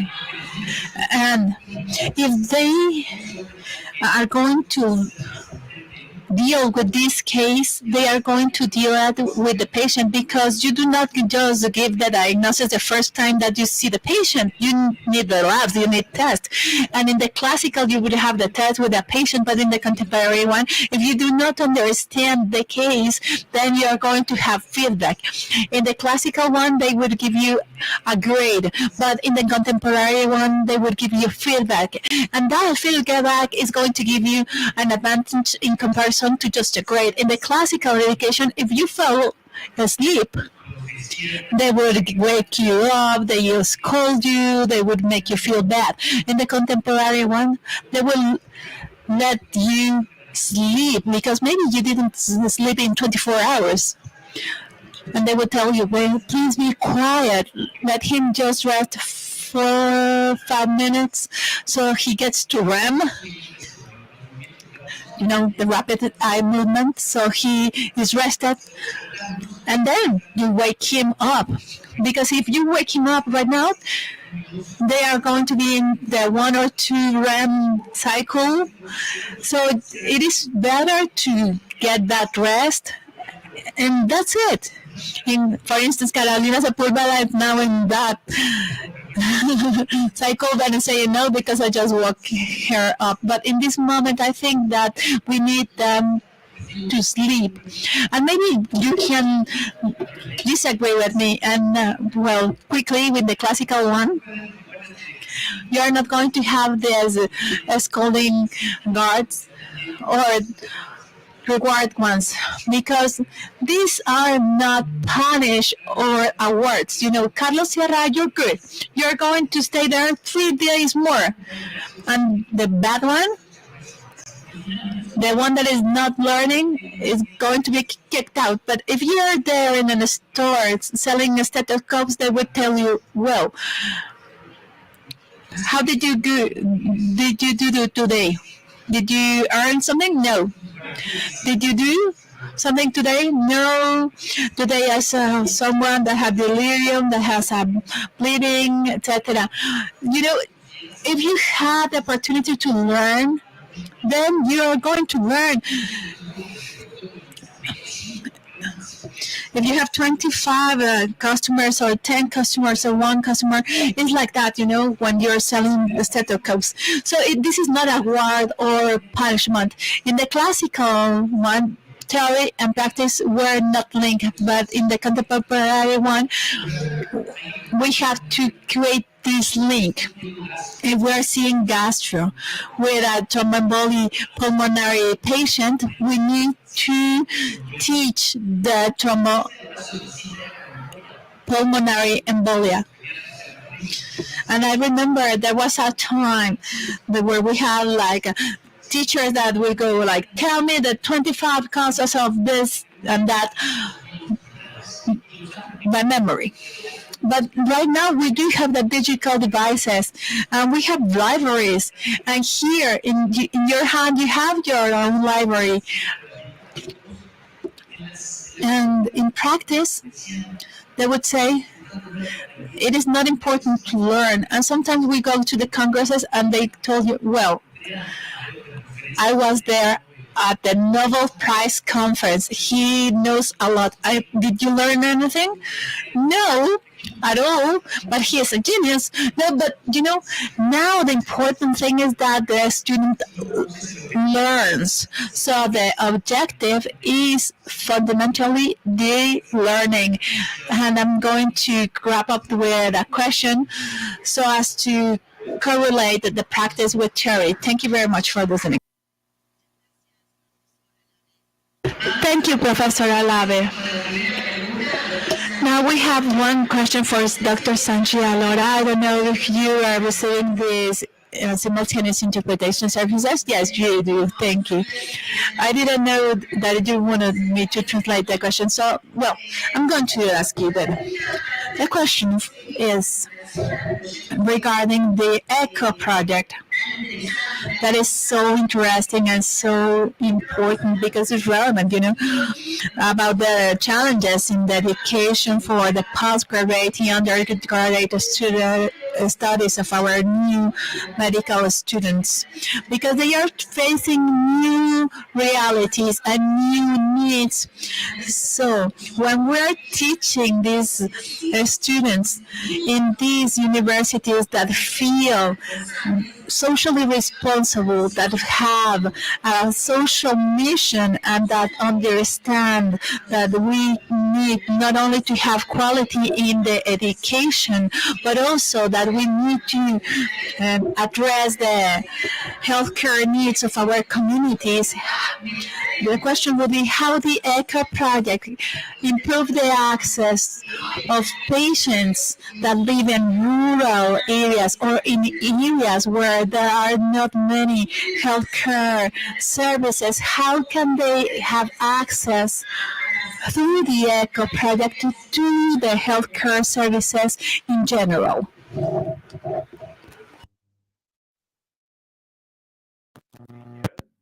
Larissa, and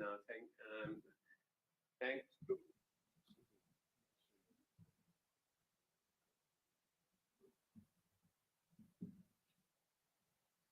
Okay, I will do that. Hello, 1 second. Can you hear me better or not yet? Yes, No? yes, you can hear. We can hear you. I can see if. All right. Is this okay? Can you hear me well now? I can hear very well, but I don't know in the auditorium. Okay. Yeah. So I thank you for this kind invitation and for this question that you've asked today. Aquí se escucha bien. Aquí se escucha bien. Hello. Okay. Is there a problem with listening to me, or no? Okay. How about everything now? is okay. It's okay. Go on. Is it better? Yes. Yeah. So I think that there are two basic issues, Larissa, in the question that you've asked, which make it difficult for rural and underserved people, underserved meaning people who do not have an adequate amount of money. They are lower income all over the world, including the United States, where I have lived for 40 years. Low-income people have a very difficult time accessing the right knowledge at the right place at the right time. And without that knowledge, it is really impossible to get the right care at the right place at the right time. I'd gone to Porto Alegre a few years ago in Brazil, and they told me for the public patients, there was an 8-year wait to see an endocrinologist. So there is a shortage of specialists globally. There are very few specialists in rural areas, and it is difficult for low-income or rural patients to access specialty care.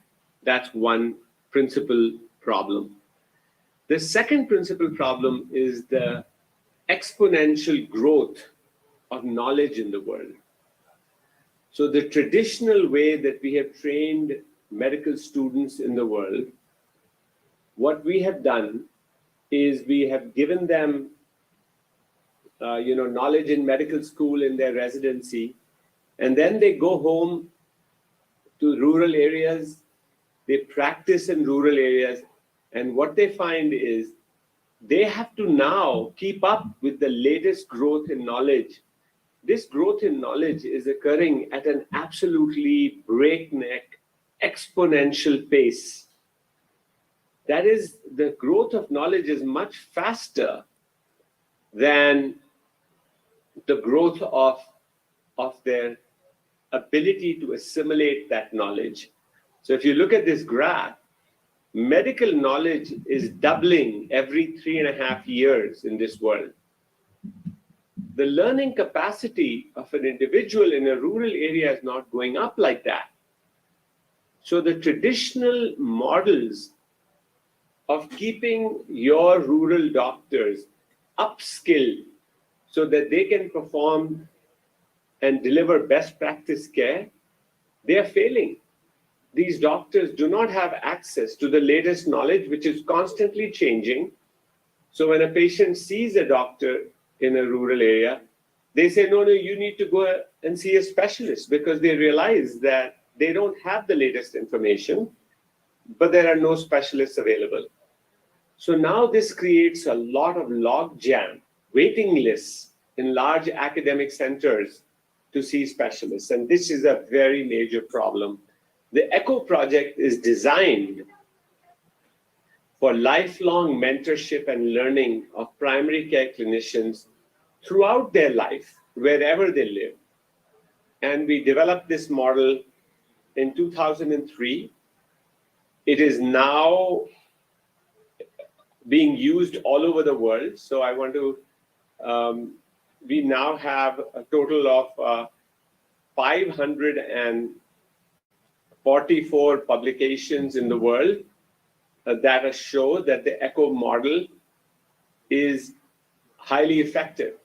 It produces joy of work for rural doctors, 320 publications, 137 publications showing that it improves the practice patterns of doctors, that they adopt best practices, 78 publications showing that patient health outcomes improve, and 9 publications showing that community health outcomes improve.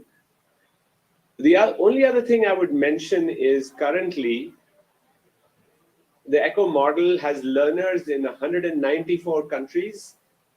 We have, you can see here on this slide, the growth of the ECHO model over the last 5-6 years. We have 4.7 million learners in these 194 countries. And it is now being considered a very effective model for lifelong learning and mentorship of healthcare providers in the world, and especially focused on the social mission that is improving care for rural patients or low-income patients in cities who otherwise don't have access to best practice care. Thank you.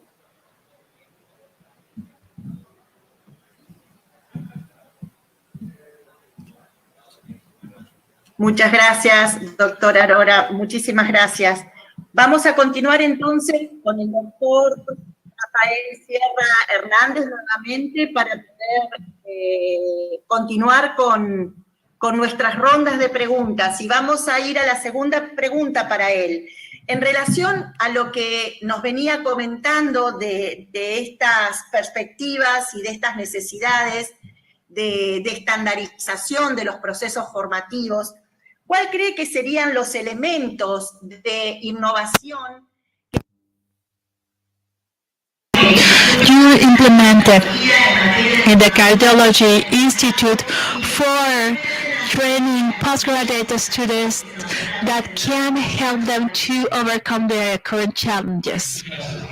Well, thank you very much for that question. I would like to take on this opportunity to what Dr. Jalabez said is about this transition between the classical and contemporary education, to talk about the implementation challenge that we have in the education with the institutions of high prestige, and where you have to break the trend so as to be able to have this tolerance and this flexibility so as to implement new learning strategies, so as to use better the resources that we have to migrate to an educational model where we are more interested in learning than in just solving problems.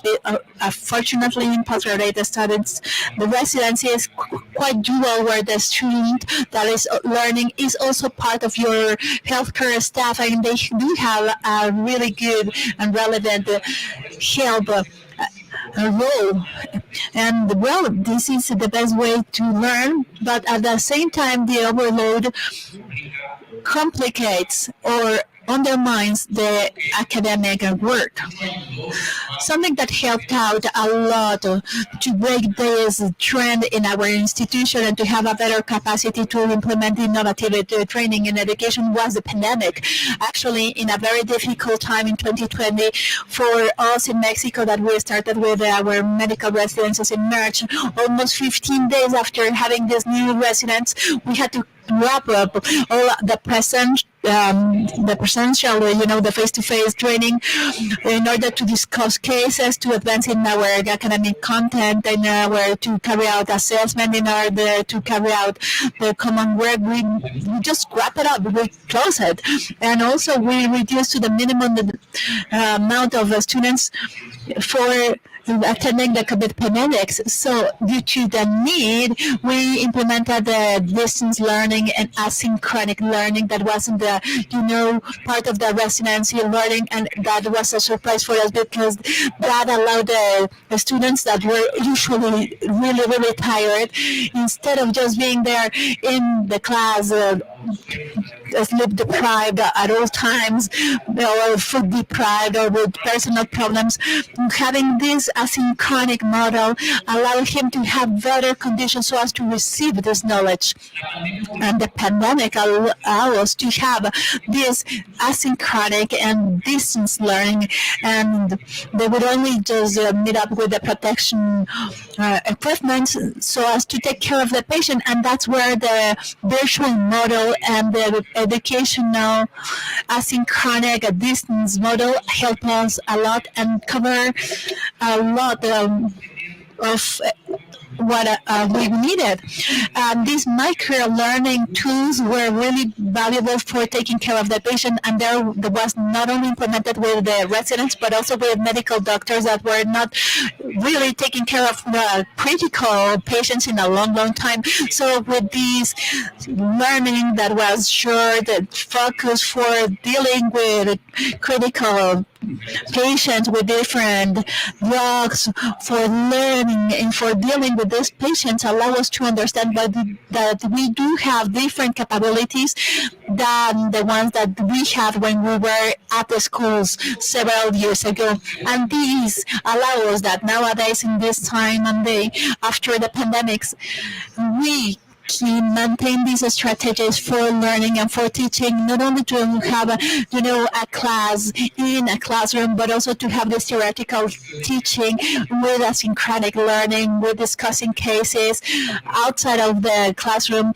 and to keep these strategies so as to learn better and to fine-tune these skills that we need to have with our patients. Also, we acquire simulators, not only really complex or sophisticated one, but the one that we could be using experimental surgery for also clinical doctors. We had problems with access to vascular access, and the development of biological models with ultrasound was a learning tool for everyone. And when we understood that we were failing in this area for all the doctors, we needed to go back to the simulation so as to retrain ourselves. I had the experience in one of my patients that he told me, in aviation, this is standardized. If you have a series of errors in your process, before you keep on driving the plane, they take you back to the simulator. So with this, it's very important for the physician too. If you're there and you're practicing, you're seeing that you're failing, and you're having numbers going to the red side of the chart, then you retrain yourself. So we learned this during the pandemics, and I think that we need to keep on doing that for the further years. Thank you very much, Professor, for your answer. And now I do have a question for the Professor Jalabe. And with what Sierra Hernandez was proposing regarding the educational processes and how the pandemic allow us to introduce innovations in the education, and that have an impact not only for the undergraduate studies but also for postgraduate studies, we would say that pandemic allow us to overcome the distance challenge, the challenge of closing certain doors, but also we see that technology is advancing, and nowadays AI is a new challenge for practice because it allows us to solve certain healthcare problems, but also it poses a challenge for the education. So how do we integrate AI with these challenges that we have right now in education? Well, I do agree with what Dr. Sierra was saying. Honestly, what we are doing nowadays when we carry out our rounds with the different resident doctors is that before we have the rounds, they will have the lead doctor and they will tell you just close your books and now open your computers and access this. And we are going to have inters of all the different levels with the patients working with their computers. And AI nowadays has a lot of advantages, but also disadvantages. We have to be careful on that side, because we need to reflect on what we are doing with the AI. We need to reflect on the different research that we have. But what is important about this, when we carry out the rounds, we do it not only with an open book, but with an open laptop, and we have a faster diagnosis. And all this technology after the pandemic took us to use technology more effectively.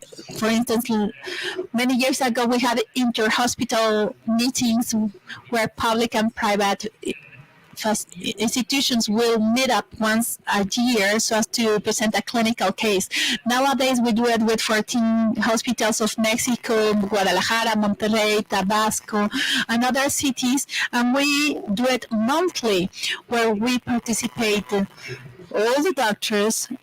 The case is sent out to each participant in advance, and we have this peer-to-peer interaction. But not only that, but when we have a very difficult case in our hands, or there is a controversy in the diagnosis or the treatment, then we meet up and we work with several hospitals. Now we are just open to what the professor says, to the leading doctor, and also we work in a universal manner with our peers.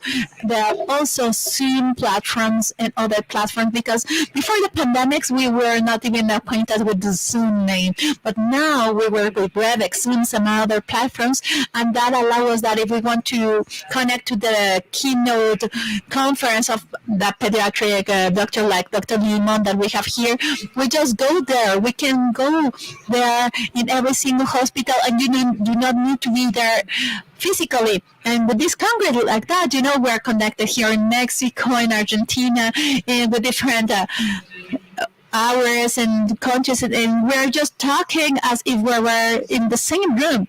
So I think that this is important. It is important to take into account that these technologies may not be the ideal thing, I would say, but They are good. Of course, you know, we have to balance it. We have to draw a line between just going all through that and not using it. So what we do right now, because in Mexico City is really complex. Maybe in Argentina you do not have this situation, and maybe in New Mexico you do not have this situation. Mexico City is really complex, you know. So sometimes you're 10 minutes late.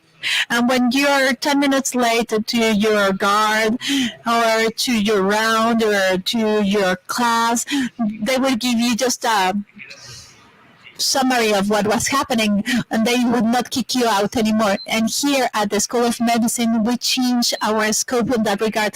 In the 70s, when I was studying here in this beautiful the School of Medicine, the students at 7:15 a.m. they would say, well, the teacher is not here. Let's go, let's go, let's go. The teacher is not here. It was kind of a ritual. And if you were late 2 minutes, they would kick you out of class. So this is a situation that I already told you about, being flexible. So flexibility is a key word here. Thank you, Professor, for your scope in that regard.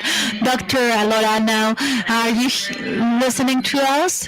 Could you please turn on your camera? Doctor, are you there? Oh, thank you. Now we see you.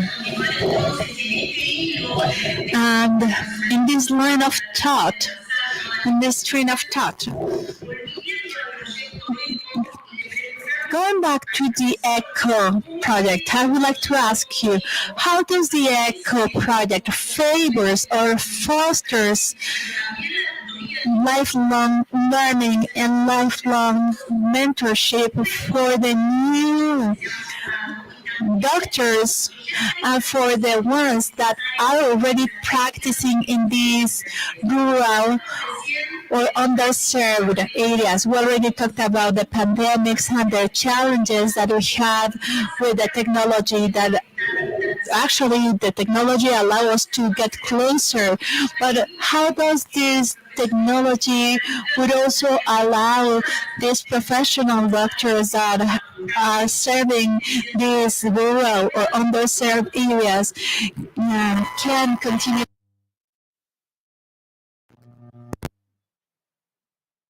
Well, thank you, Larissa, for that question.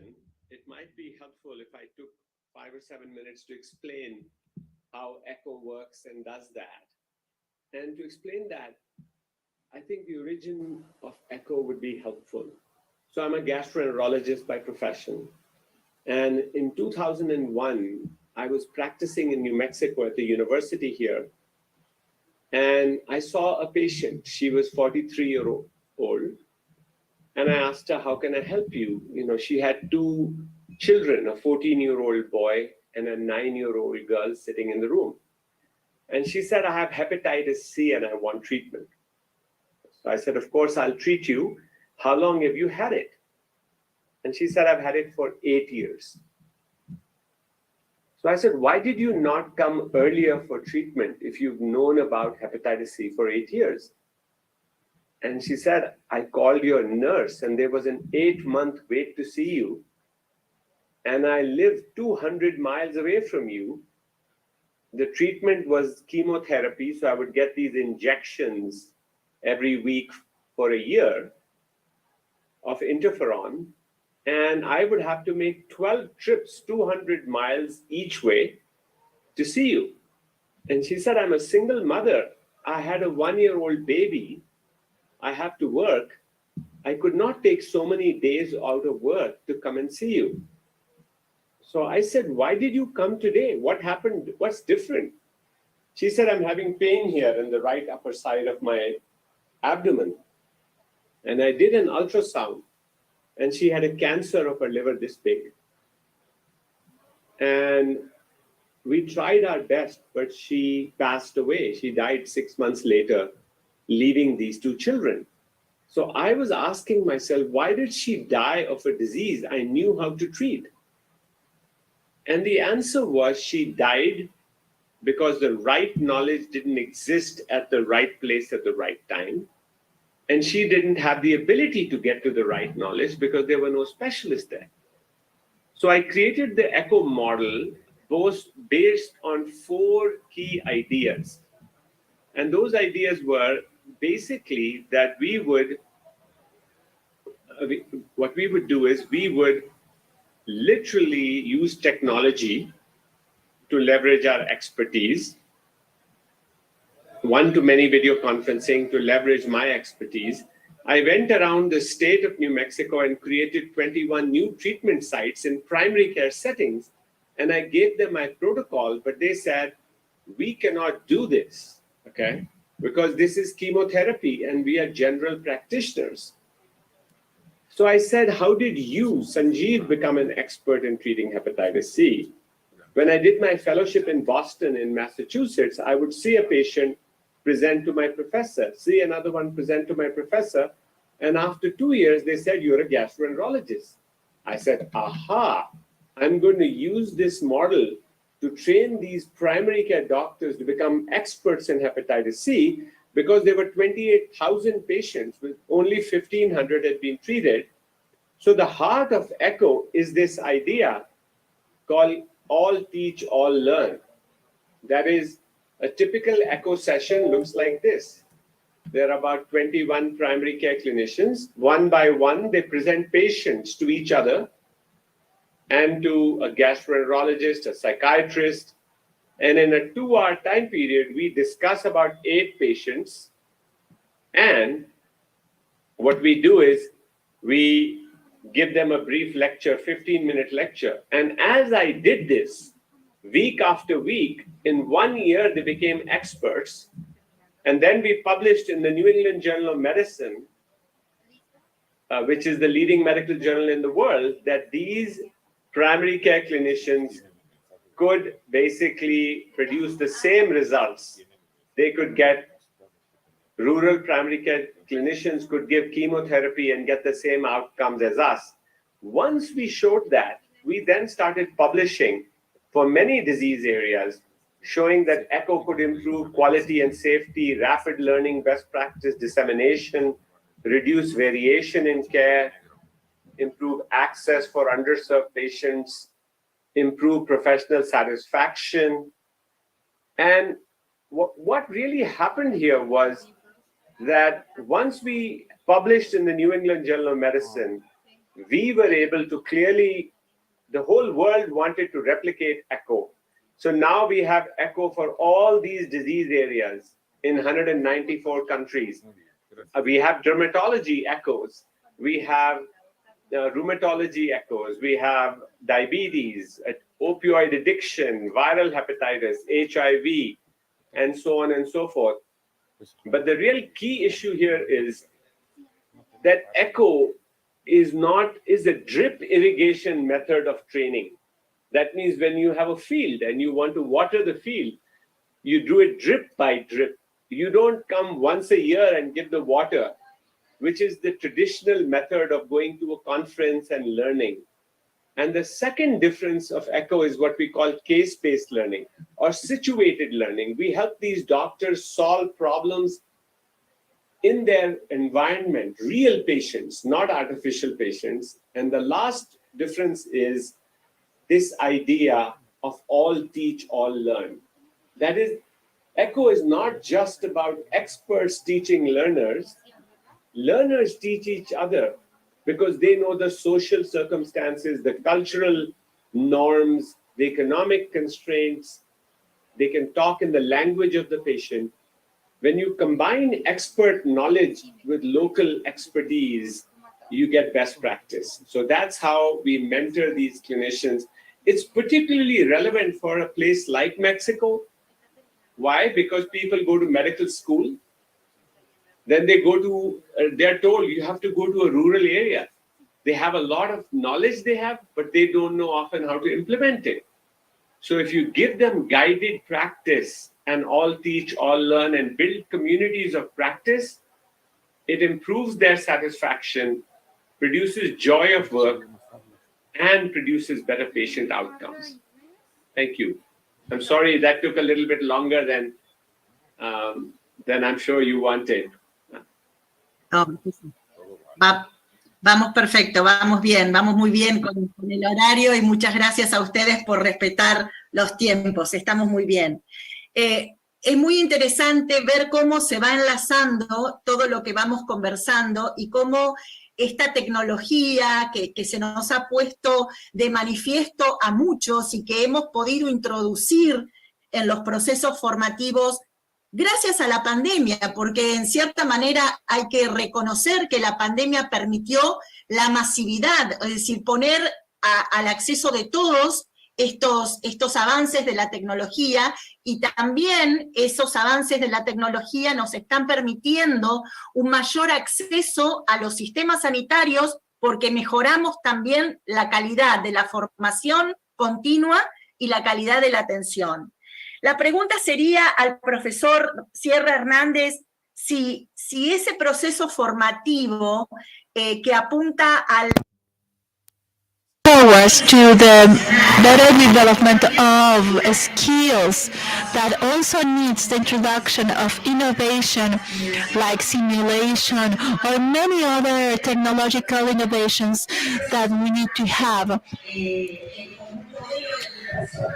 How would you, doctor, say that this process is going to allow us to have innovation in the education of our students, and how can we apply it to the studies for the physicians, and that would break or stop the different trends in the paradigms in education? Yes, I would say that this is a challenge too in education, and having this type of forums where we can discuss with different people that is interested in, medical education, it's important, and and it is reflected in having us here because we're passionate about it, and this allows us to have questions for later on.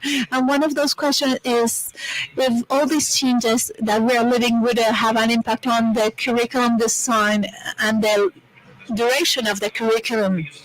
Because actually one of the doctors were saying that they changed the curriculum in Emory and how they implement the different models so as to have better teaching models for their learners. But now talking about the postgraduate students where the paradigm is time, and I kind of jokingly said to the students that practically the only prerequisite for the residency is to survive it. And if we move towards to the skill and the competencies model, we're talking about being competent in what you have said from the very beginning. And maybe with that, we would decrease the time that they need to develop this skill. Maybe if they have had more opportunities to develop their skills and competences, they would just decrease the time that they would have in their residency. But the parameter for issuing the title or the certificate, it is not the time anymore that you have in your training program. In order to be a cardiologist in Mexico, you need to 2 of internal medicine and 3 of cardiologist. Maybe now it's not about time, it is more about the skills and the competencies that you need to have. Maybe you would be assessed now if you're capable to do this study or this procedure or this, or if you have this ability to carry out this or that in order to have your title. So that would be independently of the time that you are there in the classroom. So we need to think out of the box, not in time. Right now we have these programs that are way too long, and sometimes we just have experts in a very specific area, and then maybe we need to think on having better basic skills and to train them better, to have better experts in shorter times for higher specialties.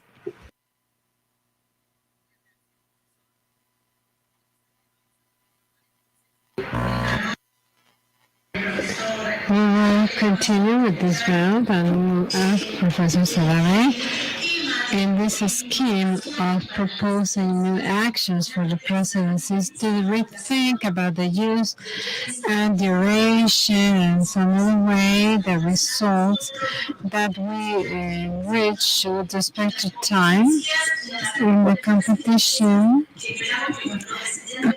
and the abilities and the expertise that our residents will develop in the necessary time.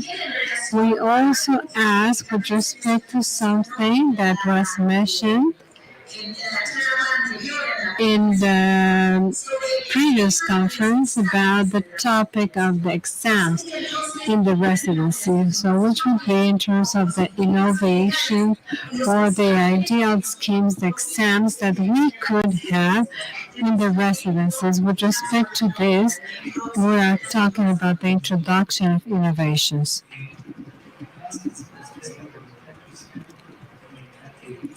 And so the physical and technological changes in medicine are changing. So what we learned 5 years ago is not present at this moment. And in 5 years, we will change it. We have to be updated constantly. And simulation should not only be done in the agents that are in the process of information of everything. In the hospital where I work, we are trying to perform this, that for example, the surgeons, when they have 20 years of operating with a laparoscopic way, we have to analyze them with the competition in a continuous medical information with simulators, and we can observe everything, and we have to assess the degree of competition that the surgeon can have, this cardiologist and so forth. With respect to evaluation, we can divide this theoretical part of the exams and all the PhD residents, and this is the group of the medical have been very important theoretical exams, clinical cases, and we have to do these theoretical exams and we have to do practical exams. We have to do it also. But our proposal now, and as I was saying a moment ago, is that we are able to tell the resident this is a real case where we give it to the emergency room, and let's say this is the clinical case that is solved in 3 hours. It can go to the computer, to the books, and to us, because finally the doctor will face a reality, because we want to teach him this reality tomorrow. We have to see a patient, and at the time of looking at the patient, we have to have a process of a methodology of an art in diagnosis in order to be able to tell the patient you have this and that, and you have and you need this. So this is what we have from my point of view to think in this kind of exams that has to be more common. We are doing this with the residents in this aspect, and it has been very interesting because they come and they talk about the whole process, how they were, in such a way that besides the theoretical exams, besides the practical exams, besides the questions that we can do with simulators or with the patients of their own, we can do this exercise of what they will do in their daily life in these future doctors. Thank you so much, Professor, and thank you. In reality, it's very interesting to see the importance of incorporating, of thinking, and introducing innovation to the formative processes of residencies and specialties. It's something that has innovated very little in many years, and it has maintained a traditional information. And today, They are posing this innovation forum and logistics that we can adapt to the new demands of society, to the new demands of the working markets, and with the sanitary attention. With respect to this, I want to ask you, Dr. Sansit, this third question, and with respect to the process that also today, in spite of these advances in technology, we have a lot of inequities in health, and many people from our country that have difficulties in increasing the health attention and the health care because they're very professionals of health in rural areas, because sometimes we don't even have the nurses or the doctors that we need for their care. But in the cities, we're looking at the lack of certain specialties, motivated by the economic situation, by the work market, and from the PAHO, we have promoted a lot the strategies for the formation of human resources that have promoted and that have started in the Pan American Health Organization, the PAHO. We have give the schools of medicine and the professionals of health to commit themselves with the formation of human resources. Professor, are you listening to me now? But the question for you would be, how can technology and learning based on cases that you were saying today that promotes eco process to take advantage of this increased number of specialists and clinicians that we have in Latin America, and how the farming institutions to this process can point to the sanitary unit that we have in our region? I think you've asked a really, really important question. If you look at the world's population at large, you find that it is aging. And as you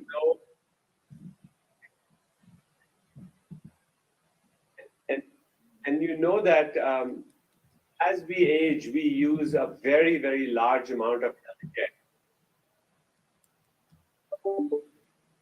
I think what is happening, I'm getting the translation. I wasn't previously hearing that. Is that there's some problem here? I'm talking to the interpreter. If you could not give me the feedback, that would be helpful. So what is happening is worldwide, there is a dire shortage of people to provide the care that is needed. As I was saying, somebody over 75 is consuming 20 times as much healthcare as somebody who's between 20 and 30. So the demand is enormous. What has happened here is, the second is, because of that knowledge explosion, it is very, very uncomfortable for a doctor or a nurse to live in a rural area, because in the field of medicine, this is not like, selling candy bars, right? Our acceptance of error rate is very low. That means the margin of error is very low, and there is very little forgiveness for making a big mistake. In that setting, you can see naturally people are scared to live in a rural area when they are not sure exactly what to do. And it's a very uncomfortable situation when you have patients seeing you one after the other and you don't know what to do. So the only solution that I can think of, Larissa, to the problem you articulated, which is global, we have estimated that 6 billion people, almost 80% of the world's population, does not have the right knowledge at the right place at the right time and don't have access to the right expertise. So in that setting, we have said the only way is to upskill the workforce to their highest level of their human potential. So for example, we started our work in Africa, right, in the beginning. And what we found for HIV, and there were millions of patients with HIV, but not enough doctors. So what did we do? We literally upskilled the workforce of nurses. So if you look at this slide, most of our work for HIV, hundreds of thousands of patients we treated, we did it through nurses. We didn't make the perfect, this is HIV echo in Namibia, where we are training nurses to prescribe and treat, okay? So I think that's one key important thing is upskilling the human workforce, building communities of practice where these people are feeling supported, where they are having joy of work. But a doctor is not going to stay in a place where they are scared all the time of not being able to do the right thing, where they are isolated. So what makes ECHO work is team-based care, this community. And task shifting is the idea of every human being at the highest level of her human potential. We provide that through interprofessional consultation, through guided practice, and mentor-mentee relationships. So we take these rural doctors and nurses, and they have a mentor at UNAM, or they have a mentor at your university in Argentina that is looking after their lifelong learning. But ECHO is not just a knowledge network. It's a social network. It builds community of practice. It produces joy of work. And what I like to say is, what makes ECHO work is not knowledge, it's love and respect and kindness and empathy and community, relationships. And that way we do what we call force multiplication. We exponentially 10 times improve capacity through all teach, all learn. So that is I'm sure there are many solutions, but the one that we have thought of is take the existing workforce. Instead of lamenting, instead of being sad that there aren't enough doctors there, take whoever is living there and make them work at the highest level of their human potential.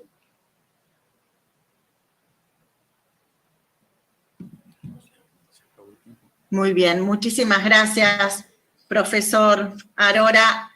Muchísimas gracias a los tres. Nos han brindado una caracterización muy importante de los momentos actuales y de los desafíos actuales. Tenemos un ratito, un segundito, unos momentos para poder escuchar preguntas del público que quieran hacerles a los profesores en relación a su exposición para luego poder hacer un cierre de la mesa.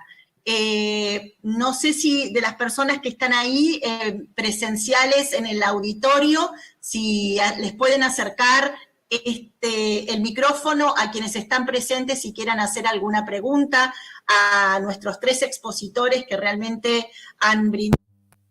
That have given a very interesting characterization of the present challenges. I want to ask if you have any questions here in person at the auditorium. Please raise your hand if you want to pose a question to any one of our doctors in the panel.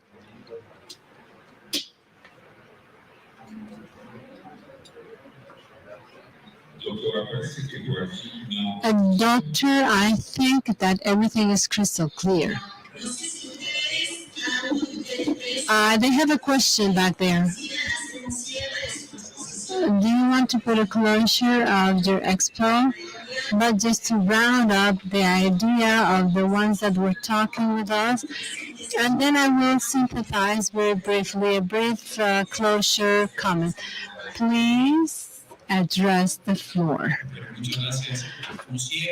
Thank you so much. As a closure, I think that the most important thing that we have talked about in these last 1 minute is that we are living a very beautiful era because there are technologies that we have changed our paradigm, and we have things that the most important essence. There will always be a professor when there is a student willing to learn, but we have to be contagious of this passion for transmitting information, for receiving the information at every moment, because in every time of the lives we are the ones that give them, but it occurs mainly in the same hour as it has happened.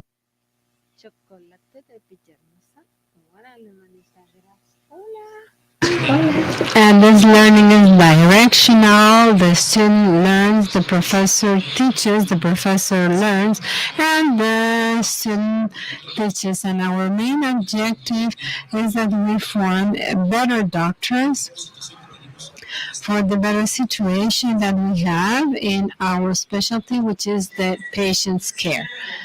Thank you, Professor Aurora. We can hear you.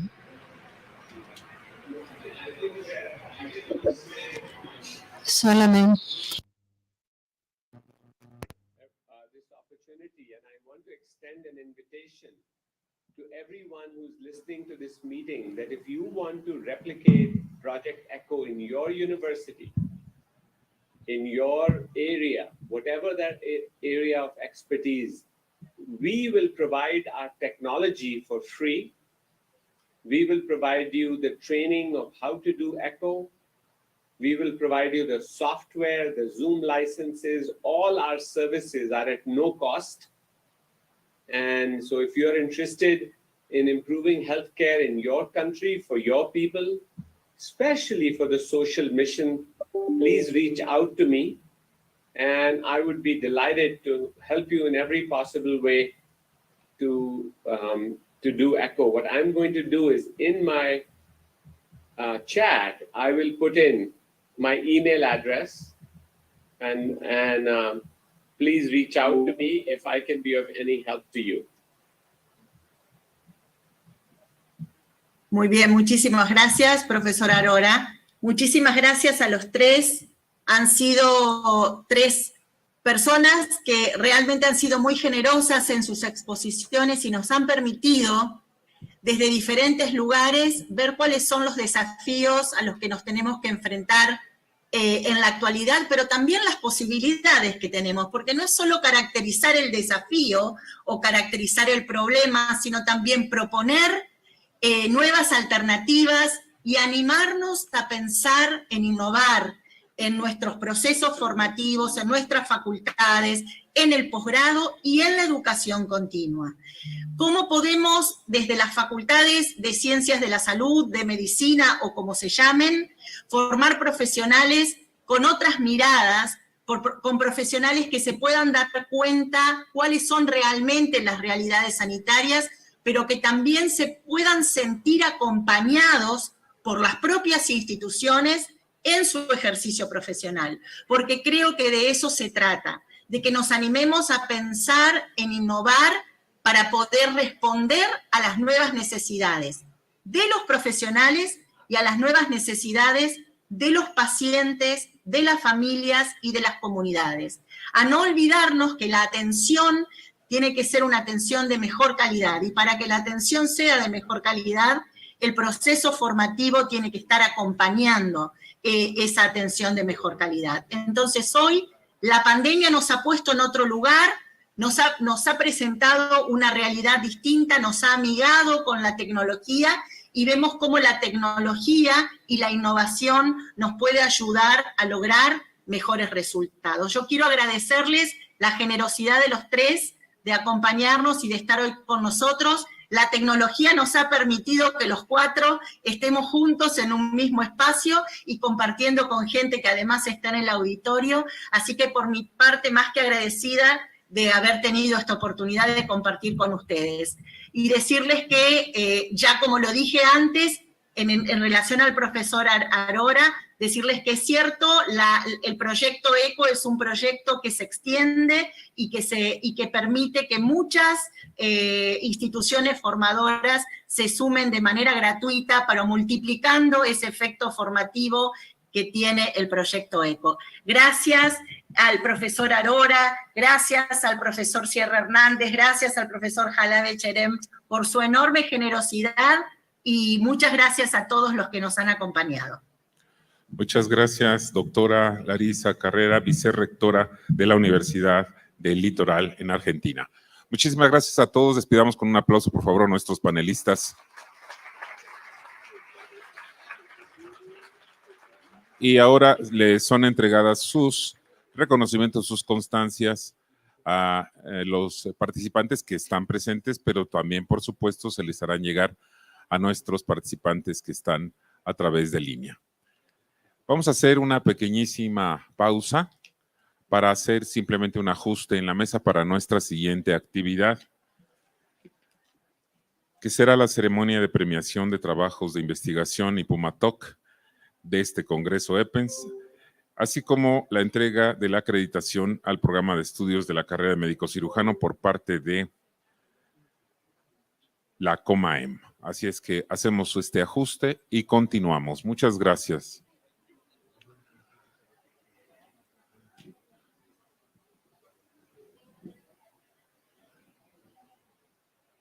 Por favor, busca a Mariana en la puerta. Es una chica vestida de negro.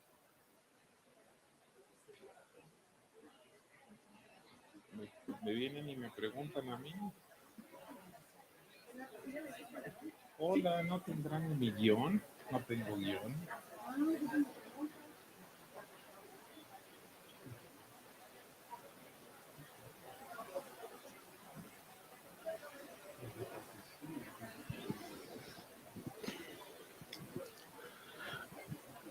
Por favor, a las personas que tienen que registrarse para esta ceremonia, les pedimos que se acerquen a la señorita Mariana, que está en la entrada del auditorio, en el vestíbulo, para que se registren, por favor.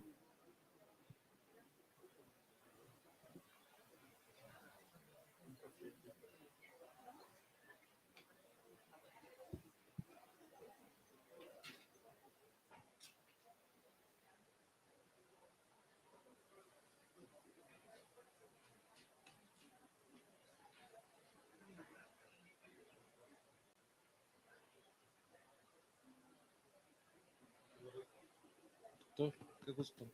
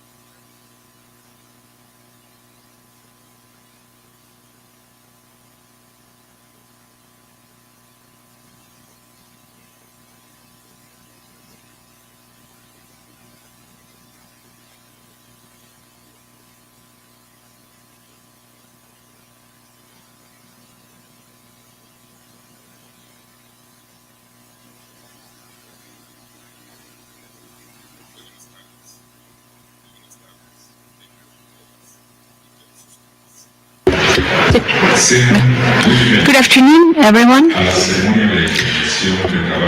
And please be welcome to this awards ceremony and Puma Talk for the International Congress of Interprofessionalism, EPENS, and delivery of the sixth accreditation to the study program of the surgeon program for the accreditation of medical education, AC. With us today, we have at the presidium Dr. Eduardo Garcia Lunas Martinez, President of the Mexican Board of Medical Education, AC.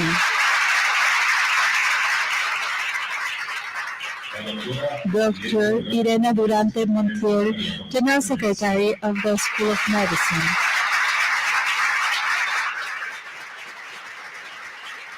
Dr. Ignacio Villalba, Secretary of Planification and Institutional Development of our school. Dr. Armando Ortiz Montalvo, Secretary of Medical Education of the School of Medicine. Dr. Ana Elena Limon Rojas, Secretary of Clinical Studies and Social Services of our school. Dr. Guadalupe Sanchez Bringas, Coordinator of Basic Sciences of our school. Also, we have Dr. Alejandro Alayola Sansores, Chief of Department of Biometric Informatics.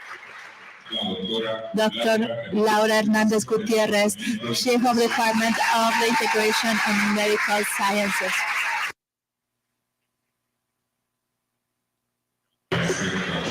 That it seems that brought a lot of supporters. Dr. Inglés, Chief of the Academic Mobile Unit. Dr. Flores Mancias, Coordinator of the Book Fair for Healthcare Sciences. And of course, with us today, we have our direct dean, Dr. Germán Fajardo Dolce.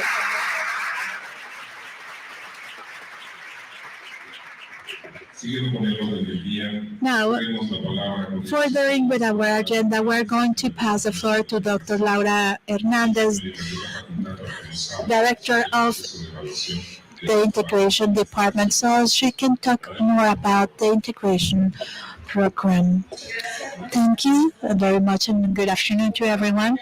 Let me just tell you a little bit about the process for selecting this research works. That was a very, very important element for every single event. This is an environment for the fusion of science in Mexico. This program, this area, has been very well designed by the academic committee that selects every single work that we received in every single event that gather the EPIC Congress. We received more than 120 research works with digital posters, videos, with very different topics, and we're national and international. So we are really glad that the academic community works with us, and we were there so as to be an area for diffusing this, for spreading this science and education works. Thank you very much. Now we would like to thank Dr. Hernandez, and we would proceed to the awarding of the awards.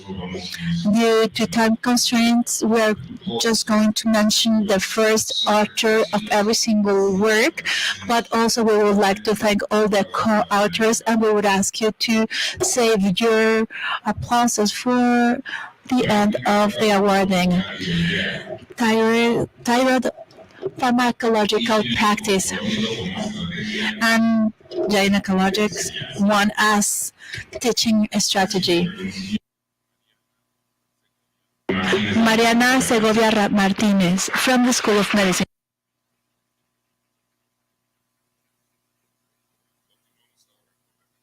Now we have a digital health category.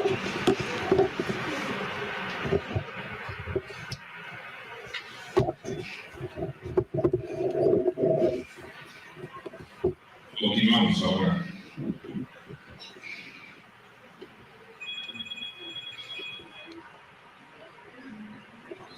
Elaboración de práctica de antiparasitarios. Antiparasitary practice creation from Dr. Guadalupe Esther Ángeles López from the School of Medicine.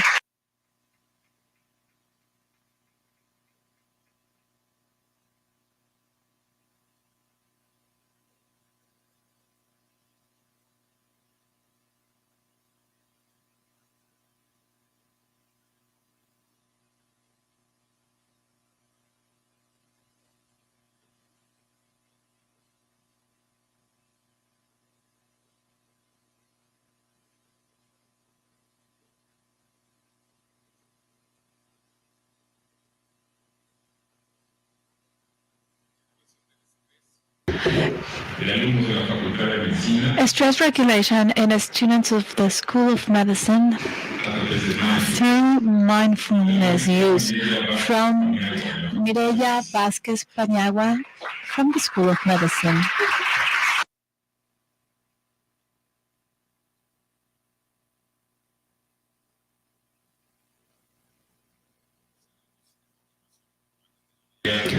Now, education.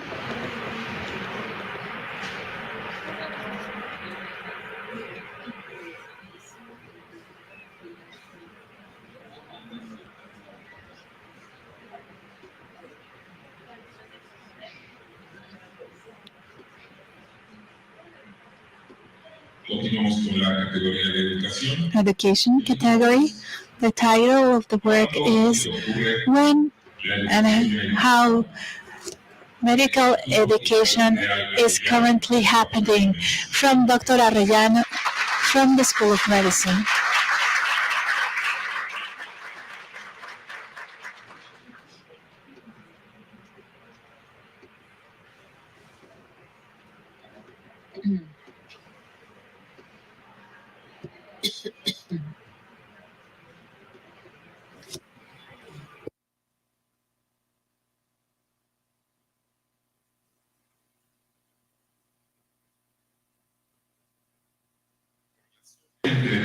Correlation between tics and medical reasoning competences in biomedical informatic education from Dania Nima Sanchez.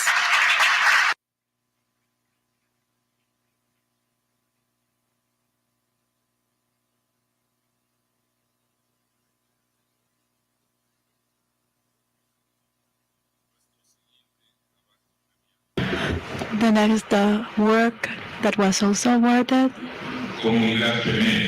Pre-Med Community, and a strategy so as to strengthen the entry profile to medical studies from Cristina Huerta Mendoza from the School of Medicine.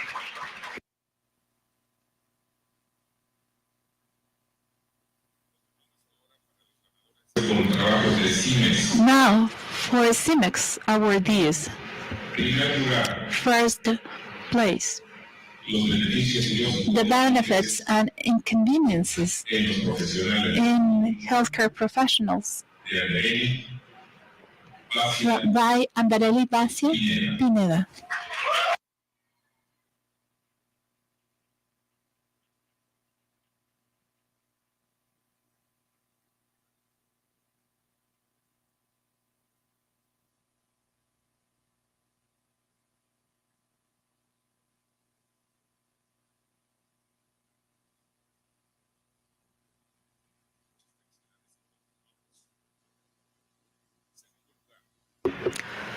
Second place,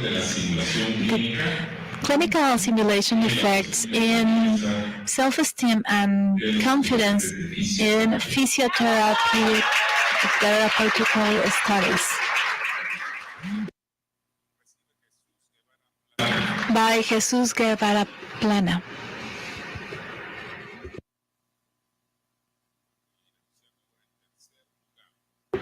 Third place. Simulation in the curriculum in nursing studies by Claudia Rivera Guevara.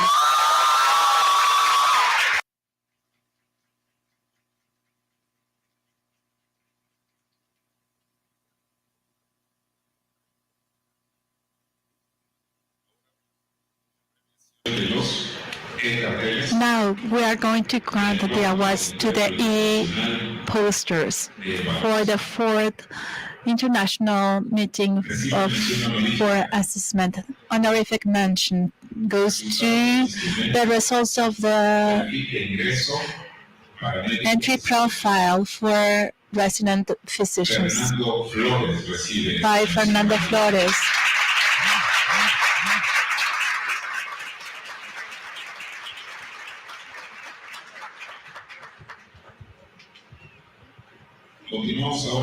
The next one. Honorific mention to the competencies assessment, clinical competencies assessment during the Ruby Regime training by America Berenice Salinas from the School of Medicine. The next one, systematic review of cognitive domains by America Albuquerque Fernandez.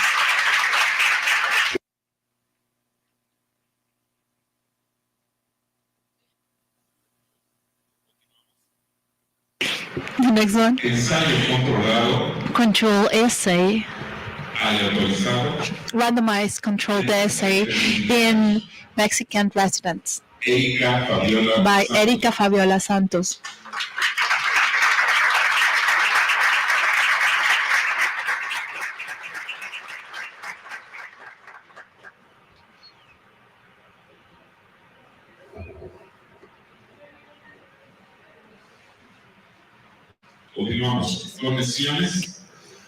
The next one,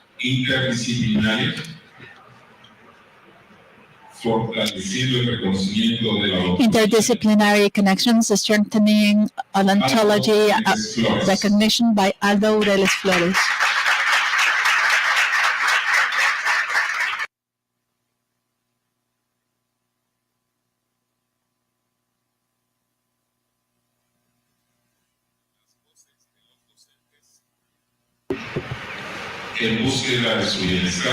Faculty voices, looking towards well-being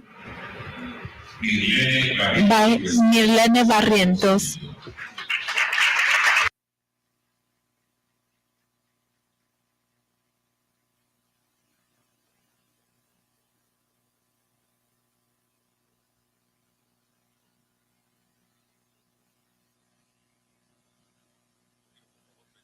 I would also like to ask a round of applause for all our awardees. Please, a warm round of applause to all the awardees. Please now go back to your seats. Now we're going to pass the floor to Dr. Melissa Islas Opegui, that is the chief of the Academic Mobility Unit of the School of Medicine, so she can talk about the Humatog activity that was carried out in this Congress. The floor is yours, Doctor. Good afternoon, everyone. Many months ago, the faculty and students of the School of Medicine got together so as to organize this great and loved Interprofessionalism International EPENS Congress. This group created a list of activities The keynote check, panel check, book presentation check, cultural activities, simulation event check, check, check, check. And so forth. We created the event, but there was something missing. We needed a safe space for expressing our thoughts, open to everyone that would share their experience or a topic that would be innovative, inspiring, and that would have an impact on our soul and mind. That's why we created Puma Talk, 8 minutes to shake our heads, to inspire, to move us towards change and to improve in the healthcare environment. So there was a call for the best ones among the best ones in the world, and we received 50 requests from students, professors, and others. It wasn't easy to select the winners because we would receive the ones that were of the uttermost highest quality. And they are there. If you haven't seen them, go there and watch them.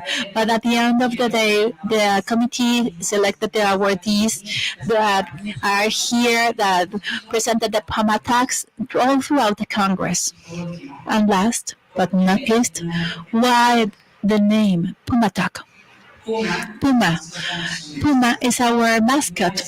And once that you're Puma, you're always Puma. So please be welcome, Pumas.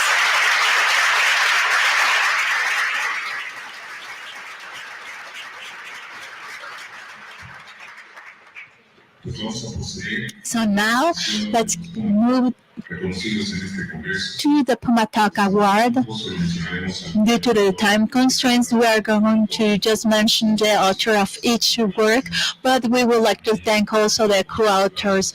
Please save your applauses for the end of the awarding ceremony. Puma Talk for digital health. Interprofessionalism in the hospital convention of COVID-19 healthcare centers in Latin America by Israel Adán Rico Álvarez from the UNAM.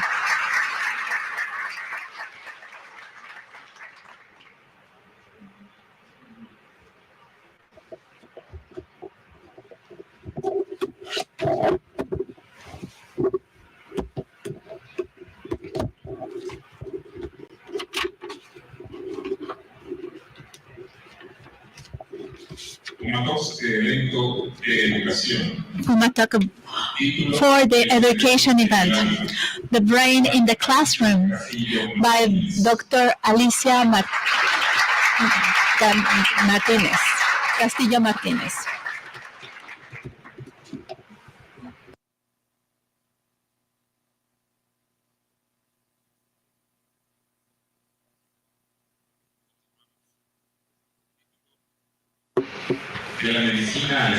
From medicine to the space.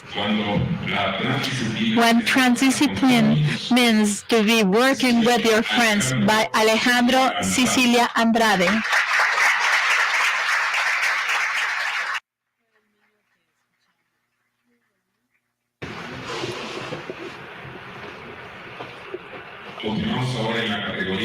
Now, Puma Talk CIMEX.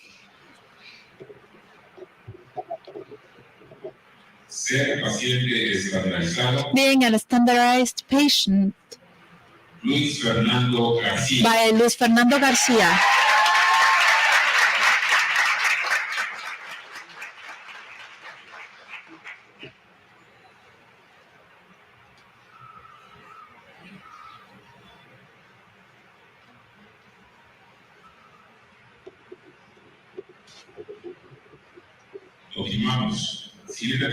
The next work,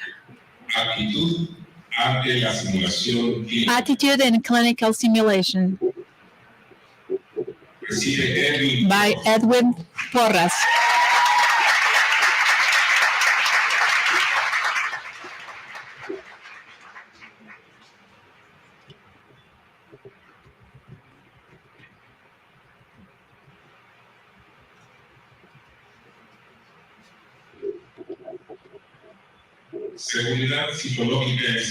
Psychological Safety in Simulation by Maria Ugalde.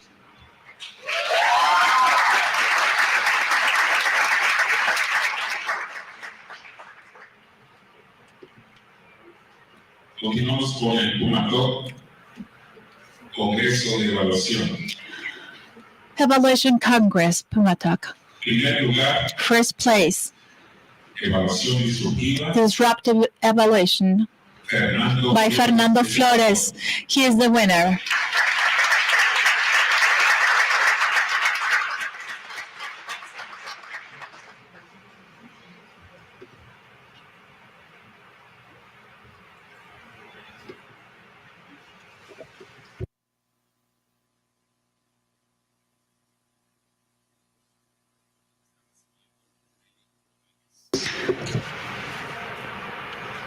Segundo lugar, Noralia Rodriguez is receiving the award. The second place, Visibility of Diversity para una evaluación equitativa. for an equitative assessment by Samantha Flores Rodriguez.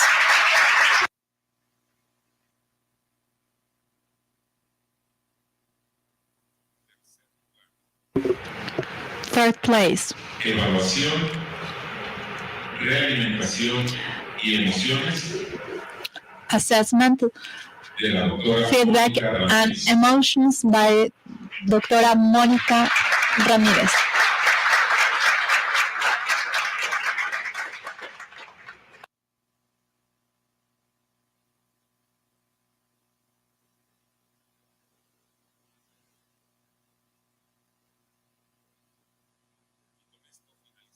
And with this, we wrap up the ceremony of awards. So please give a round of applause to all the awardees.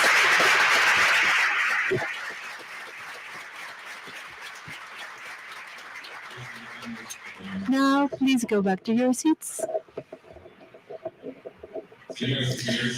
Ladies and gentlemen, according to today's agenda, let me just tell you that YouTube channel from the School of Medicine was created in March 2016, and yesterday it reached 100,000 subscribers. Therefore, YouTube provided our school the Silver Award.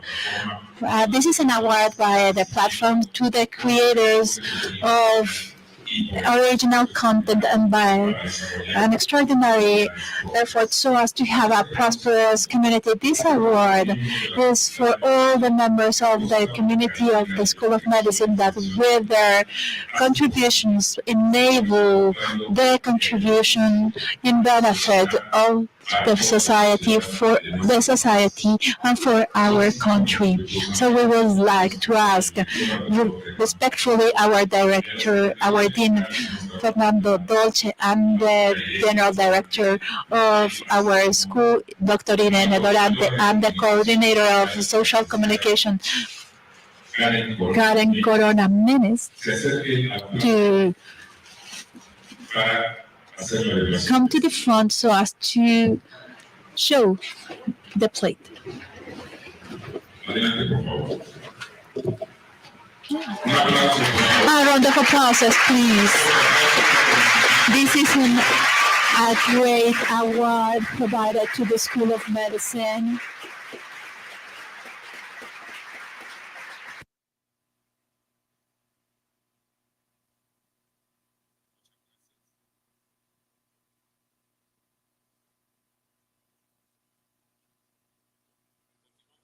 Now, we are going to carry out the sixth accreditation awarding ceremony for the surgeon studies from the COMAEM. So we would like to ask, really respectfully, the participation of Dr. Durante, and we would like to ask the president of COMAEM, Dr. Garcia Luna, to direct a message to our audience. Doctors The floor is yours. But first of all, we're going to listen the words of Dr. Durante regarding the accreditation process. Good afternoon. I'm so excited, This is the sixth process of self-assessment evaluation that resulted in the accreditation of the surgeon studies program, and it is something that represents the work of a community. This time, the process was carried out in 6 months. And we would say it's a lot of time, but no, if you compare this with the previous one that took us 16 months, it's not long. We had more than 100 people from our school participating directly, independently, that in every single area they would ask everyone something, approve something. And this is very important because we did accomplish and we were able that the students, the staff, and the faculty participated in the process. But why is this relevant? Well, on one hand, we shall not forget that we are advocated to education. During the morning, we were listening from one of our keynote speakers that education changes people and people changes world. Little by little, but that's what we're doing. And it's really clear because the people that is having this is Dr. Ignacio Villalba, that does all the actions of the planification ministry, and he is always the one that invites us to work. And I have been witnessing the answer that we had to the previous process and to this process.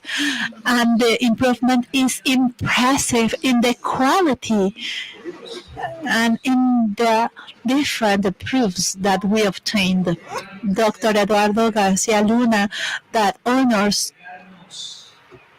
us today with the accreditation plate, or at least that's what he told me, is also a witness of all of this. The COMAEM evaluators were impressed by the spirit of the staff in the school, how committed were in their work. And that is something that is very important because this type of process cannot be achieved by just a group of 10 people. You could never do that with just 10 people. At the end of the day, the process looks towards improving the education. And we are certain that that's what we achieved. We still have certain challenges, of course, but we are on that. We are improving every single time more. Our objective when we started with this process set by Dr. Ignacio Villalba was to improve. We have to improve our score, and the score improved in 1.2. That's improvement. But also, let me just tell you that the School of Medicine, as you for sure know, was the very first school of medicine in the country to be accredited internationally. And now, with this new accreditation, we would start the second round for the self-assessment instrument. So Dr. Eduardo Garcia Luna, as president of COMAEM, informed us that we would have not only to comply, but every single other school, 25% of all the standards that are the Q standards that show excellency. That means that we need to go way far away and beyond. And I was like, we did not only 25%, we did them all. We accomplished all of them. And I'm telling you this because this is a very important element that we need to acknowledge from our community.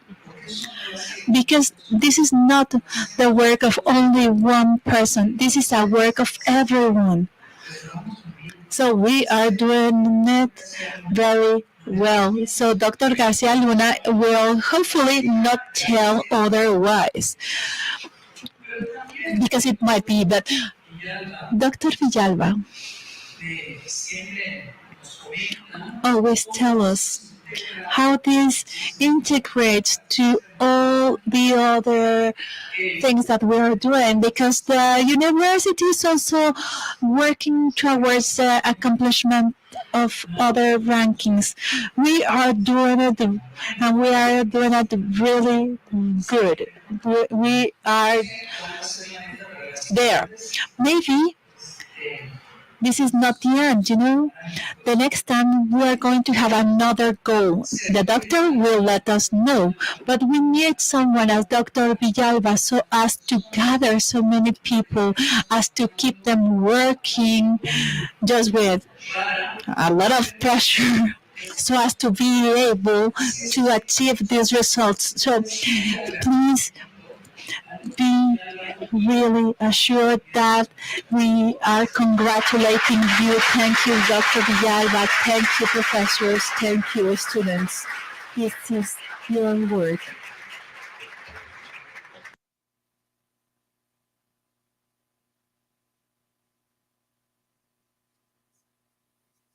We would like to thank the participation of Dr. Durante, and now we would like to ask the President of Command, Dr. Garcia Luna, to direct some words to the audience.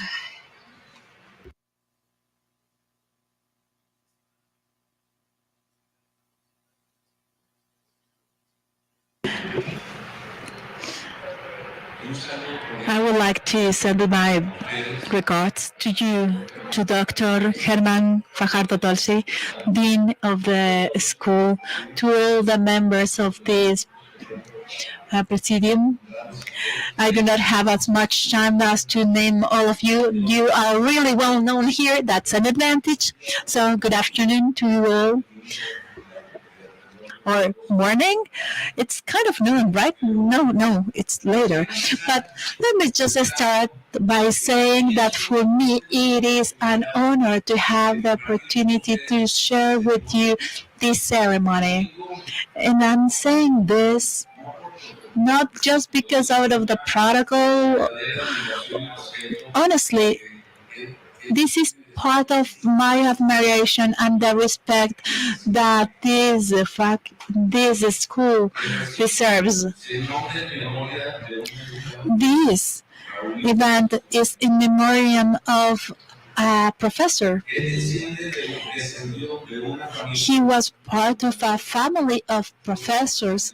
He was an outstanding physician, and he was a great teacher for physicians. Fournier was a physician and also was a teacher with a vision of the world that was a great vision. He saw medicine from prevention, from healing, and he would not have many of the discussions that we would have nowadays. He would have this comprehensive vision, and he would look at medicine from the scientific basis, but also from the human basis. He was quite a character.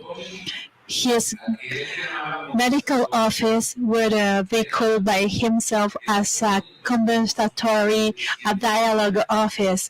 And his patients would say that besides being a doctor for his physical problems, he would be a doctor for their souls. So, having this ceremony in this auditorium that is named after this doctor is outstanding because education and the quality of education are not segmented, are comprehensive. Comaem is one of the institutions that assess the quality of medical education. This education is provided at the schools of medicine in our country, and by the accreditation that function that we have, we also provide the service in Latin America. We have the acknowledgement of different institutions, COPAES, the World Medical Education Network, and we are member of the International Network for Quality Assurance Agencies in Higher Education. This association groups more than 300 organizations that works worldwide in the generation of theory and practices so as to ensure the quality and in medical education. As they were saying, it is a pleasure to be part of this ceremony for the plate of reaffirming the accreditation of Comaem to the career of medicine in the School of Medicine in UNAM.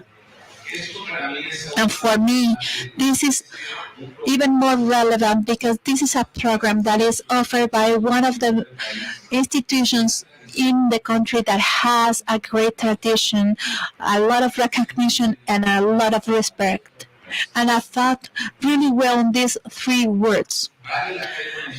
It is important to mention that the first accreditation of this program was granted in November 2019. And in 6 consecutive occasions has been accredited. And we would like to highlight that in October 2018, they were granted with the program of higher quality that is a complement of the key elements that we have in this accreditation instrument, but they were still in the way. And this year, the accreditation is granted with the Excellency Award. That is the top award. From that point of view, the quality of your educational program is something that we need to congratulate you on. And the Comaem awards this recognition to the medicine programs and curriculums that have criteria, indicators, and parameters of quality that are set by the organism in the different organization functioning processes, teaching services, and result areas. This accredited program complies with national and international requirements, and I would like to highlight this. For the second time, you are complying with these standards. And what does that mean? That if you, as a student of medicine, you can come here to study in an accredited program as the one you have in this school. And if you are a student here, please make sure that the education that you're receiving is well oriented, that needs of your own effort, undoubtedly. This is not for free, as they were saying in my hometown, but the program that you have here is not only going to take you towards your end goal, but also is something that will give you the good mentorship that you need, and that is going to give you the models that you need in order to have in your medical practice. The professor, the staff that you have here, will help you out because every single one is engaged in your indication. Accreditation means that the program of medicine of the school has made by academicians that ensure that it complies with the criteria and the standards, that it has the objectives for medical education, that has enough resources in order to achieve them, that their objectives are congruent with the mission, and also it shows that the institution does what they think and they say they do. Let's say that we are testimonials that you do what you say you do. The objective is to improve, to continue improving in the school activities, educational activities, support activities that allow the educational activity to be developed. I'm not going to abound on the details of the processes of the self-evaluation. I will leave this to Dr. Villalba or Dr. Dorantes. They are the ones that have to understand it, but I want to tell you that accreditation will allow you an internal and external evaluation with evaluator pairs and people that in different collegiate communities did not interact but reach equivalent solutions. On the other hand, they show the commitment that you as institutions have with the continuous improvement and excellency. It also improves and increases the possibility of having resources where we can access easier internally or externally. They guarantee the quality because the institution has a mission, and on the other hand, it's faithful to their mission and it complies with what it promises. So, it gives us presence and pride. So I'm sure that as a community, you should be, and you are at this moment feeling a great pride because you are the first institution created for the second time internationally of having passed from a category of credited with the quality distinction to a category of credited with excellency distinction. In essence, with what you are doing, you benefit society because as we improve medical education, we will improve the professional exercise of medicine sooner or later. And with this, we are going to serve better to our communities and we're going to transform this country that we love so much. At present, in Mexico, only 60.05% of the medical programs have a national accreditation or an international one. The program that we give at this school is one of the 67 programs with international accreditation, but it's the only one that has the excellency distinction. So then, I allow myself to tell you there are many reasons to say, let's celebrate, let's party. What I just mentioned, the second international accreditation, the transition from a quality distinction of superior quality to an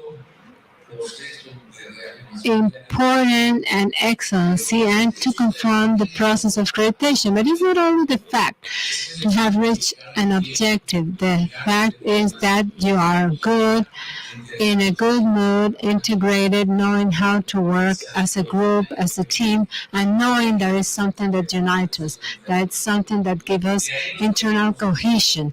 And from this, our acknowledgement to the ones that participated in the process. Many of you are anonymous stakeholders of this process, and my deepest recognition and acknowledgement to all of you because you were the ones that made possible this. To the university authorities for the leadership, for empowering the participation, and mainly because in these processes, that is a voluntary process, we reflect the congruence among actors in roles of leadership and as stakeholders in anonymous roles that really truly contribute to better education, to a better praxis of medicine in the future, and may lead to the transformation of a country that we deeply love. I want to tell you that in a few moments I'm going to give two plates. The first one is the one that credits the educational program of surgeons of the School of Medicine of the National Autonomous University of Mexico on the 30th of May from 23 of 929 of May 2028. And the second one that says the Mexican Council for Accreditation of Medical Education acknowledged by COPAE and the Board Federation of Medical Education grant a distinction of excellency to the educational program of surgeons of the School of Medicine of the National Autonomous University of Mexico, Mexico City, May 30, 2023, up to May 29, 2028, for complying with the excellency requisites, simply and plainly in honor of people that presented in your educational.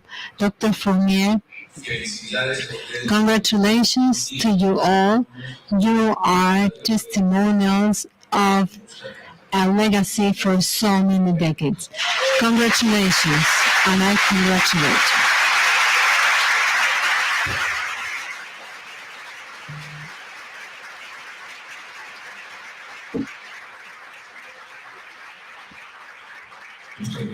Thank you so much for your words, Dr. Eduardo Garcia Luna Martinez. And now we will proceed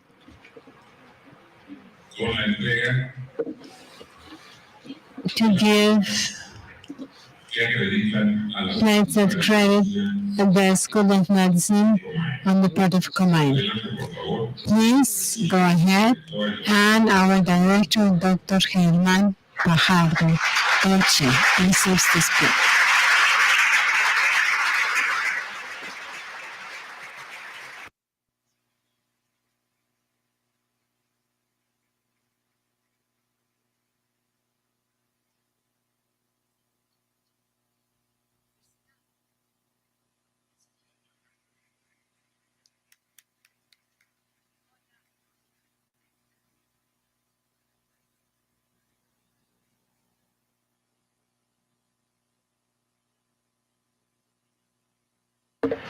Goya,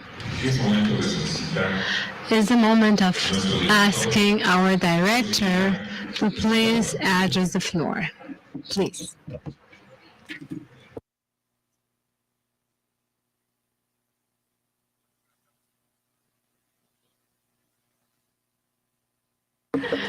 Please be welcome to this auditorium, Raúl Fournier. I'm grateful that Comain reminded us who is or who was Professor Raúl Fournier, undoubtedly an iconic representative of this school of medicine. Dr. Luna already told us a lot of important things about the accreditation, and I must tell you that there was one that he didn't mention, but I think that it's important to know it. He told me that in 1 month he's going to be a grandfather, and her granddaughter already has a pajama of the Pumas of this university. Goya.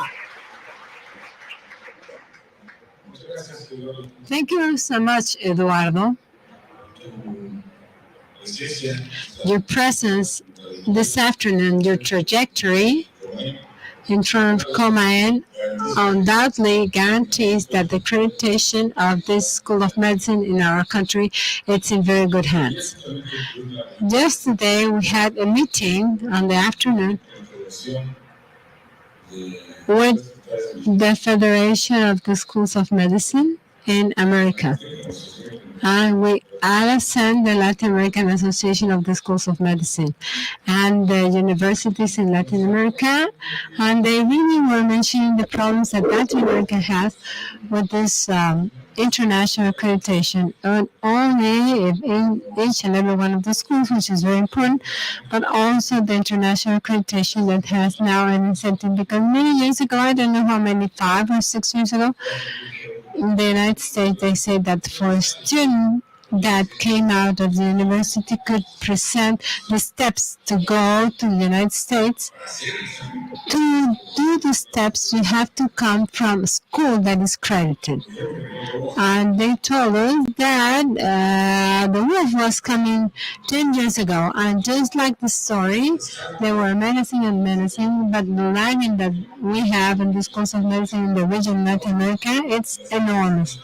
And the instances that they credit the schools that have a limited space. I'm so glad that the school was the first one 4 or 5 years ago. I'm so glad that we now have the credit of excellency category. So Eduardo was saying to each and everyone that have been part of this accreditation process, it's a long and winding road process. So for Dr. Nanda, thank you so much to the ones that have been participating, because the work is really extenuating, but the results are great. Today also is the closure of an event that started on Monday and it will end on Sunday. But it started on Wednesday and it's finishing Friday. So it's weird, but this is the organization. That's great, because tomorrow we will continue with the fair, with the welcome, and we'll change the scheme tomorrow. And the day after tomorrow, they are reserved for the welcoming parties. We have had a very intense week, a very intense one, with digital health, with the Anthem Forum, with CNEX, and of course with the so-called book fair and all the states of the Congress as a whole, and everything that is surrounding it. And as we already mentioned in the acknowledgement that have been part of each and every one of the Congresses as a whole, but each and every one of the parts that conform this EPIM Congress 2023. Also, it's like acknowledgement on the effort you can notice and the results as well. And those that participated with the fieldwork, with the tech talks, and with the Puma talks, we have to register your name. It didn't occur to us, but on Monday you have to go and register your works in order to be something of the School of Medicine Puma. And the third reason that gathered us today here was the YouTube plate that says, okay, 100,000, not so many followers. To get this plate is very complicated. And it's a work that took several months. I don't know if it was more than a year. Because every content, everything that was uploaded to the channel of the school, product of the pandemic and product of everything that they said today, you cannot upload whatever you think. We can upload whatever you think, even if it's idiotic. We have to certify the technical content, the scientific content, and to recommend these sites. When the people looks for some topics, then they can find it there. And it happens with the school. The first thing that we did with Karen and her group was that to certify every content. Everything that we upload in the School of Medicine is certified. It's correct, and that at least today will maybe the things that change so much. Maybe tomorrow it's not the same, but once that's certified, we have 100,000 followers. It's a technical and scientific page, and it's very important for what it represents. So we are so happy. We're partying because of the accreditation, of course. And also the school is credited. And also the School of Medicine has a new plan. And also for this Congress that we still have 2 days and a half onwards. As I was saying in the opening, in the search of a better Mexico, all the results of Coneval, poverty in Mexico has decreased in the last few years, so the access to health services in our country has also decreased in a very important way. And as a consequence, the quality of the things. We want to improve the health of every Mexican to contributing with Mexico. Thank you so much for your attention.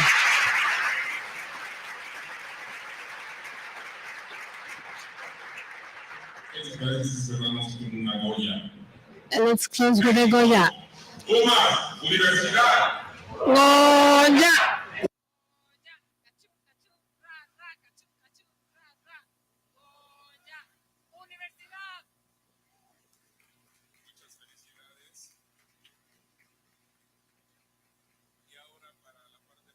And now for the final part, we're going to please take a picture of the celebration. Let's ask our presidium to please take this picture with everyone present and also with